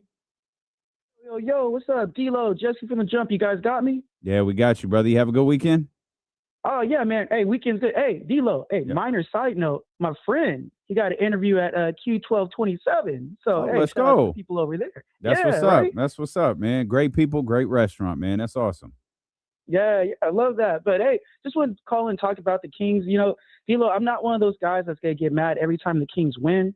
But when the wins are against, the Pacers, the Grizzlies, the Jazz, it's getting a little bit frustrating. All year we talked about, hey, are we going to get AJ? Are we going to get Peterson? And now it's like, Darius Acuff isn't bad. Yeah. I just wanted to, my real question, D-Lo, I wanted to ask is, I know. So before you ask me another question, Leezy, let me ask you one. You say you're frustrated with these wins against the likes of Utah and Indiana. What would you like for them to do? I mean, think about it. There was no Russell Westbrook last night. Essentially the only guy who played was DeMar DeRozan. Yeah. Yeah, I understand. It's different. And okay, if we go out there and we're playing the Pacers and Devin Carter gets hot and wins with 27 points, all right, that's understandable. But if we're playing the Jazz, who we know what time it is with the Jazz, and DeRozan's going out there getting his numbers, you and Ham were just kind of talking about it. It's like, oh, the Jazz are sitting all these guys and the NBA's not doing nothing about it. Well, hey, why can't we do that? Hey, DeRozan, you got back soreness tonight. Why can't, or my real question I wanted to ask, after the trade deadline, why didn't the Kings pick a direction and maybe buy those guys out so they go contend on a real team? That was the real thing. That would be my solution to it, but I don't know if it's too late or what. Oh, it's too late. Yeah, it's absolutely too late. But we talked a little something similar to that, Leezy, about I guess picking a direction is the right term. It's clear what Utah was doing, and that's been clear all season long. It's clear what Washington is doing. That's been clear all season long. Brooklyn, Indiana, so on and so forth. Like we get it. But from a Sacramento Kings perspective, and James said it, like they are all maybe they are all on the same page. Doug's going to go out there and coach. DeMar's going to go out there and play. Russ is going to play. Like they're going to go out there and they're going to try to win basketball games. And we're all experts, be it fan experts, media experts, everybody not in the position of Scott Perry. We're all experts, and we're determining, well, that's not the best way to go about this. And it doesn't matter. The funny thing about this particular conversation is in years past, specifically prior to 2019, yeah, maybe this was the discussion. Like, yeah, stop winning. Like, DeMar's got to sit. Like, we can't risk it. Don't play. Scott Perry, call the bat phone. Like, don't let Doug play this person. Don't let Doug play that person. But since 2019, it's different. Year after year, teams move up in the lottery. Teams move out. Well, they don't move out of the lottery, but they move out of their, slotted spot. Like that happens every year. The lottery is different than it used to be. From the standpoint, and I can't figure out if their attempts to flatten out the odds in the lottery have worked or failed. I truly cannot figure it out because it's worked in the sense of it's flattened the odds, but has it worked in the sense where it's like, yeah, teams they're not going to want to. It's like we were talking about, like I've talked about regularly, like Ham and I were just discussing with the Golden State Warriors. Why, if you're the Golden State Warriors, would you want to win a play-in game, much less multiple playing games, to go play Oklahoma City when Steph may not? I know Steve Kerr says he wants to. I know everyone is saying what Steph wants to do. But we're at, another 10 days. That's going to get us through this week. Like, what's Steph going to come back and play 2 weeks of the last part of the regular season? Like, for what? Only to go to the play-in and accomplish what? The Golden State Warriors, this version, with Steph Curry on it and Steve Kerr as the head coach, this is a championship organization. And they are far, far removed from winning a championship. They are not even remotely close. But a couple of lottery balls bouncing their way, because you can make the lottery out of coming out of the play-in, and everybody knows that. You can pick number one in the draft in a year that you went to the play-in. Yeah, like, if I'm the Golden State Warriors, you don't even have to move to number 1 or number 2. Just imagine the Golden State Warriors move up to number 4. Move up to number 3. There's no 2 timelines with this organization anymore. You can't eat as bad as the Warriors have handled their drafts with, Steph and at one point Clay and Draymond Green and everything they else had going on. That's dead. That won't happen again. Your top 4 pick, oh, you're in great shape if you're Golden State. Hell, even if you don't move up in the lottery and you draft 12th, 13th, whatever, that's fine. But I'd take my chances at moving up in the lottery rather than trying to beat the Portland Trailblazers and then having a series against the Oklahoma City Thunder. And if I'm the NBA, all I'm doing is praying Steph Curry is available for every game that they play. Otherwise, no one wants to watch them. You might wind up in a situation where the Oklahoma City Thunder are on NBA TV because they're playing the Golden State Warriors in the first round and Steph isn't available. Truthfully, it might be the case if it's Portland too, but and if you're Portland, what do? Does Portland get anything out of making the playoffs? Like, if the Portland Trailblazers make the playoffs, because if the Sacramento Kings had not been the 3 seed a handful of years ago, and if they had been a play-in team instead, it would have been massive Like the Kings had, like there would have been no question about the Kings' approach, about what they should do. A playoff series would be massive for them. That's what the argument sort of we were talking about with Charlotte earlier. Charlotte winning in the play-in and getting to a playoff series against Detroit or potentially Boston, that would be huge for them. Absolutely huge. And I've been trying to figure out if Portland gets anything out of, this young team going. You're building something. Dame's back next year. You've obviously got picks in this draft. Like they might not be, top 4 or whatever, but still, you might not beat lottery, but get a pick. A good pick too, considering, they're playing Oklahoma City Thunder, and I got to imagine they're going to lose that series, or at least in the scenario they would be playing Oklahoma City Thunder. I got to imagine they're going to lose that series. So, but, do they look at it as a building point, a building block? Like Washington next year, making the playoffs would be huge for them. Utah next year, making the playoffs would be massive for them. But there are teams where sometimes it just doesn't do anything for you. And for the Warriors, it does nothing for you. But at the same time, like the Warriors are dealt a hand where they don't have to lose 10 games. They can't. The Warriors can't catch anybody. They need to lose 1. That's it. Because right now they're slotted at the 9th spot. So they just need to lose 1 game midweek in April to the Portland Trailblazers. Once they lose that, it's good. Kings are in a very different situation. And the interesting thing about like Golden State, like what is Steve Kerr? Like is Steve Kerr's done? Like is his time as the Golden State Warriors coach like is that over?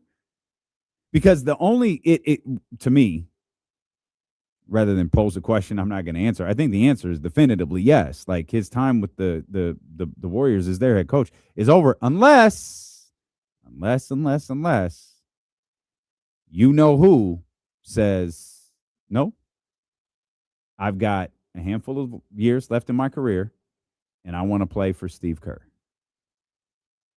That's the coach I want to play for. I don't want to learn to play under a new coach. I don't want to learn a new coach's tendencies. I don't want to do any of that.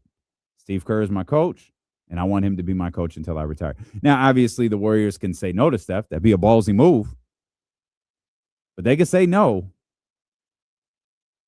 I'm Steph, or if I'm Steph, and that's what I want, I push it through. Like I don't know. Drew Down point out, Steve Kerr has 1 more year, but I mean, you don't. I don't. Is that right? I thought this was the lame duck year for Steve Kerr. But even that, you don't put Steve Kerr in that position?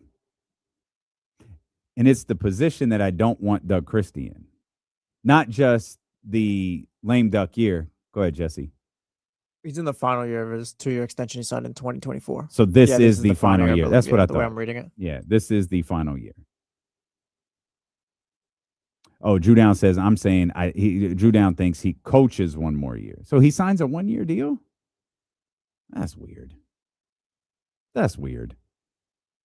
And then what? And then you like it. You just announce your retirement, because if you're the Warriors, you have to get your guy in place, don't you? But I say all of that about the Warriors to say, like, the Warriors will be in a far better position to just try their luck at the lottery. The problem with the Sacramento Kings is they have been at the bottom for so long that everything that is happening right now is a massive disappointment. They are getting so close to their odds being damn near the same as the Golden State Warriors. Like in that, Ham, I was nervous to admit I didn't know who the hell that guy was out there for the Utah Jazz last night. Much less that he had only played in a single game before. But you look at this Jazz schedule ahead. They've got Minnesota on Wednesday. Milwaukee, any team that plays Milwaukee, because it is a winnable game. Whether you're Brooklyn, Sacramento, any of those bottom teams, playing Milwaukee feels like a very winnable game. But I guess you have to choose to try to win it. And then are we going to operate under the idea that these teams, meaning Brooklyn, Indiana, Washington, Utah, they're just not going to win again? Minnesota, Milwaukee, Philly, Toronto. Ooh, Wednesday night, March 25th. Wednesday night, March 25th. It's the Utah Jazz versus the Washington Wizards. Someone has to win. They've got Denver, Phoenix, Cleveland, another one against Denver. They're at Houston, at Oklahoma City, at New Orleans. They got a Memphis game on the second to last night, and then they close out, they being the Utah Jazz, they close out the season in Los Angeles to take on the Lakers. I don't know what to make of that. Outside, Washington has to play Utah. Someone has to win that game. You'd probably want, at this point, I probably want Washington to win that game, just to make sure at the very least the Kings stay bottom 4 and those odds stay the same. But who knows? Maybe the Sacramento Kings do have a handful of victories left in them. All of a sudden, they're a juggernaut who's just winning games. They're not quite the Atlanta Hawks, but goodness gracious.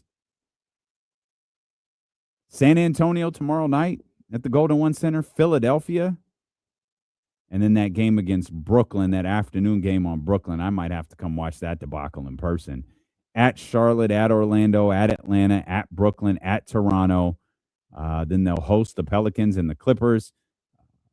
And then they got a away home situation with the Golden State Warriors. And then they'll close out at Portland. That's interesting because that's the 9-10 right there. Golden State, Portland. That's the 9-10. And I gotta imagine whatever the intents or desires are of the Golden State Warriors, the Portland Trailblazers, they're going to want that game at home. And I get it. Golden State might not care, but Portland's going to want that game at home. Kareem says, and I know Kareem is frustrated. Kareem says, just sucks. Every other team, every other tanking team can do this correctly besides us. So maybe this brings up another question.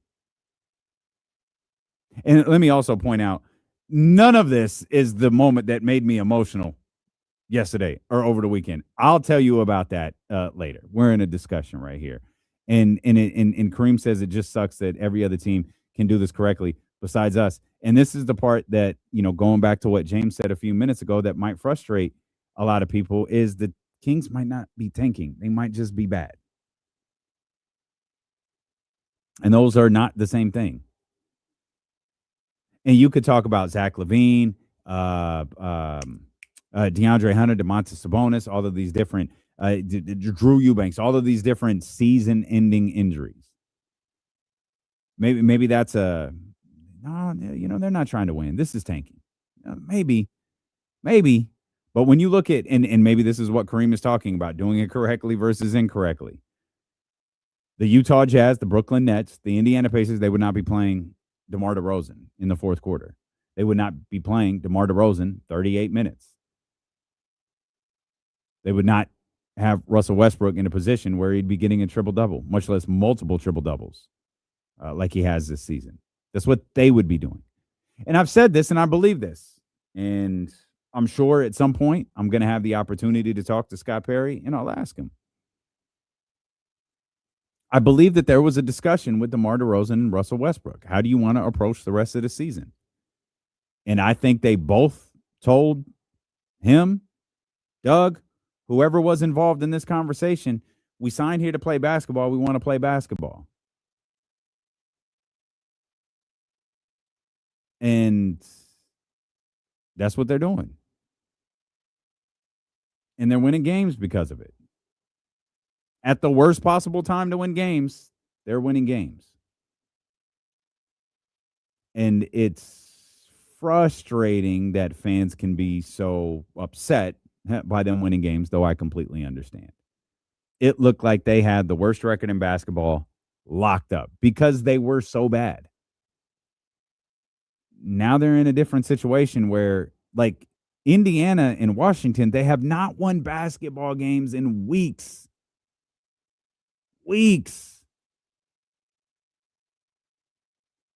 Brooklyn's won 2 of their last 10. They've lost 3 in a row. Utah, same thing. Same exact thing for Utah. Maybe they're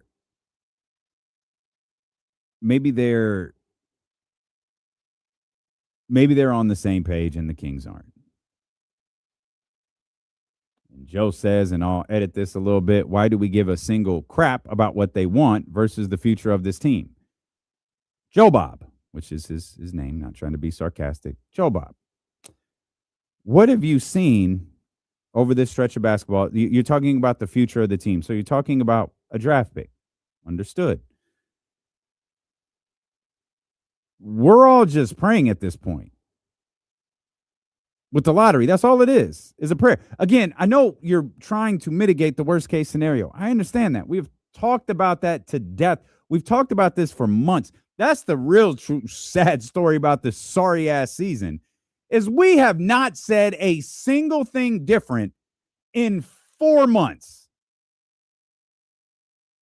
For 4 straight months, we've taken the air for 4 hours and had to regurgitate the same thing because nothing has changed. Other than the fact that Dennis Schroeder and Keon Ellis aren't here, and this player, that player, now that player have all had season-ending surgeries. Since November 20th, we've been trying to figure out what to do with this basketball team. We've been trying to figure out what the future of this basketball team is. We started talking about A.J. DeMonsta and Darren Peterson. Then Koa Pete got introduced. Then the kid from Arkansas got introduced. Kingston Fleming got introduced. Point guard out of Arizona. This player, that player. Wasn't even Christmas, man. It wasn't even Christmas. We were just trying to figure out what this team is going to look like. And now we just sitting here praying that however this lottery system works, it works in favor of the Sacramento Kings. Which, as we know, that doesn't happen very often. But it has happened. The Kings just haven't pounced on that. Mojo's local tap and kitchen text line, 916-909-1320. I think that's my man TC on the line. TC, what's good, baby? Yes, sir. What's up with my 2 brothers, man? I know Jesse back. What's up, man? Jesse here working, man. We all good, baby. We all good. What's up with you? You good? Yeah, I'm good, bro. Just, I mean, it's kind of irritating. I know I called in earlier with the whole, like, everybody complaining and going up in air with the draft lottery, like, wherever we fall. Do y'all think when these ping pong balls fall, right? Do y'all think if we end up with the worst record, right? If we lose out, we end up with the worst record, the league is going to look at the Kings and say, you know what? Y'all got the number 1 pick. Do you think that's going to happen? Or do you think when that happens, the lottery balls are going to flip and they're going to be like, Sacramento Kings, number 9 pick? Which one is more realistic? The second one, right? So that's why I'm saying, let's stop getting so caught up in where we're falling at. It's a bad season anyway. So we're going to get a dope player anyway because this draft got a lot of studs all around the first round, not just the top 5 guys. So I'm saying I'd rather take what's going on now, these last couple games, with our younger generation developing, playing better. Doug is being able to grab a grasp of the team. I know it's still early and it's all up in the air, but it looks better than what it was before. And they were losing games. Now the young guys are developing to winners and they're sort of winning games.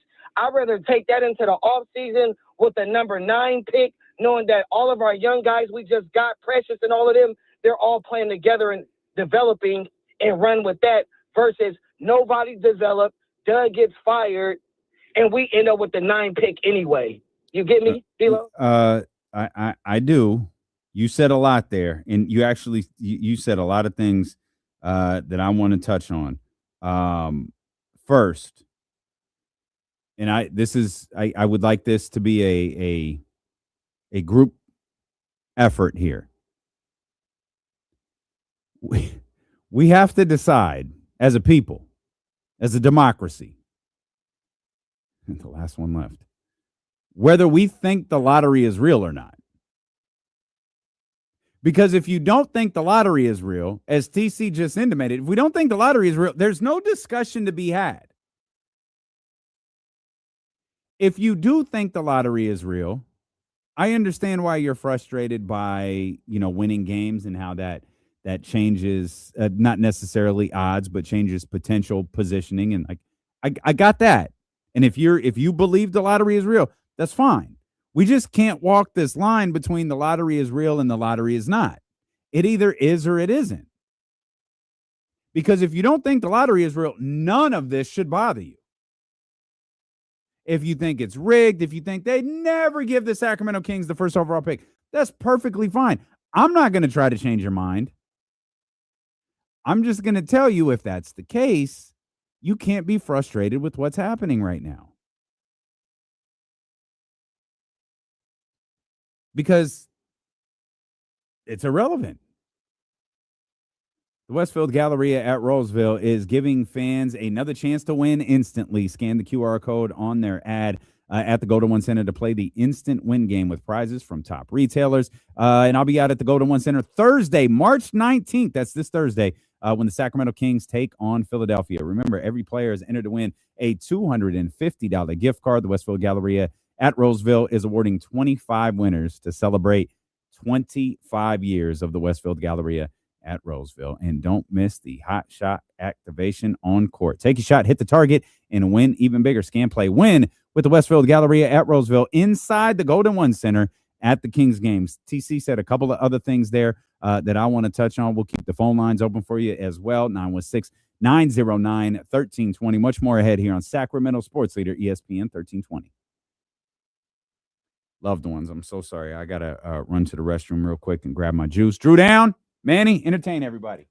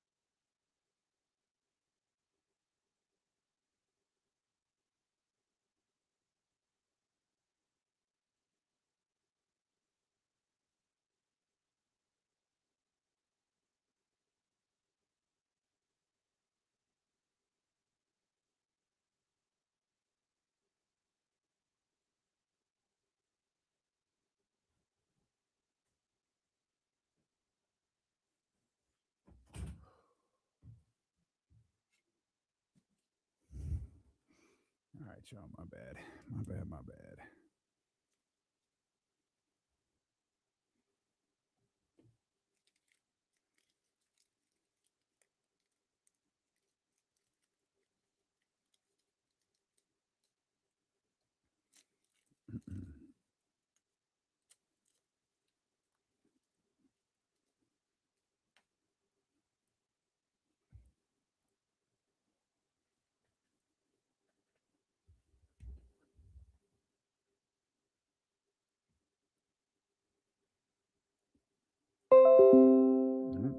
That's great. Thank you for doing that during a commercial break. Oh, man.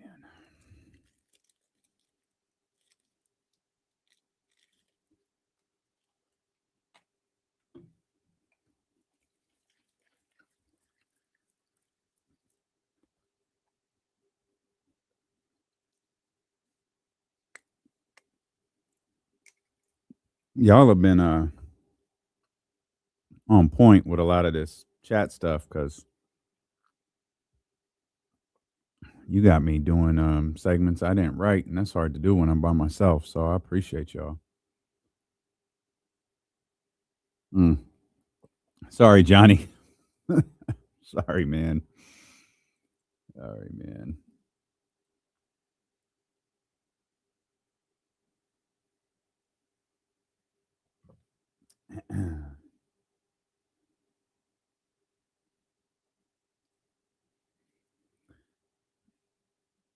You said Danny? Oh, okay. All right, Mojo's Local Tap and Kitchen text line 916-909-1320. Same as the phone lines right there.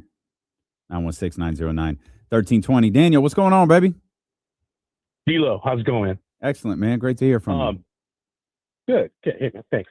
The problem I have with everything going on right now is it was easily foreseen when they signed Russ at the beginning. It's like, why are you doing that? Why are you doing this? It doesn't make any sense. And for anybody that's been a fan for a while, to see what was going to happen, you could foretell what was going to happen, and it's happening now. And now they have the veterans, and DeRozan's playing 40 minutes, he's scoring 40 points. Yeah, and it's just not needed. And you knew this was going to happen. So I think it starts in the front office. And if they can't see what's going to happen, what hope do you have? If they can't foresee that this was going to happen, what hope do you have? Well, I'll say this, Daniel. I appreciate you, man, as always. Thank you, my brother. They signed Russ in the offseason. Like I genuinely don't think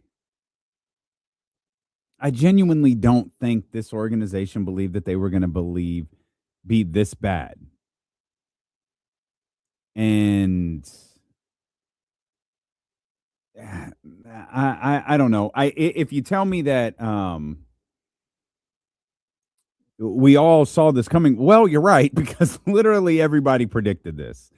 And I think that's the scariest part about being a pessimistic Kings fan, I guess, is your pessimism is usually pretty accurate. That's why, the Kings are going to wind up drafting, where that 4th, 8th. Hell, yeah, that could very well be possible.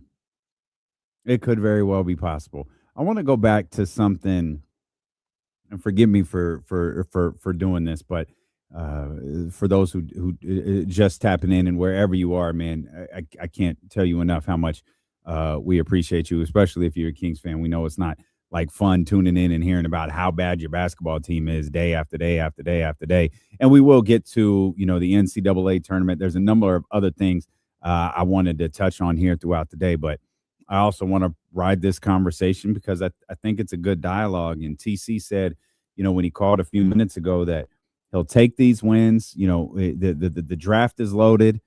It's a good look for everybody involved. The Kings are going to draft a good player. They're going to get a good player. So what we're going to do is we're going to take these wins, take these development of these young guys. We're going to head into this offseason, whether it's the 9th pick, 10th pick, whatever it winds up being, we're going to take that player and see what we could do headed into next year. And I like it. It's a positive mindset from TC. Ain't nothing wrong with that. I know everybody is, used to pessimism and frustration. And I get that. TC taking a positive outlook. I'm with it. But here's my question. Because TC said this and it immediately stood out. I'd rather take the wins and the development headed into the offseason. Mm-hmm. Mm-hmm. So, and we have on every front, from the Utah, Brooklyn, Washington front, Indiana, to the Clippers. You've got Warriors, Trailblazers. We have pointed out the last stretch of the season. It's going to be real difficult to be aware of what we're watching, right? And you absolutely have, like, the Clippers did not lose that game on purpose. They might have just got caught a little flat-footed on Saturday night. And that's Ty Lue's fault. That's their fault. Maybe the Kings just played really well, and that's why they won. Could be that too. Maybe if Kawhi had finished the game, the Clippers would have won. Who knows? But one of the difficulties in evaluating games, specifically, one of the difficult things when evaluating players down the final stretch of the season is, you have games where, maybe that fourth game in 6 nights, whatever the NBA cliche excuse you want to make, long road trip coming up, just got back from a long trip. All of the excuses are there. Oh, and the Kings caught him. Great. You went out there and you beat some version of 8 guys in Utah Jazz uniforms. Excellent. So are we constituting, and I swear to you, I'm asking, I'm looking for responses in the chatty house, securing, Drew Down, Coach Molly, everybody. Does winning equate to developing? Or will we not see the true development of any of these players until next year? Because what takeaway do you have from last night? Outside of who the hell is Anderson Garcia? Outside of that, what's the takeaway? Max was really, really good on Saturday. Max was really good on Saturday against the Clippers. What's the okay? So what do we do with that? With Max, I feel like I have a body of work. I have a damn near season-long body of work with Maxime Reynaud where I can look at it and go, okay, he has something. Just because the Sacramento Kings have won a couple of games here doesn't mean that Maxime Reynaud is developing. Neek, another player, season-long sample size where I've actually seen Neek evolve a little bit over the course of the season. All right. Okay, I got something there. But because the Sacramento Kings have won the last few games, it's not like, oh, man, the development of these young guys is crazy. No, the Kings won the last 2 games because DeMar DeRozan scored 68 points. 68 points, 18 assists. That's why they won the last 2 games. With all due respect to Precious Achiuwa, who's played fantastic. Same with Max on Saturday. Neek, all of those guys. Russell Westbrook's triple-double, all of that. Terrific. Saturday was far more of a balanced effort than yesterday was. Far, far more. But I don't know how can I can equate, like, oh, man, Killian Hayes. Man, Killian Hayes is a hooper. Boy, watch out. Killian Hayes missed like 8 of his first 9 threes in a Sacramento Kings uniform. Showed brilliant signs of being a passer and was fantastic last night. Great. Tell me, what do I do with that?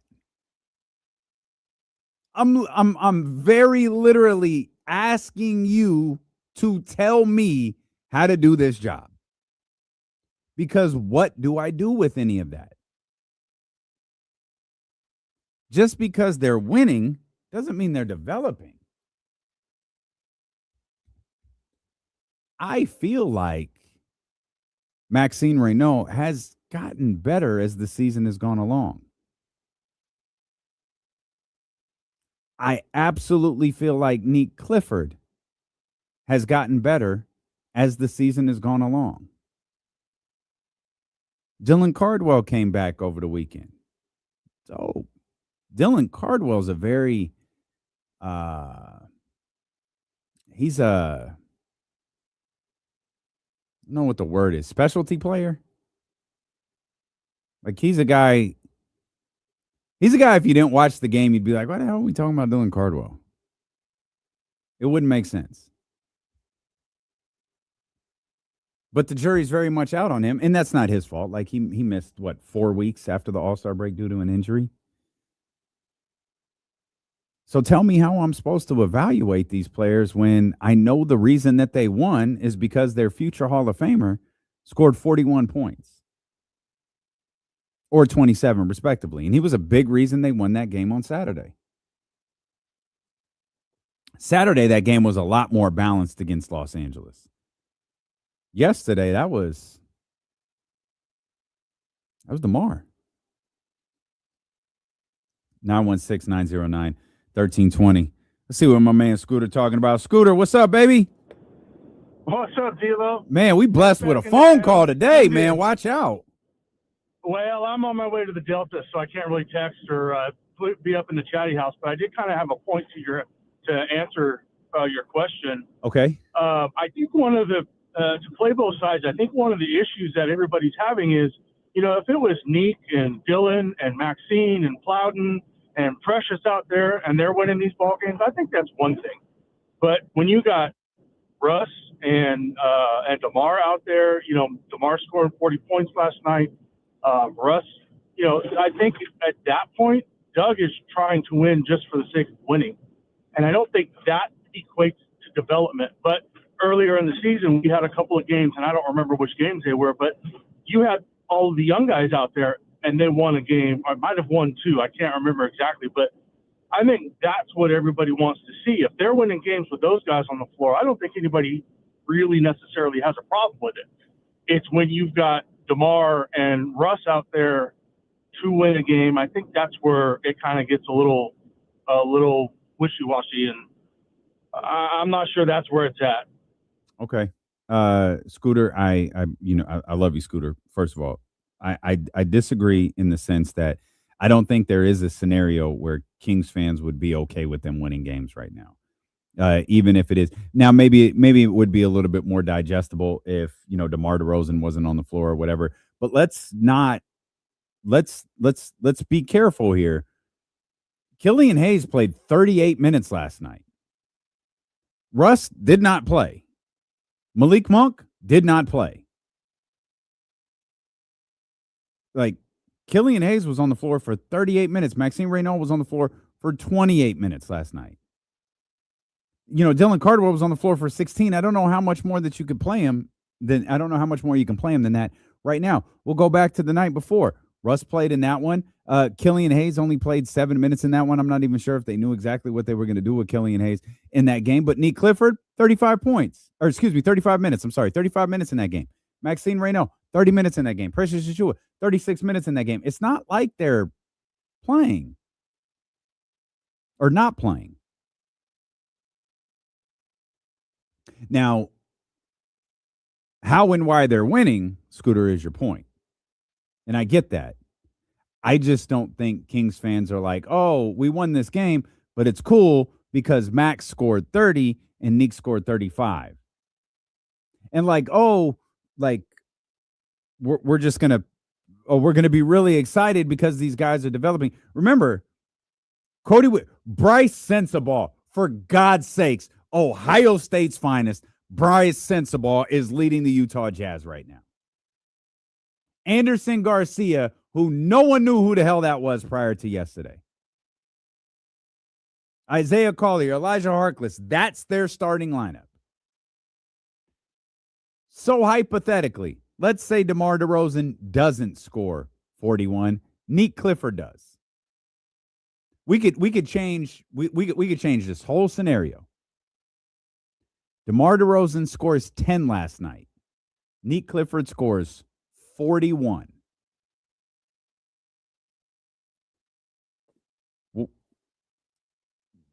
Okay. So what? We feel different? We're not upset that they won 6 of 10? We're not upset that they won back-to-back games over the weekend? We're not upset that they beat the Utah Jazz? All because it was Neek that scored 41 and DeMar that scored 10. And I'm genuinely asking. Sakirin says, if they won because of Neek, okay, if they won because of Neek, it'd be better? And I'm going to sit here and wait for the response because I'd like to know how. If the name of the game is losing, why would it be better if they won because of Neek? And better yet, what's the takeaway for Neek Clifford, a number 27 overall pick in the draft, a first-round pick, scoring 41 minutes against something that is almost certainly below a G League squad? What's that matter? He didn't do it against Oklahoma City. He's got the opportunity to do it against San Antonio tomorrow. He didn't do it against a team fighting for a playoff spot. He did it against a team that is desperate to lose. So if the Utah Jazz are desperate to lose and Neek Clifford scores 41 against them and DeMar scores 10, what does it matter? I'm so confused. Why does that matter? Does the level of competition mean nothing? Because I'm one, and I understand. I don't think I'm not unique in this regard. I'm not unique in this regard. I just don't think it's ever fooled me. The amount of times that so-and-so has scored 36 points in the G League. Devin Carter's running the G League. Isaac Jones running the G League. Never, ever, ever, ever, ever, ever, ever once have I gave a damn. Because it is the goddamn G League for a reason. What we saw yesterday was worse than the G League. So as much as I would have loved for Neek to have scored 41 and DeMar to have scored 10, nothing about today's conversation would have been any different. It all would have been exactly the same. I'll speak. I'm going to speak for myself, and I'm not going to speak for any of you. Neek Clifford scoring or Max, or Killian Hayes, any one of your favorite. Dylan Cardwell could have scored 41 last night. There would have been no takeaway. And we have frequently discussed that. I don't know what to take from this season. The beginning, the middle, and certainly the end, I do not know what to take away from it.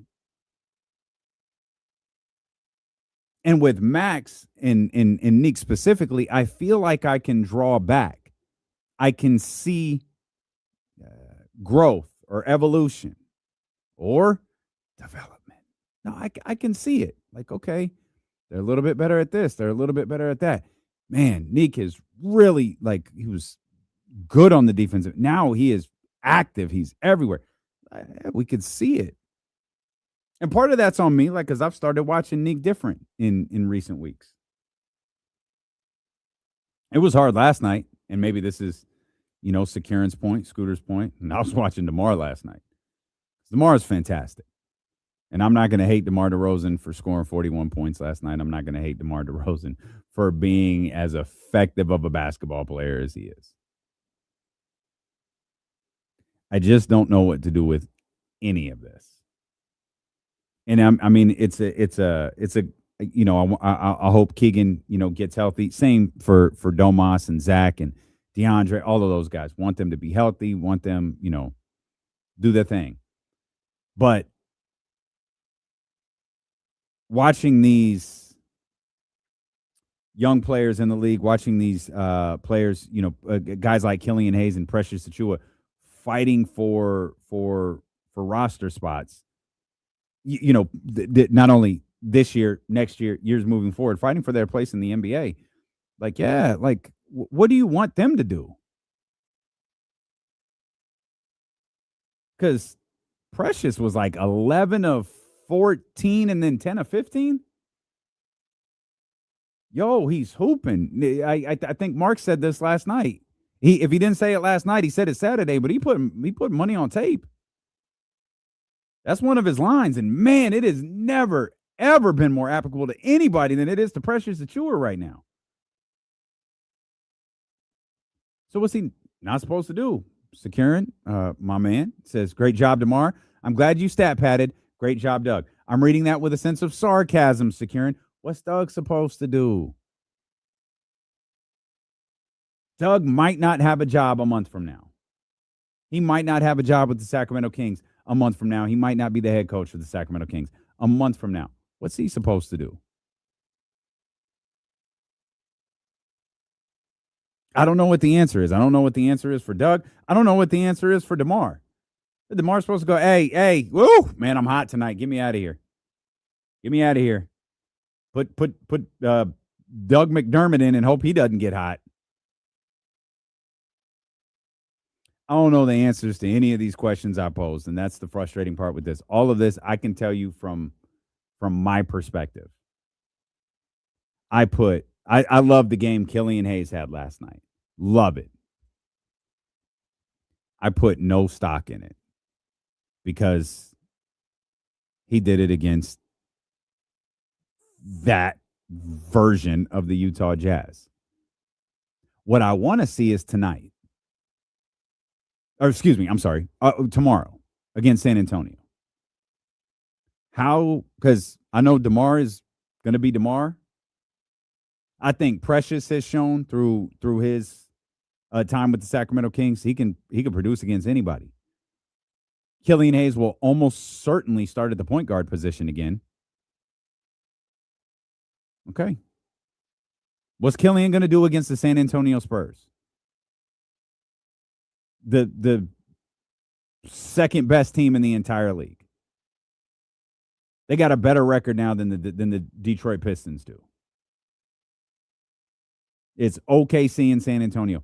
What do Killian Hayes, Nick Clifford, Dylan Cardwell, what do those guys, Max, what do those guys do against a team like San Antonio? Skip Manny here, 916-909-1320. Manny, what's going on, buddy? Hey, doing a great job, D-Lo, man. Do that solo. I know that can't be easy, so. I appreciate you, man. Thank you. This is the flux you get with fan bases and everybody, right? When your organization is in total chaos, you've never shown that you've had a grip on what you want to do or have tried to share with the fan base, what the plan is. And not that they necessarily have to, but with the way things have gone, it would be nice, right? So you get this where people cry about Doug can't coach, right? He's a horrible coach. He can't coach, even though it's his first year, and look what he's dealing with. And then he goes on this little run, and then it's let's blame Doug. Why are you winning games? But you just said you couldn't coach. So you get this. The fans don't know what to do. They're just like you said, like, I don't know what to do with this. Like, this is where we're at, and we're all going to be on different sides here at different parts of the last part of this season until where we draft, what they do with it, and what they do in either trades or free agency or with who's on the roster now. So really, until August or September, that's where we're going to be sitting there like, okay, either I know what you're doing, I don't know what the hell you're doing, or I don't give a damn what you're doing at that point. Like, that's just where we're at. No, I got you, Manny. Thank you. As always, 916-909-1320. If you want to get on the phone lines. Karen says, of course, a Bulls fan would be happy with being mid for 30 years. Karen, come on, man. Leave him alone. What we do in sports, we judge everything off of an incomplete picture, right? Artists have the ability to sit in private, paint a picture, and then when they're ready to display it for the world, to be critiqued, they can display it for the world. In sports, we judge incomplete pictures. And we don't know what the artist is trying to do. We just but I mean, the NFL right now is a perfect example because we give grades off of free agency and trade and in the early days, who won, who didn't, who's better here, who's better there, and it's all incomplete. Like we're trying to judge, hey, who's going to be a better team next year? Well, I don't know, man. The draft is next month. The draft feels like a very integral part into a team building success for the next season. But that's not how it works in sports. We judge an incomplete picture. Max, Neek, Dylan, they're all incomplete pictures, but we've got to form an opinion on them now. We've got to have something to look forward to. We got to be happy about something. Lord knows there's enough for us to be angry about. We've got to find something to latch onto. So if we can squint our eyes in this little watercolor that our 5-year-old made, we squint our eyes, boy, we see a masterpiece that'll make us millions.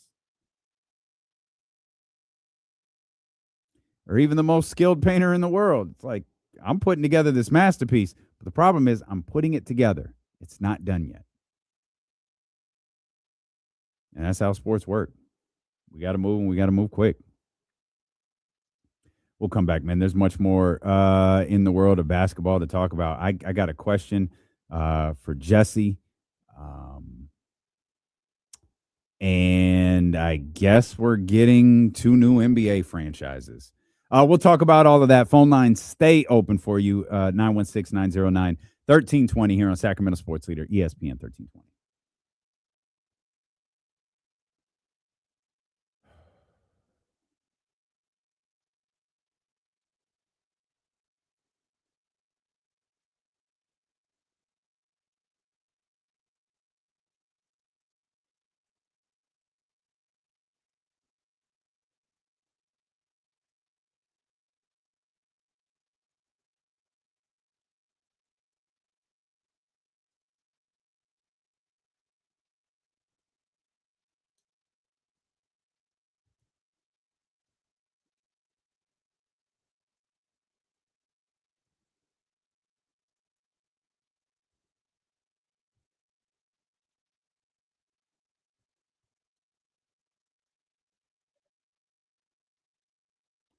Oh, boy.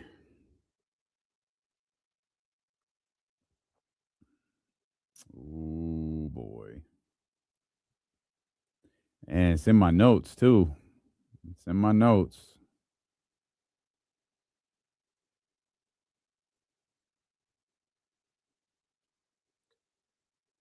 Man, I know I'm sitting here by myself, man, but I do not need hockey on.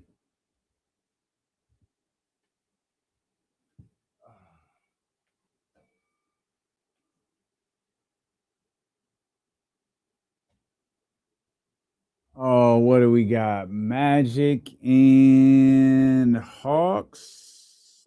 Let's do that.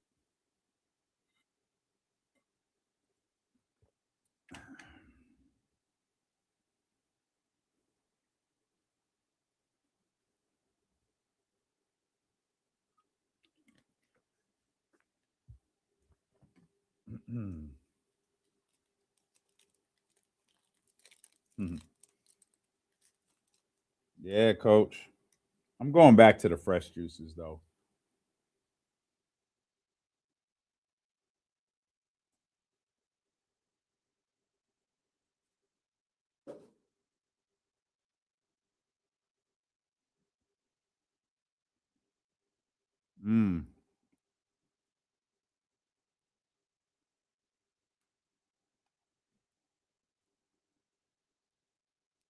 D-Mac, that feels like a pause, but I'm not sure. I do like Daquan. He's a player I'd like to see play the rest of the season. Excuse me. I don't know if that is possible. I don't have a strong impression of him either way, but I have liked a lot what I've seen. I think he might have been a little antsy last night. Oh, I got you. In fact, I'm just going to do that next.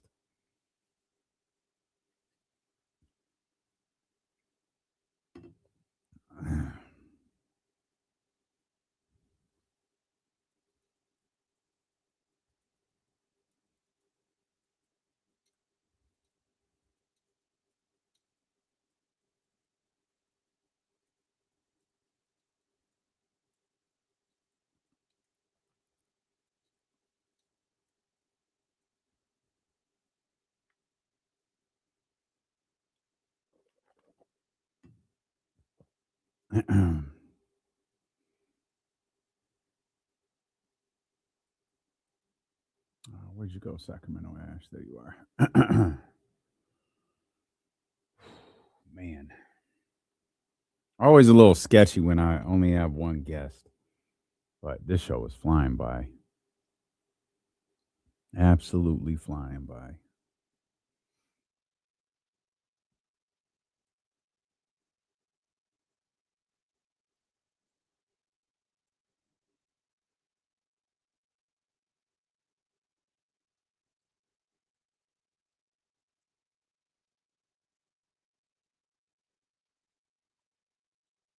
Oh, I saw that too. You see did you see AEW brought back Ronda Rousey? I did. Not gonna saw get my view, but I saw that. Man, to no reaction. Yeah, I saw that whatsoever. as well. Well, I guess I didn't hear that. It was but more like a yeah. Stevie B, I have both. Admittedly, I don't use the juicer anymore. It's too much work, too much of a mess. The whole house smells like a garden. Loud. I do have one. I don't use it. I think a blender could cook for you. I had a really good blended juice at that place I've been going to lately that I really liked. It was like a kind of a blend between a smoothie and a juice. It was great.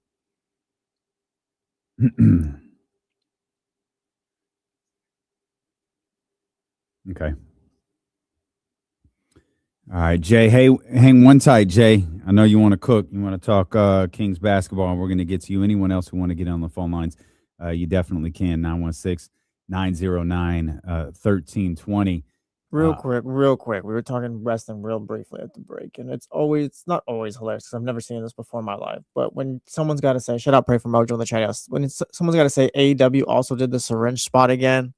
Maybe you've done the syringe spot one too many times. Yeah, that popped up on my Instagram feed. I didn't see that. And it's like, I don't know why AEW feels the need to do that blood and gut stuff, but I guess WWE did it too because Randy Orton beat Cody Rhodes' ass on did Friday. see that, yes.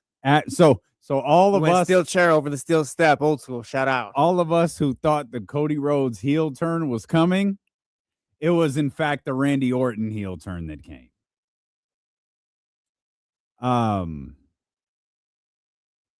was elated last night watching Michael B. Jordan join a very, very short list that includes Sidney Poitier, Denzel Washington, Forrest Whitaker, Jamie Foxx, and Will Smith as Black men who have won an Oscar for a lead actor. Michael B. Jordan is like I always like I love Will Smith. I'll always love Will Smith. I hate that his moment essentially got ruined, and that was obviously his own doing because of the situation that had happened with Will Smith, or that had happened with Chris Rock earlier in the show, and no one really remembers the fact that he won Best Lead Actor. But watching Michael B. Jordan last night, especially, with the Ryan Coogler tie-in, and when you realize the movies that Michael B. Jordan and Ryan Coogler have made together, like that is a Scorsese De Niro combination. Like Ryan Coogler does not make bad movies. Michael B. Jordan does not make bad movies. Ryan Coogler and Michael B. Jordan together make classics. And watching Michael B. Jordan, like, when you recognize these movies that he's done, Fruitville Station, Black Panther, now Sinners. You know, Sinners didn't win Best Picture, but it won big last night. Those movies, those three in particular, that's not counting the Creed franchise, which I always say, like, Creed is perfect. Like, Creed is one of the most perfect movies I've ever seen. The way it was written, produced, the story that they told, to tie in the old story and make it new again. It is very literally perfect. And 2, 3, fantastic. Like, the Creed trilogy, I guess, is incredible. But Fruitville Station, Black Panther, and Sinners aren't just incredible movies. They're so important for the culture. And those two guys are at the forefront of all of that. I mean, Black Panther is a cultural phenomenon that we might never live through again. And knowing, like, the journey of Michael B. Jordan and, like, his death in The Wire was for me, Michael B. Jordan's death in The Wire was the most traumatic moment of an insanely traumatic series. And to see Sinners get the acclaim, get the accolades that it deserved. I didn't see I know the movie with Leo and Tiana Taylor. A lot of that was filmed in Sacramento. I never saw that movie. I didn't see a lot of those movies that were nominated, to be honest. There were so many of them. But, man, Sinners was incredible, and it's just the latest in a long line of movies. And to see that Michael B. Jordan, when I first saw the video of him at the In-N-Out Burger, I thought it was AI. Like, I thought it was a work. And then I started seeing it everywhere from, like, Complex, but, like, all of the, you know, the different sites that post. I was like, oh, this is real. Like, he just grabbed the Oscar and went to the In-N-Out and, like, sat there and ate. Like, that was so fire. So dope. But I love that. I love that moment for Michael B. Jordan. I love that the list of Black lead actor Academy Award winners is getting longer. Again, Sidney Poitier, Denzel, Forrest Whitaker, Jamie Foxx, Will Smith, and now Michael B. Jordan. Incredible. If you have not seen Sinners yet, go out of your way to see it. It is absolutely phenomenal. All right, who'd you say was on the line? It's Jay, right? Jay, what's going on, man? Appreciate you holding and letting me get through that. What's on your mind, Jay? Hi, D'Lo. How you doing? Well, I guess to follow that up, DeMar deserves an Oscar. Okay. Because he is just special to watch. He is not just showing our young players how to play. He's teaching these kids on other teams, you know, by schooling them. Sure. Basically, you know. And as far as the lottery and where we fall, you just got to believe that we're going to get a good top pick and we're going to get it right. That's all we have as Kings fans to believe in. That we're going to do it. We're going to get it right. Yeah, and you're 100% right. As all we can do is hope. Appreciate you, Jay, as always. And Jay, I'm kind of with you in terms of, like, your feelings about DeMar DeRozan. And obviously my my feelings about Russell Westbrook are exactly the same. I love what they've brought to this team.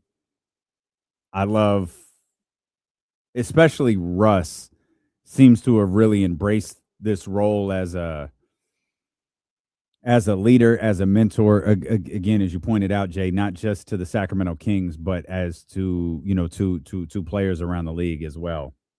And I know DeMar is maybe counterproductive to the group of individuals who want this team to lose as much as possible, but I'm with you, Jay. I like DeMar. I'm a DeMar DeRozan fan. But at the same time, I understand everybody else who's frustrated. I love the segue too, Jay, about giving DeMar an Academy Award. That's terrific. We've talked a lot about the players. Like I just asked you what you do with like how you evaluate. Like I used Killian Hayes as an example because Killian Hayes was terrific last night against Utah. But I asked, like, how do you evaluate that against that Utah team? Like, what do you do with that? We know that with Neek and Max, you kind of have a longer sample size. You have a season-long sample size when it comes to those guys. But you're going to have a lot more basketball games ahead against teams like, you've got the 2 against Brooklyn. You got those games at the end of the season, the very, very, very end of the season against the Golden State Warriors and the Portland Trailblazers. Let's say those 2 teams are locked into the 9-10. Like definitively locked. Warriors are 10. Trailblazers are 9. That is definitive. You're going into those final 3 games and your opponents, well, they got nothing. One of those teams might not even want to win in the play-in, but you've got nothing with that. So it's not just the tanking teams. Like there's going to be a series of games moving forward where you just go, that could look a lot like Saturday's game. Saturday, LA was just flat.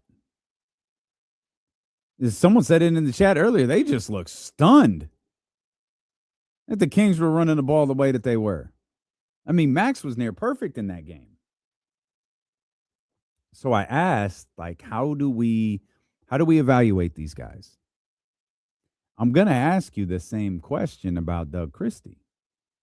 Because Doug was the one who said yesterday, we're not tanking. We're never going to tank. I'm never going to tank. I'm going to step out on the basket floor. But I'm going to step out with these guys on the basketball floor and try to win a game.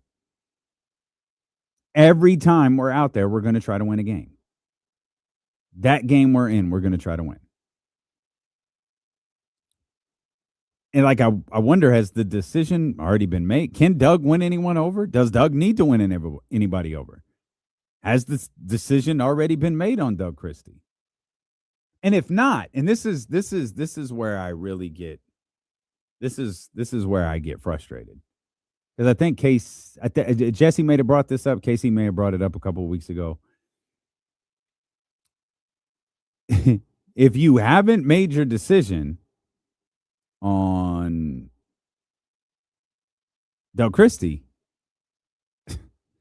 what are you going to see over these next 12 games that are going to change your mind? And I don't mean a decision necessarily, and if obviously this is a part of it, but like fired, retained, like nothing. Like, do you think Scott Perry knows if Doug Christie is a good head coach or not? Do you think he knows that? Not enough to give him an extension right now, I think. And I think him not knowing, you kind of just push that into next season just to try and find out again. That's a mistake, man. Why? What do you mean? I don't think I just don't think you can bring Doug Christie back next year without an extension. Like, you're just going to, okay. What's that conversation like? Okay, Doug, hi, Scott here. I messed this up, man. Roster was bad, injuries, all of that. Like, it's on me. We're just going to run this back out there with you next year, and I expect it to be a lot better. It's evaluation period. All right. It honestly feels like this year and next year is just all about evaluation. Okay. So now you're going to have to tell me, even though I'm Scott Perry in this situation, do I expect the team to be good next year? You shouldn't. Do you? I don't. Does anybody? I don't see them being 500. What's at the most. so are we giving him the Will Hardy treatment? Like, oh, we'll know it when we see it. That's honestly what it feels like.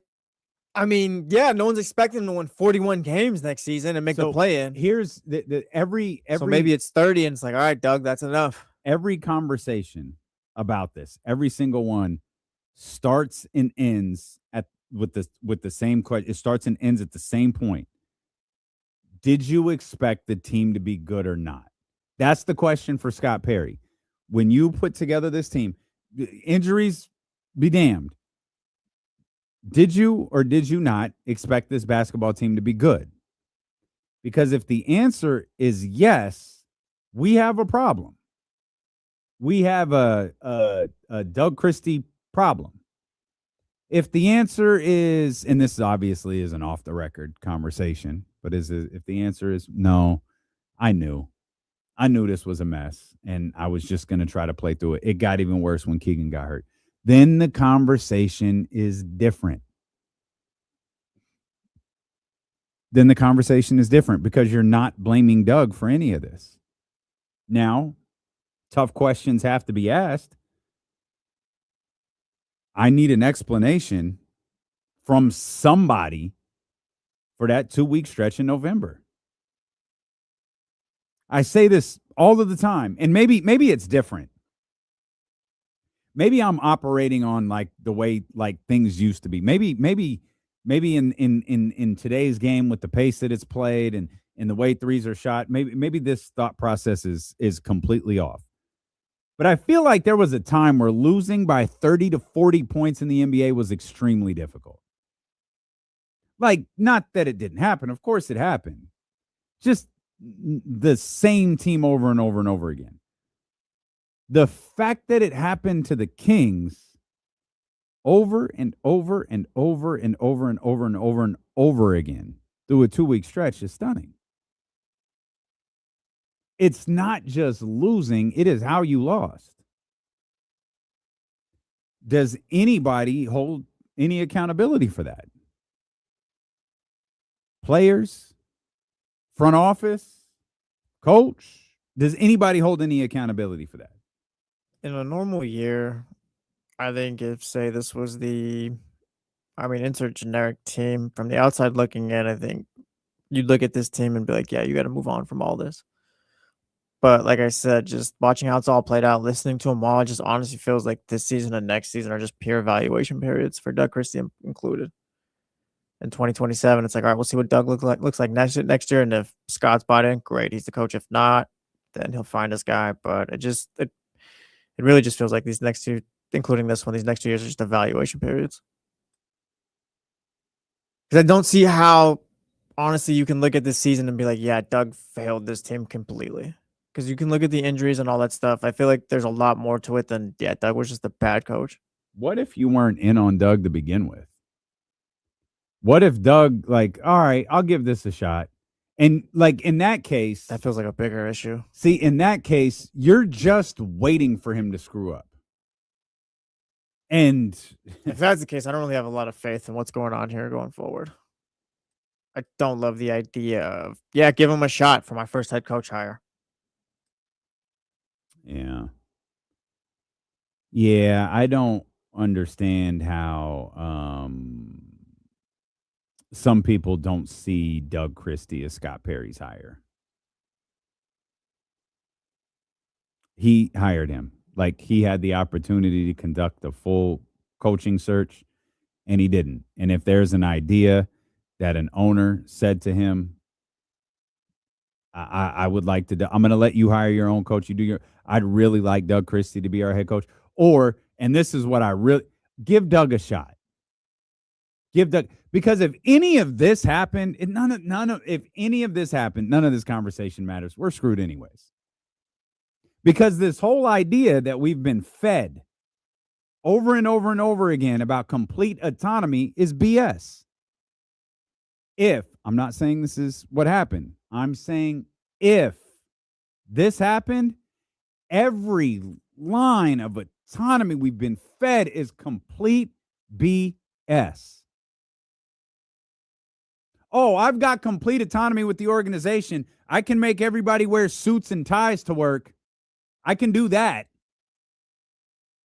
But I was kind of influenced on who my head coach should be. Miss me with that, because now Scott's just the next general manager to be fired. That's all he is. He's just the latest in a long line of nonstop dysfunction. And that's the other funny part about this, is I'm just supposed to believe it stopped because Scott Perry told us so. I like Scott Perry. Like, there's a shoot, like I do. But I'm supposed to believe all of this interference from Vivek Ranadive has just stopped because he said so. It's finally gotten so bad that Vivek goes, guys, I'm just going to let you do it. I'm sorry. I messed up. I get it's all my fault. Just out of nowhere, he's going to believe this is on me. Wasn't the acquisition of DeMar DeRozan that did it. Wasn't the acquisition of Zach LaVine that did it. It wasn't his best player wanting out of here because you fired the head coach. No. It was because Scott Perry said he wanted complete autonomy. Okay, dog. All right. And if I fall for that, I'm the idiot, by the way. That's on me. Like, I can prove, they can prove me wrong, but just blindly going with that makes me the idiot. What's the third option here? Because we can talk about first option A being, Scott hired Vivek's guy. Mm-hmm. Option B being Scott didn't really see much of this team. And I guess it doesn't have to be a third option, which is worse between the two. Right? Like Option B being like Scott didn't see much from this team. Scott so like, give Doug the job for 2 years and see what happens. Option A is way worse. Yeah. Yeah, option A is worse. Option B isn't good. That's why I'm asking. They're both just like, I'm asking, is there a third option? It's like, maybe it's a lot better than how we're talking about it right now. Yeah, option B isn't good, but it's also like, maybe I'm naive in my thinking, but you've got to lay the foundation with your head coach. Like, the head coach has to be a part of what you're doing. Like, Monty was fired the second the season ended. In the locker room, Jake Gayden announced it to everybody. Monty McNair was fired. Scott Perry, without a search, an interview, everybody knew the night that Monty was fired that Scott was, I don't want to say it was a foregone conclusion that Scott Perry was going to be hired. But that same night, we were walking around the arena, and a prominent person walked by us and saw Monty, looked right at us, and just said, "Dead man walking." All right. Got it. Conversation with that same person 45 minutes later. Yeah, it seems that they're really high on Scott Perry coming in. Cool. So they had the idea that they were going to bring Scott Perry in before they fired Monty McNair, before they actually fired Monty McNair, because we knew Monty was fired months prior. We knew Monty McNair, and this is where I'll stall Monty out, and I don't think I've ever done this. He doesn't deserve any blame for what happened with De'Aaron Fox. That wasn't his fault. I questioned in the moment, in real time, if Monty McNair had anything to do with the DeMar DeRozan deal. Because one of the first things we talked about when we got back here was, does DeMar seem like a Monty McNair kind of guy? No, but he was a Vivek guy. Just like Zach LaVine was. And yes, we can say both of those definitively. But you had the opportunity to hire your head coach, and you chose not to. Or maybe you did. Maybe Doug is your head coach. But his contract, the years and the dollar figure on it very much lead me to believe he's not. Very much lead me to believe he's not. With the task, with what he's been tasked with, to give him a contract for that length of time,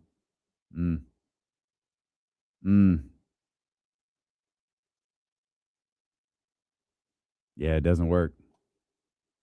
Asian Dragon Lord said Vivek wanted to ride on the hype of the Kendrick Lamar song, LOL. Buddy, I'm not sure that that's an LOL as much as it might be a fact. We'll come back. I can't believe we have gotten this much conversation out of the Kings. All because they've won 2 basketball games in a row. And I've actually waited now. What are we going on, the 3rd hour of the show? Yeah, we're going into the final hour of the show already. There is something that happened this weekend that I absolutely thought Jesse was going to bring up. So I'm going to bring it up to him. And I'm going to do my best to try to cover the 50 other things that I wanted to talk about that include the NFL, that include called third strikes. It mentioned this, didn't even, did you know Super Bowl 62 hasn't been scheduled yet? The date, it has not been scheduled. And do you know why? Woo! Haven't even gotten to talk about the tournament yet, yo. All of that is ahead. Steelo and KC here on Sacramento Sports Leader, ESPN 1320.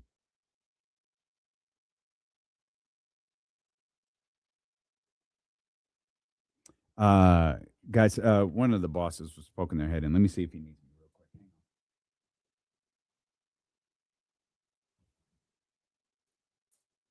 What's going on, Chatty House?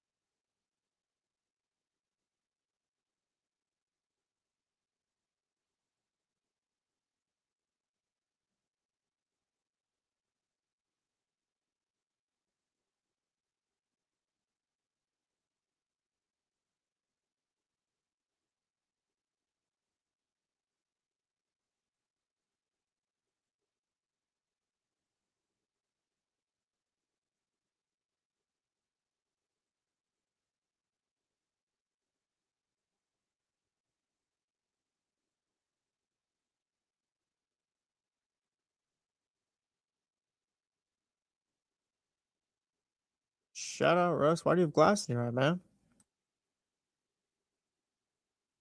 Probably go to the doctor.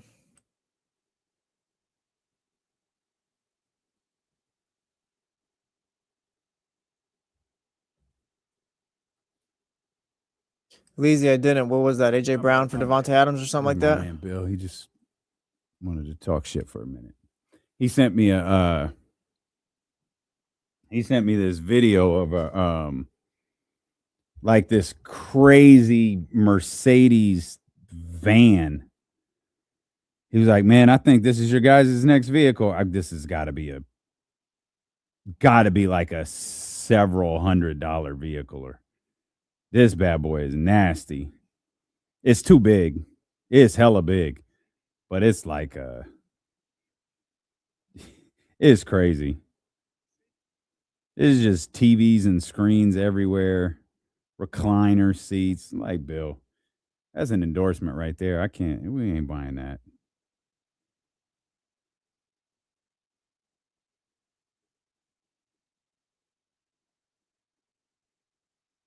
Russ, I wouldn't even say we were being positive either this morning. It's just more so like, I don't know. This is what it is. Accept it, I guess. It threw him into the barbershop for what? I think Russ has been trying to be like, oh, yeah, the wins are good and stuff like that. So Chatty House has been going at him. But oh, that's fine. I mean, with the Kings, it's like, what am I going to get mad at them for? Like, they're not going to tank. Is what it is. Doug can't tank. Right. Yeah. Yeah. So I'm not just going to scream at them this whole time like, oh, no, you should be sitting tomorrow and blah, blah, blah. It's like, this is just what it is at this point. It's the position they put themselves in. Mm-hmm.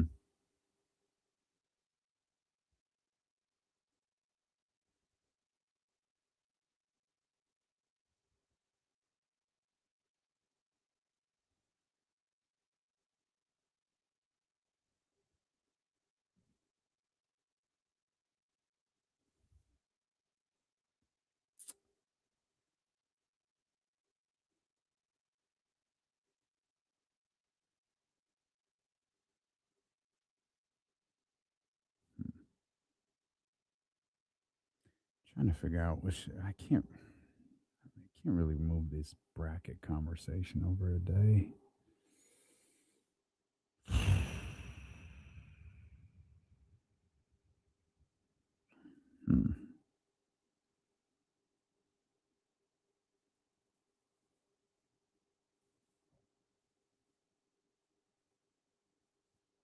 Scout,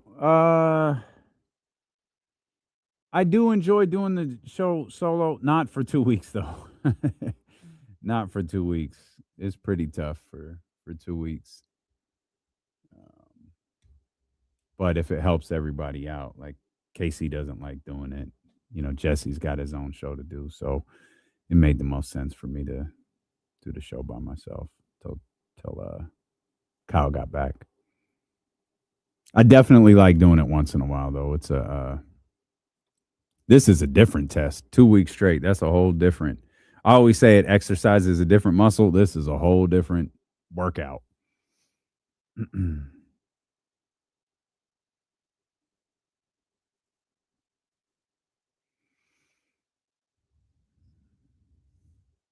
We'll keep those phone lines open for you. As always, they're always available for you if you want to get in on the phone lines. It's the Mojo's Local Tap in Kitchen text line, 916-909-1320. You could text your thoughts here to the show, or you can call that same number again, 916-909-1320. We have been in NBA basketball. We have been talking a lot of Sacramento Kings today, and we appreciate everyone calling. We appreciate the chatty house, keeping the conversation going. And you could continue to do that. Twitch.tv/ESPN1320, YouTube.com/ESPN1320. And again, the phone lines one more time, 916-909-1320 as we end this final hour of the show here. And our first mention of the brackets. The brackets are set for the men and women. And from a women's perspective, them stars are coming out to Sacramento. My goodness. Saw a couple. Where was it? Was it Zebra? Yep. Zebra says we got tickets for the Sweet 16 women's tournament. The Golden One Center. Man, there are there's some big dogs coming through. Obviously, this is UCLA's kind of home region, but UCLA, South Carolina, LSU, Duke, barring something crazy, all of them should be playing games in Sacramento. That's going to be such an amazing, 5-day stretch or whatever it is for Sacramento basketball fans.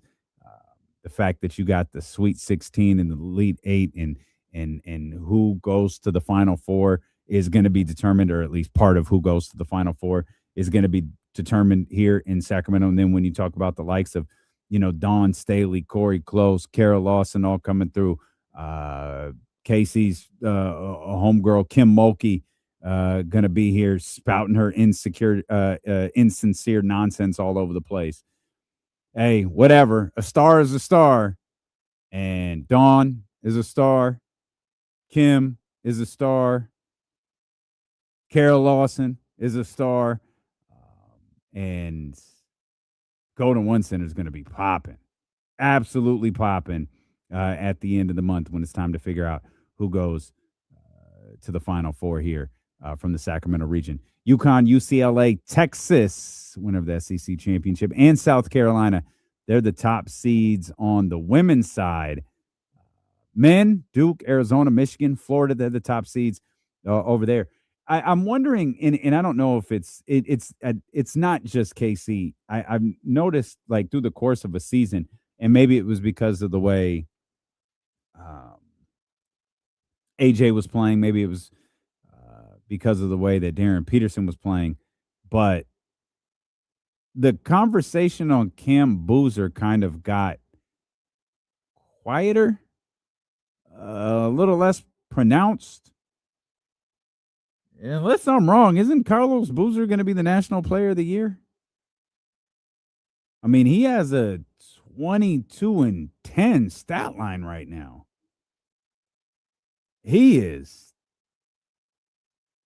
bad.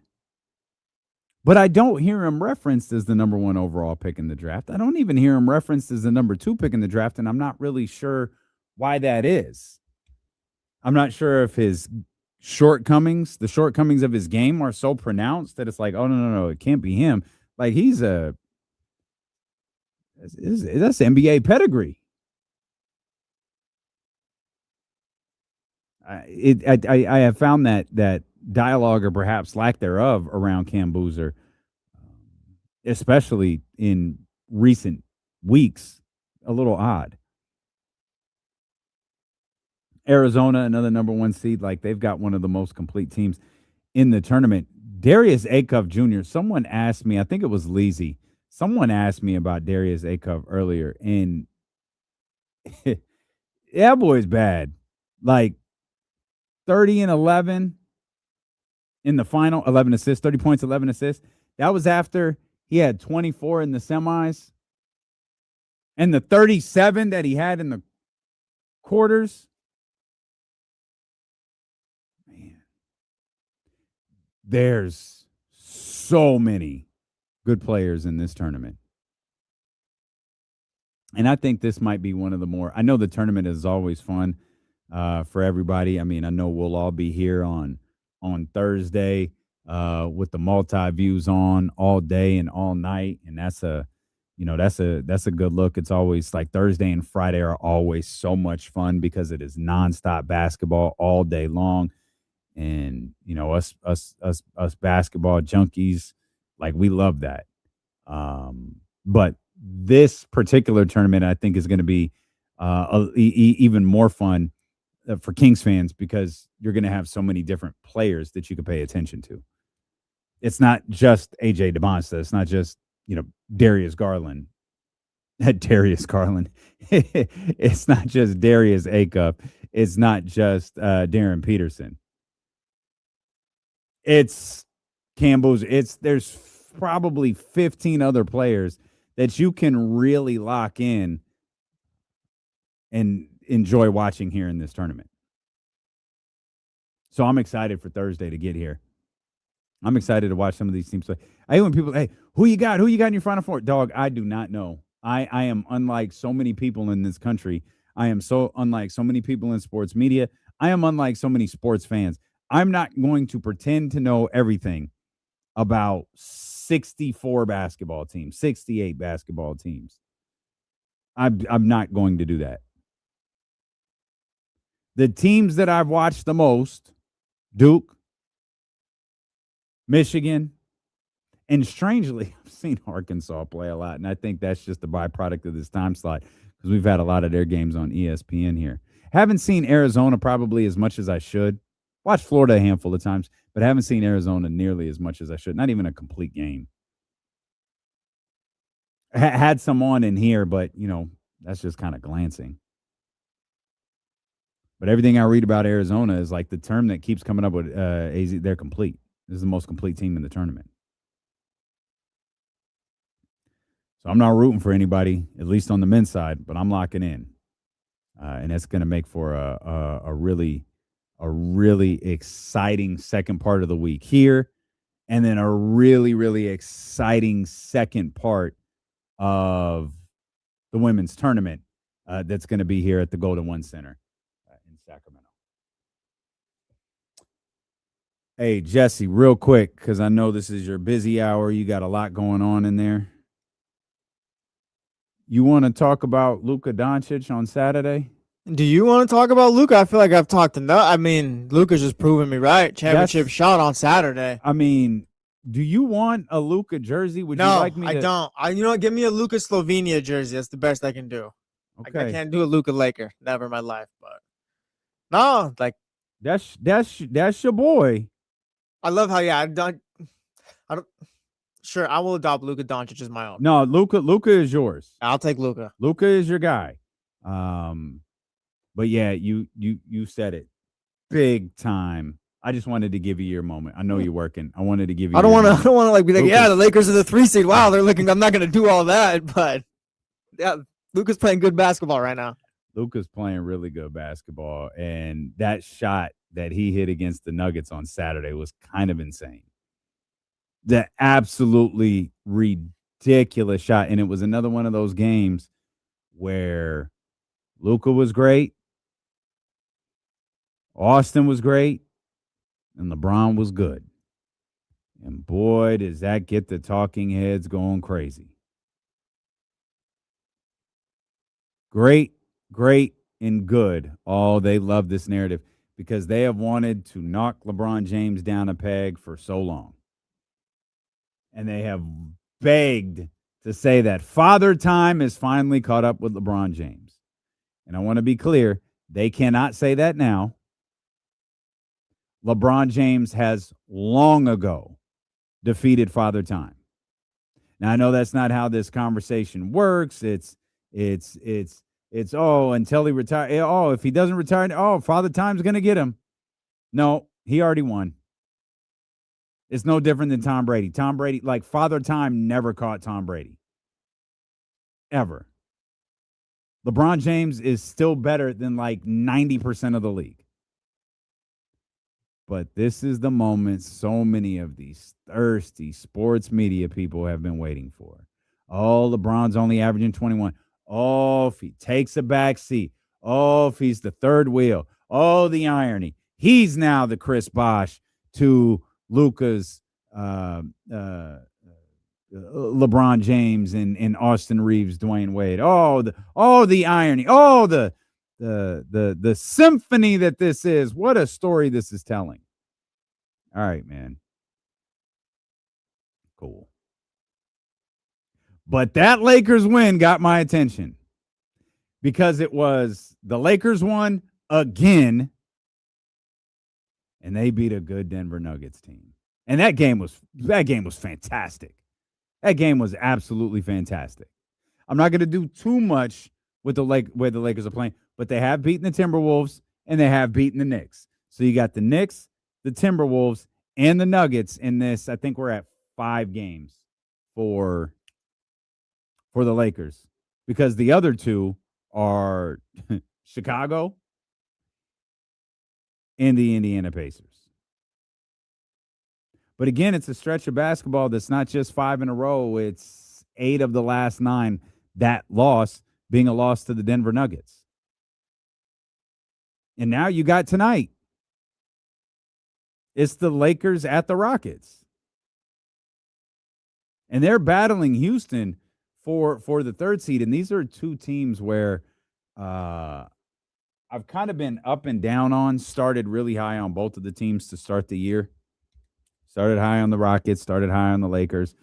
Kind of watched the Lakers a little bit. And it's not like the Lakers ever were bad. It's not like anything was ever not good with them. It was just kind of like, I don't think this looked like I thought it was going to look. It wasn't fluid. Okay. And I mean, I got to check myself. There's a learning curve with LeBron James. There's LeBron James induced panic. There are all sorts of things that come with playing with LeBron. And this is Luka's first full year playing with LeBron James. So maybe some of those things have been rearing their head at different points throughout this season. But they are playing good basketball tonight. A win tonight against the Houston Rockets would go a long way for the Los Angeles Lakers tonight. A win tonight against the Los Angeles Lakers or against the Houston Rockets would go a really, really long way for how I feel about the Rockets. I'm not going to go so far as to say I am completely out on the Rockets. I'm not. However, I am approaching. Like, the car's slowing down, and I'm ready to hop out. Because this is a 41-25 Rockets team. For those unaware, the Denver Nuggets are 41-27. The Minnesota Timberwolves are 41-27. They're fighting for the 3rd seed tonight, and it could quickly become the 6th seed. Phoenix has a little bit of work to do, a little bit. It's a couple games before we start having a conversation about the Rockets falling out of the play. And, of course, that could be true for the Los Angeles Lakers as well. That could be true for any of those 4 teams I just referenced. Lakers, Rockets, Nuggets, Timberwolves. They have to fight off the Phoenix Suns. Got to. I need to look at the rest of this Rockets schedule real quick, see what they got up ahead of them. We mentioned, wow, it is the first of 2 with the Lakers, both in Los Angeles, tonight and Wednesday. Man, oh man, if one of these 2 teams is able to win both of those games, that is massive for the team that won both. It's also going to be massive for Phoenix, Minnesota, and Denver. But Houston has these games against LA. They got Atlanta coming up, Miami. They're at Chicago, at Minnesota, at Memphis. They do have a game against the Knicks coming up. They got the Jazz on their schedule. They have one at Phoenix. So, yeah, they got that game at Phoenix. They got a couple with Minnesota, and they got a couple with LA. Like, Houston's going to have to bust their ass to stay where they're at. And they've dropped to 4 from 3. Like, they're going to have to work to stay at the 4. They could obviously flip positions here real quick with a couple of victories over the Los Angeles Lakers over the course of the next 3 days. But there's a lot to shake out in the 3 to 7 spot of the Western Conference playoff race. But Luka looked extraordinary. That was a big-time shot that he hit the other night. Lots of big-time shots from the Knicks, not to keep harping on the Warriors. Warriors were up 21 against the Knicks. And that game, with all due respect to Golden State, was going to be a lot more about the New York Knicks than it was going to be about the Golden State Warriors. The Warriors were going to be barely an afterthought in that conversation. That conversation was going to be about the Knicks losing to the Warriors, who at the time had lost 4 straight. Now they've lost 5 straight because the Knicks came back and got the job done. But that was the 2 teams that I'm having a really, really difficult time buying into this season. Or I don't want to say this season, heading into the postseason, because that's what we're talking about right now. Regular season success is irrelevant.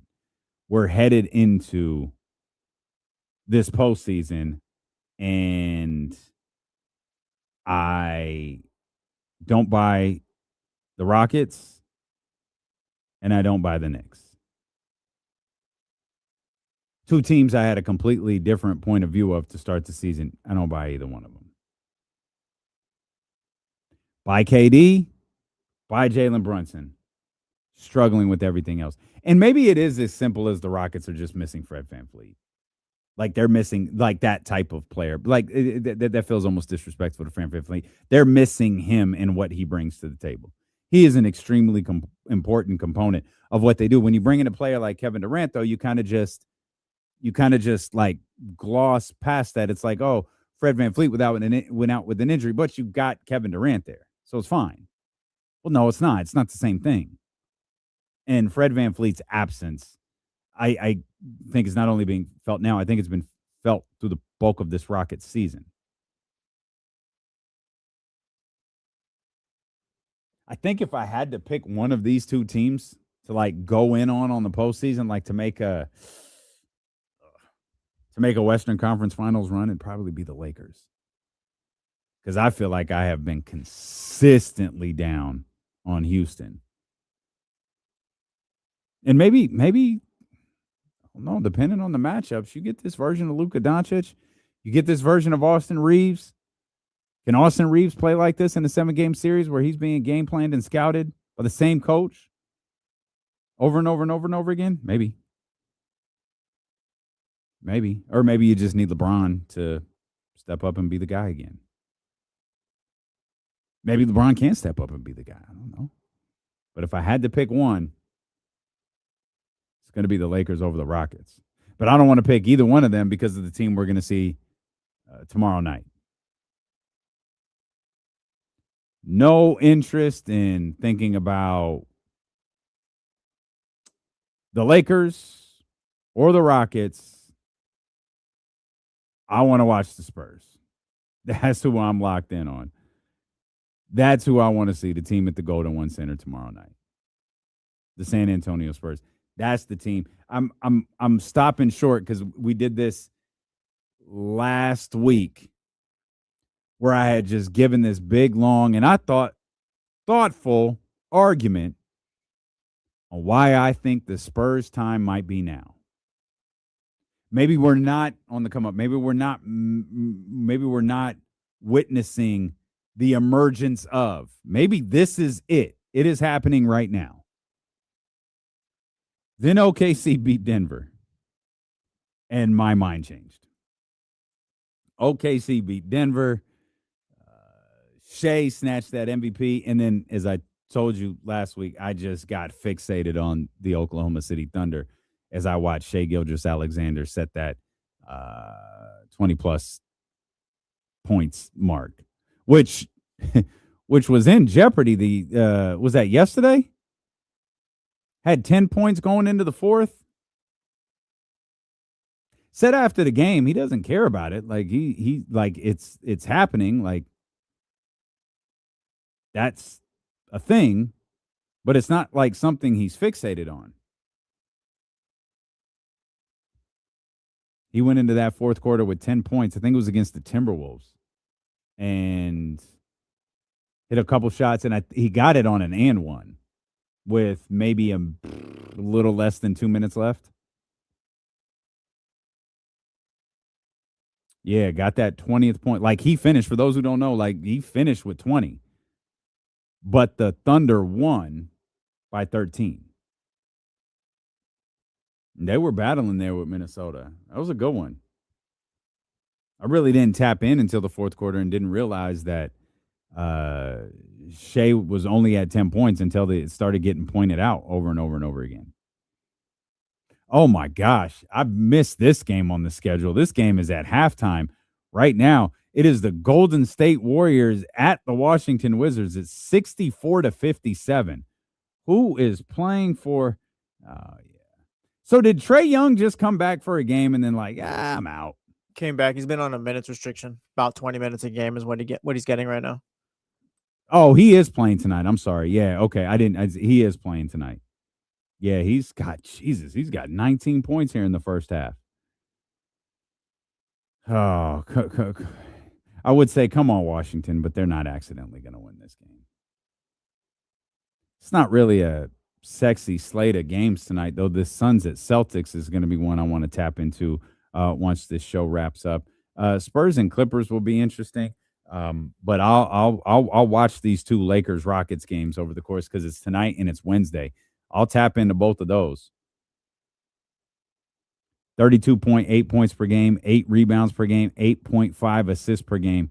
That's Luka Doncic's stat line right now for the Lakers.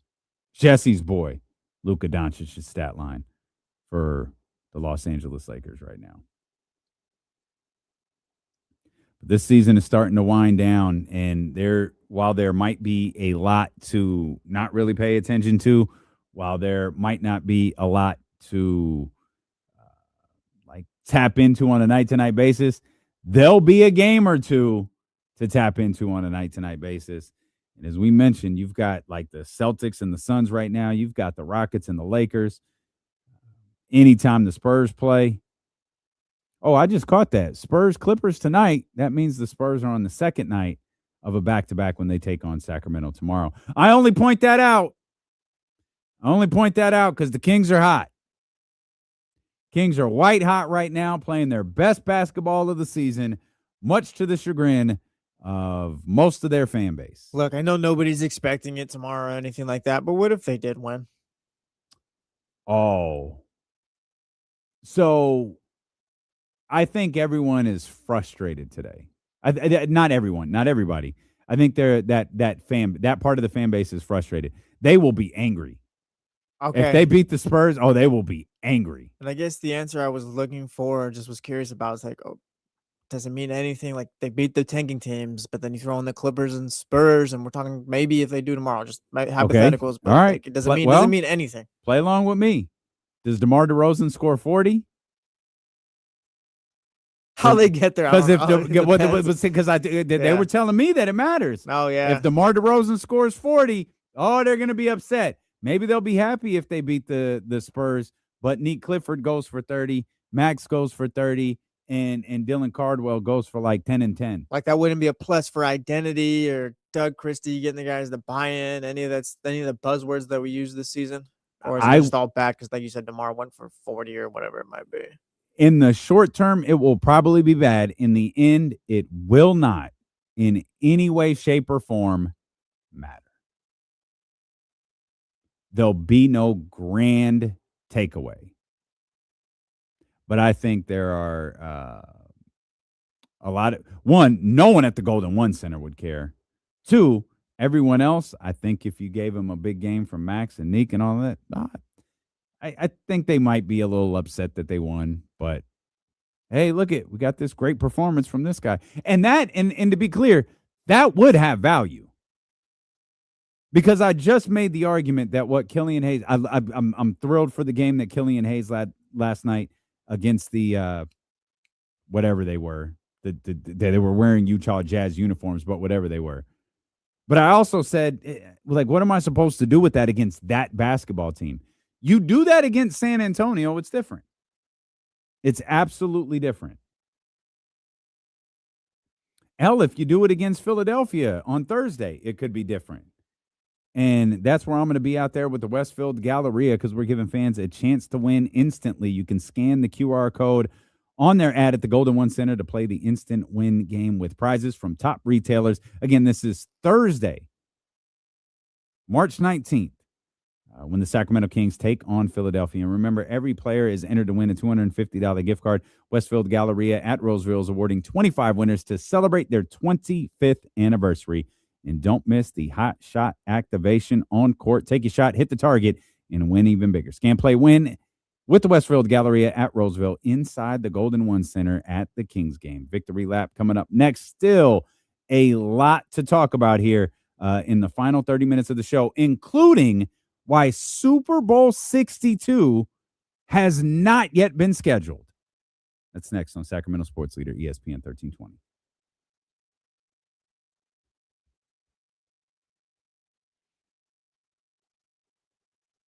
Oh, D-Love, you mentioned Baker Family Wine today. I think I got that one coming up next, Russ.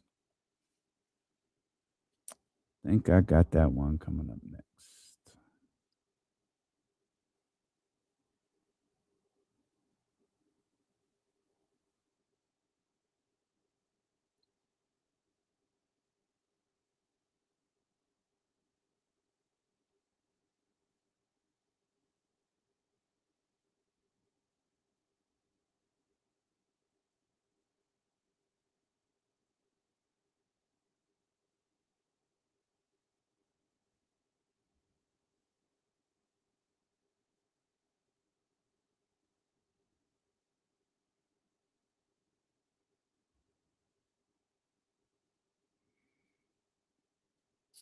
Man.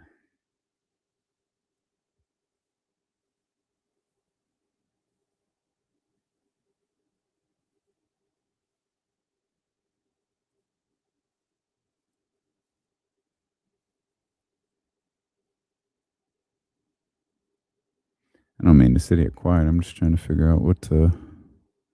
Guess I'll just close everything out that's on here. Not copy anything over.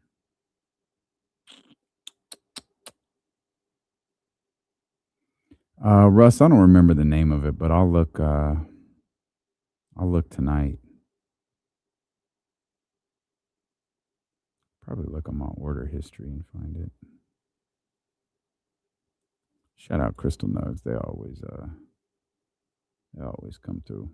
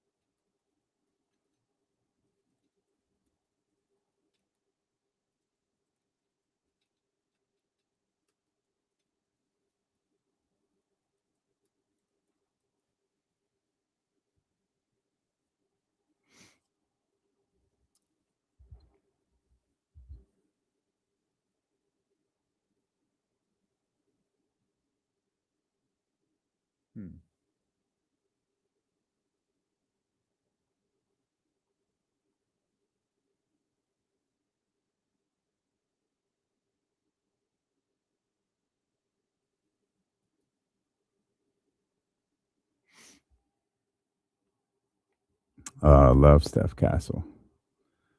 Yeah, he looks legit. Really, really good. But I think we all kind of knew that, right? Harper is the one that I'm curious to see how he develops in the coming 2 years or so. Like not just like seeing what his next steps are.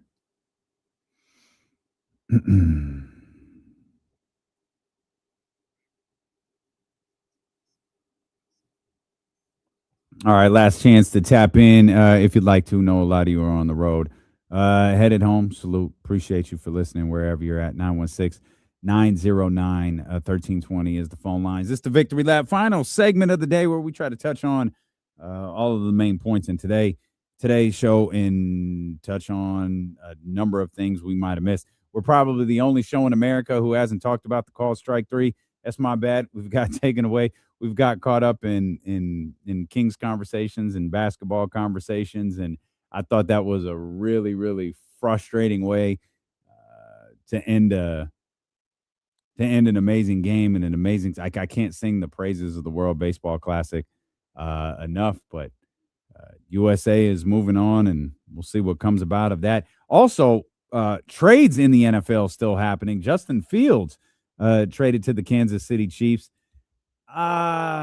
Good for Justin. Like, try to become the best backup quarterback you can, pal. Yeah, I just have to let that one go, man. I wanted him to succeed so bad. I remember this was back in the 8-hour draft show era, and I remember, I think the Bears made a trade. And it was like, oh, it's got to be for Justin Fields. I remember actively rooting for Justin Fields to get drafted there and constantly thinking, all right, he's going to be able to turn this thing around. Oh, he shows little glimmers of hope. All right, we got it going. And it just didn't really materialize a ton for him. And then you go to New York, which is no man's land for a quarterback. So him winding up with Andy Reid, Patrick Mahomes in Kansas City definitely can't be a bad thing. From my man Justin Fields. Darius Slay retires today. I know that's dumb. Like, so great at his position. Like, so just like consistently really, really good. But he's decided his time is up. He is all done. And I want to get to the particulars on the Mike Evans deal and touch on a couple of 49ers and Raiders things. But did you know? And I as soon as I read it, it registered, but I hadn't thought about this in honestly years, a couple of years at least. Did you know that Super Bowl 62 has not been scheduled yet? Meaning the location is picked, but the day that Super Bowl 62 takes place, it has not been scheduled. And more importantly, do you know why? There's a deadline coming up for the NFL and the NFL Players Association. And you might have noticed just in, bottom lines and, different tweets and alerts. It's not the sexiest story, but it might be something that just popped up for you as you were, reading different things, that the NFL Players Association is close to naming their next executive director. Now, given all of the turmoil that went on with their last executive director, this is going to be a newsworthy story, especially if Pablo Torre gets a hold of it. But the number one issue that will be on the docket for the new executive director of the NFL Players Association and the NFL, is an upcoming deadline to vote on an 18th game. That 18th game would go into the schedule next season. Not the season coming up, the season after, the 2027 season, which is why Super Bowl 62 has not been scheduled yet. Because they're making room for an 18th game.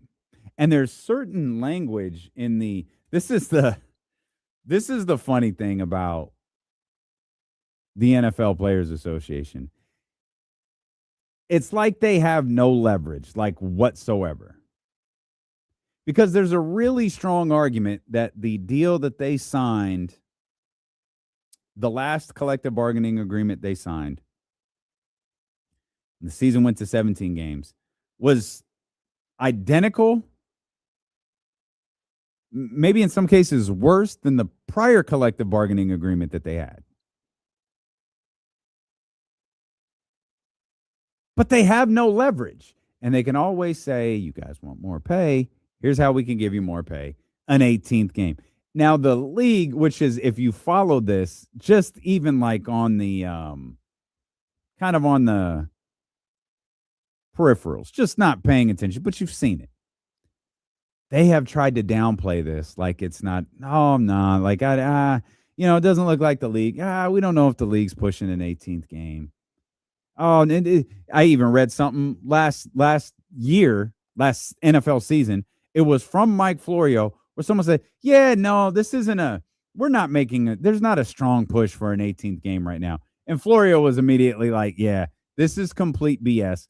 Wait till we get to the offseason and the deadline to vote on that 18th game approaches. You're going to hear a completely different tone. Now, here we are in the offseason as the deadline for the vote on that 18th game approaches. And we're hearing about how NFL owners are going to they're going to want an 18th game. They're going to want an 18th game. They're going to want 16 international games. And the NFL is going to do it. The NFL Players Association is going to do it for no other reason than they have no other option. Because in addition to not having options, they don't have spines. And they're going to roll over, and there's going to be this big, grand, it's good for our players because they make this much more money for this. Meanwhile, you've got guys retiring at 27. And salute to guys like Bryce Huff. I wish the norm in the NFL was guys retiring at 27, 28 years old. Get out of this league unless you're a protected player like a quarterback. Get out of this league as quickly as you can. Get in, make some money. For God's sakes, put it away and get out of this godforsaken league. Because we're at 18 games now, and you are foolish if you don't think that number is going to continue to grow. Because they're going to keep finding ways with these international games. They're going to keep finding ways. And again, this will be collectively bargained. 16 international games every NFL season. This will be collectively bargained. And what are they going to do about it? Bitch and complain? Be upset that they have short rest? Be upset that they have overseas? Be upset that the schedule wasn't friendly to them? What are coaches going to do? Complain? Sure, you can complain. And not a single owner in the league will care. Not one of them. Because the owners in the NFL are protective of their brands. Unlike the NBA, their brands are not Ashton Genty or Brock Bowers or Fernando Mendoza. Their entities that they're protective of is the Raiders. It's that logo. It's the shield. It's the Packers. It's the 49ers. It's the Bears. It's the Jets. It's the Giants. It's the Colts. It's whoever. Those are the stars of the league. No player in the NFL tops the Dallas Cowboys. For that matter, no player in the NFL tops the Packers or the Bears or the 49ers. Or the Steelers. None of them. And so every time these amendments come up, and remember, this collective bargain, the reason this is happening, because this isn't a new CBA, this isn't tearing anything. That's none of this. This is something that was negotiated in the last collective bargaining agreement where the NFL, their owners, would have a certain time in the first handful of years of the new collective bargaining agreement to add an 18th game. We are here, and that 18th game is on the way. And this had completely flown under my radar because, like, all of the mentions were, oh, they're probably not going to look to do this. Oh, this might not be as big of a talking point as we once thought it would be. And now we're here on this voting, in this voting time frame. It's like, oh, this is going to happen. Because the players don't really have another option but to agree with it. Other than what? Say no? Because we know the players won't lock the owners out. The owners will lock the players out. And we have discussed this so in-depthly when it comes to the NFL and their collective bargaining agreement.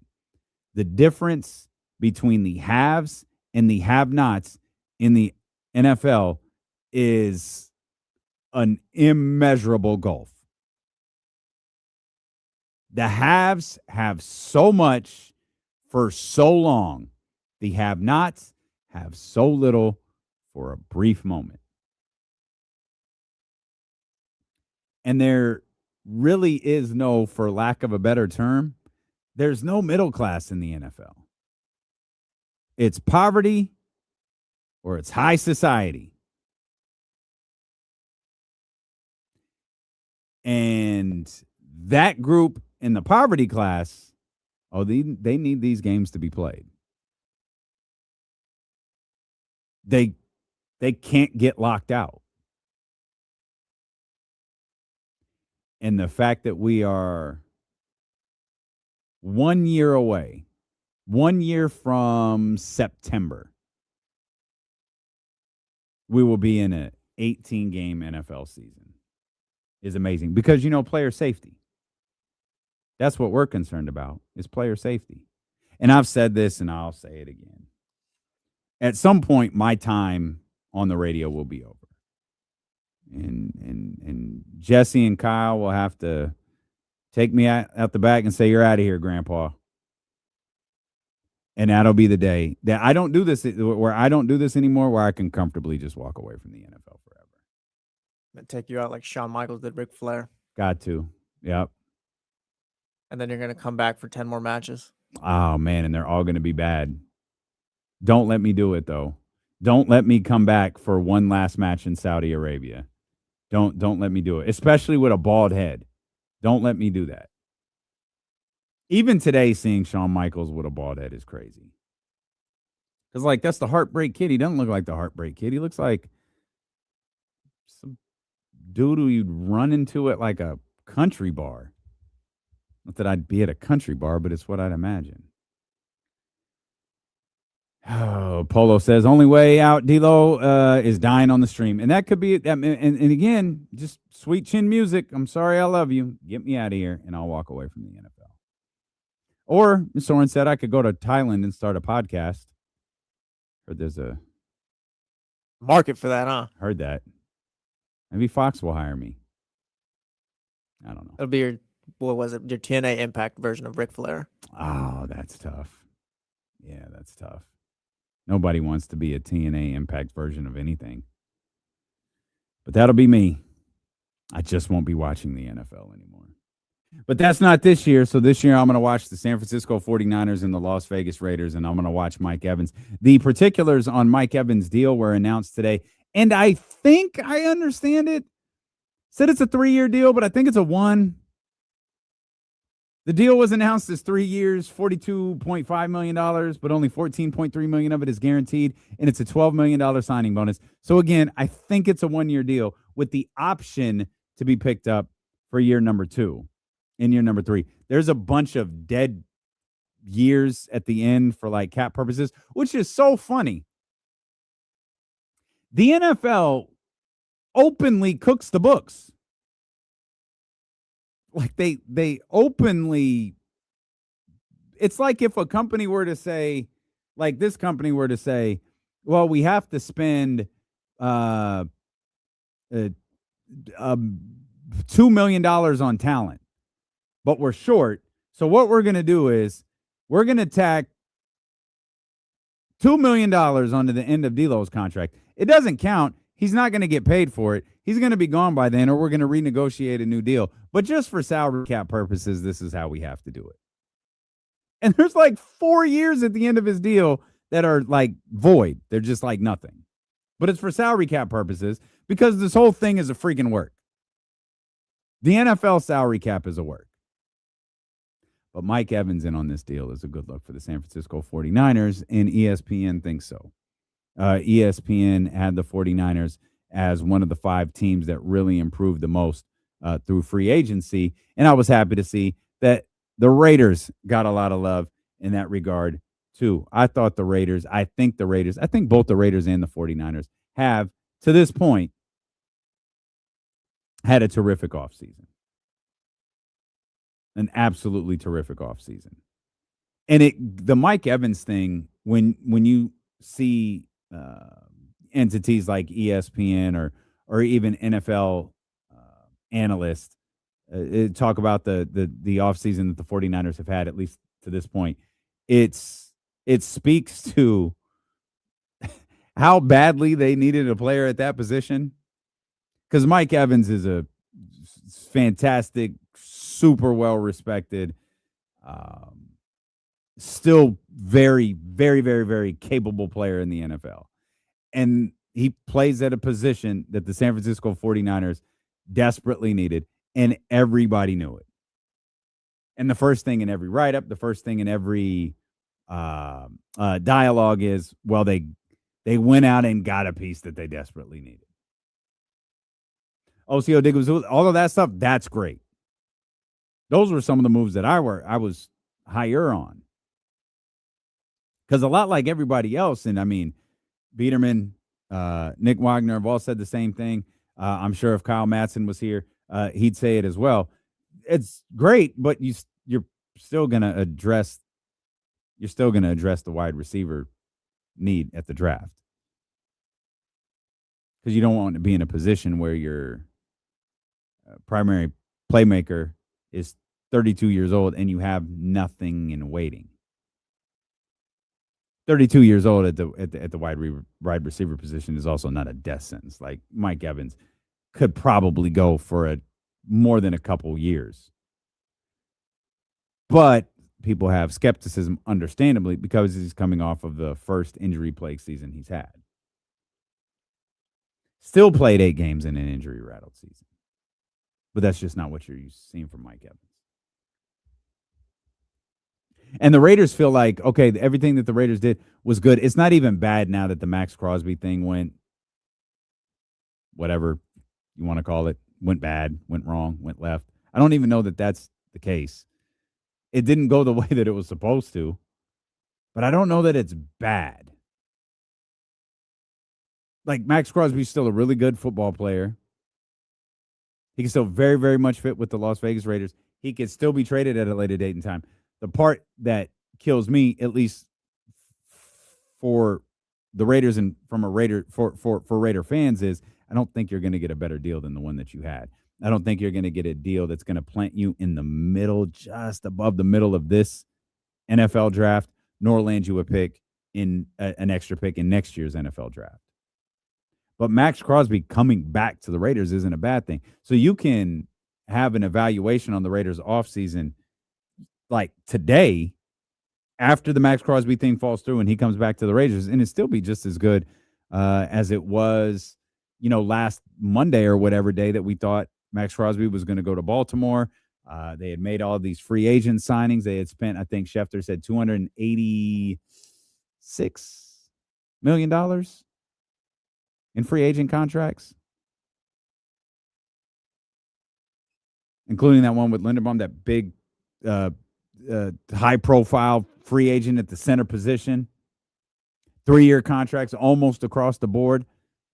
They've set themselves up really, really nice, really, really nicely to be good, to get themselves going and to build, man, sorry, Scott Perry, I'm going to steal your line for the Las Vegas Raiders, to build a sustainable winner, to build a football team that can win and compete and be good for a good stretch of time. The 49ers, they're trying to navigate something different. They're trying to build a football team that can win right now because they already have a lot of win now components.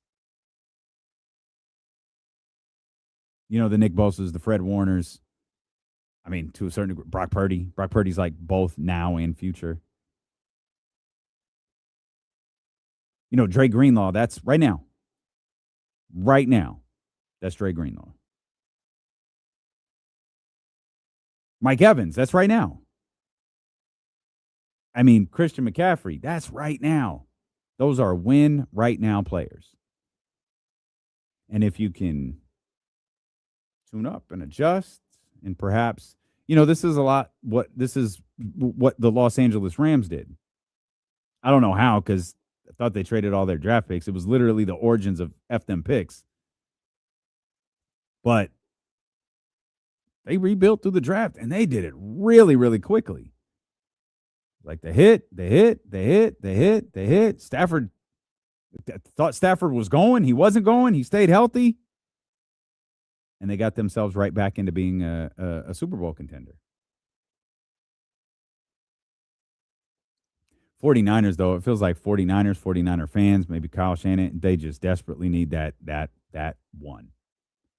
They just need that 1 year, that one Super Bowl, and maybe in the 49ers case, it's a one player that puts them over the top. It's such a unique difference between where the 49ers are and where the Raiders were. Or, excuse me, where the 49ers are and where the Raiders are right now. I feel great about the Raiders' future. I feel very good about where the 49ers are for sure, but different parameters. Like if the Raiders went 9-8, 8-9, that's a positive start for what they're doing. A very, very positive start for what they're doing. Of course, you want to see how it looks on the football field, but it is a positive start. If the 49ers are anywhere but the Super Bowl, it's like, all right, it didn't really pan out, didn't really work. Like they could go to another NFC championship. It wouldn't matter. Kyle Shanahan and the 49ers won't get graded on going to an NFC championship. And truth be told, they wouldn't even get graded on going to a Super Bowl. It would have to be winning. But that will be one of the fun storylines to watch play out this upcoming season. The San Francisco 49ers in their quest to get to the Super Bowl, get Kyle Shanahan, that elusive Super Bowl, and the Las Vegas Raiders and their quest to build a sustainable winner, a playoff contender, and a team that we could be talking about in years to come, potentially being a Super Bowl contender.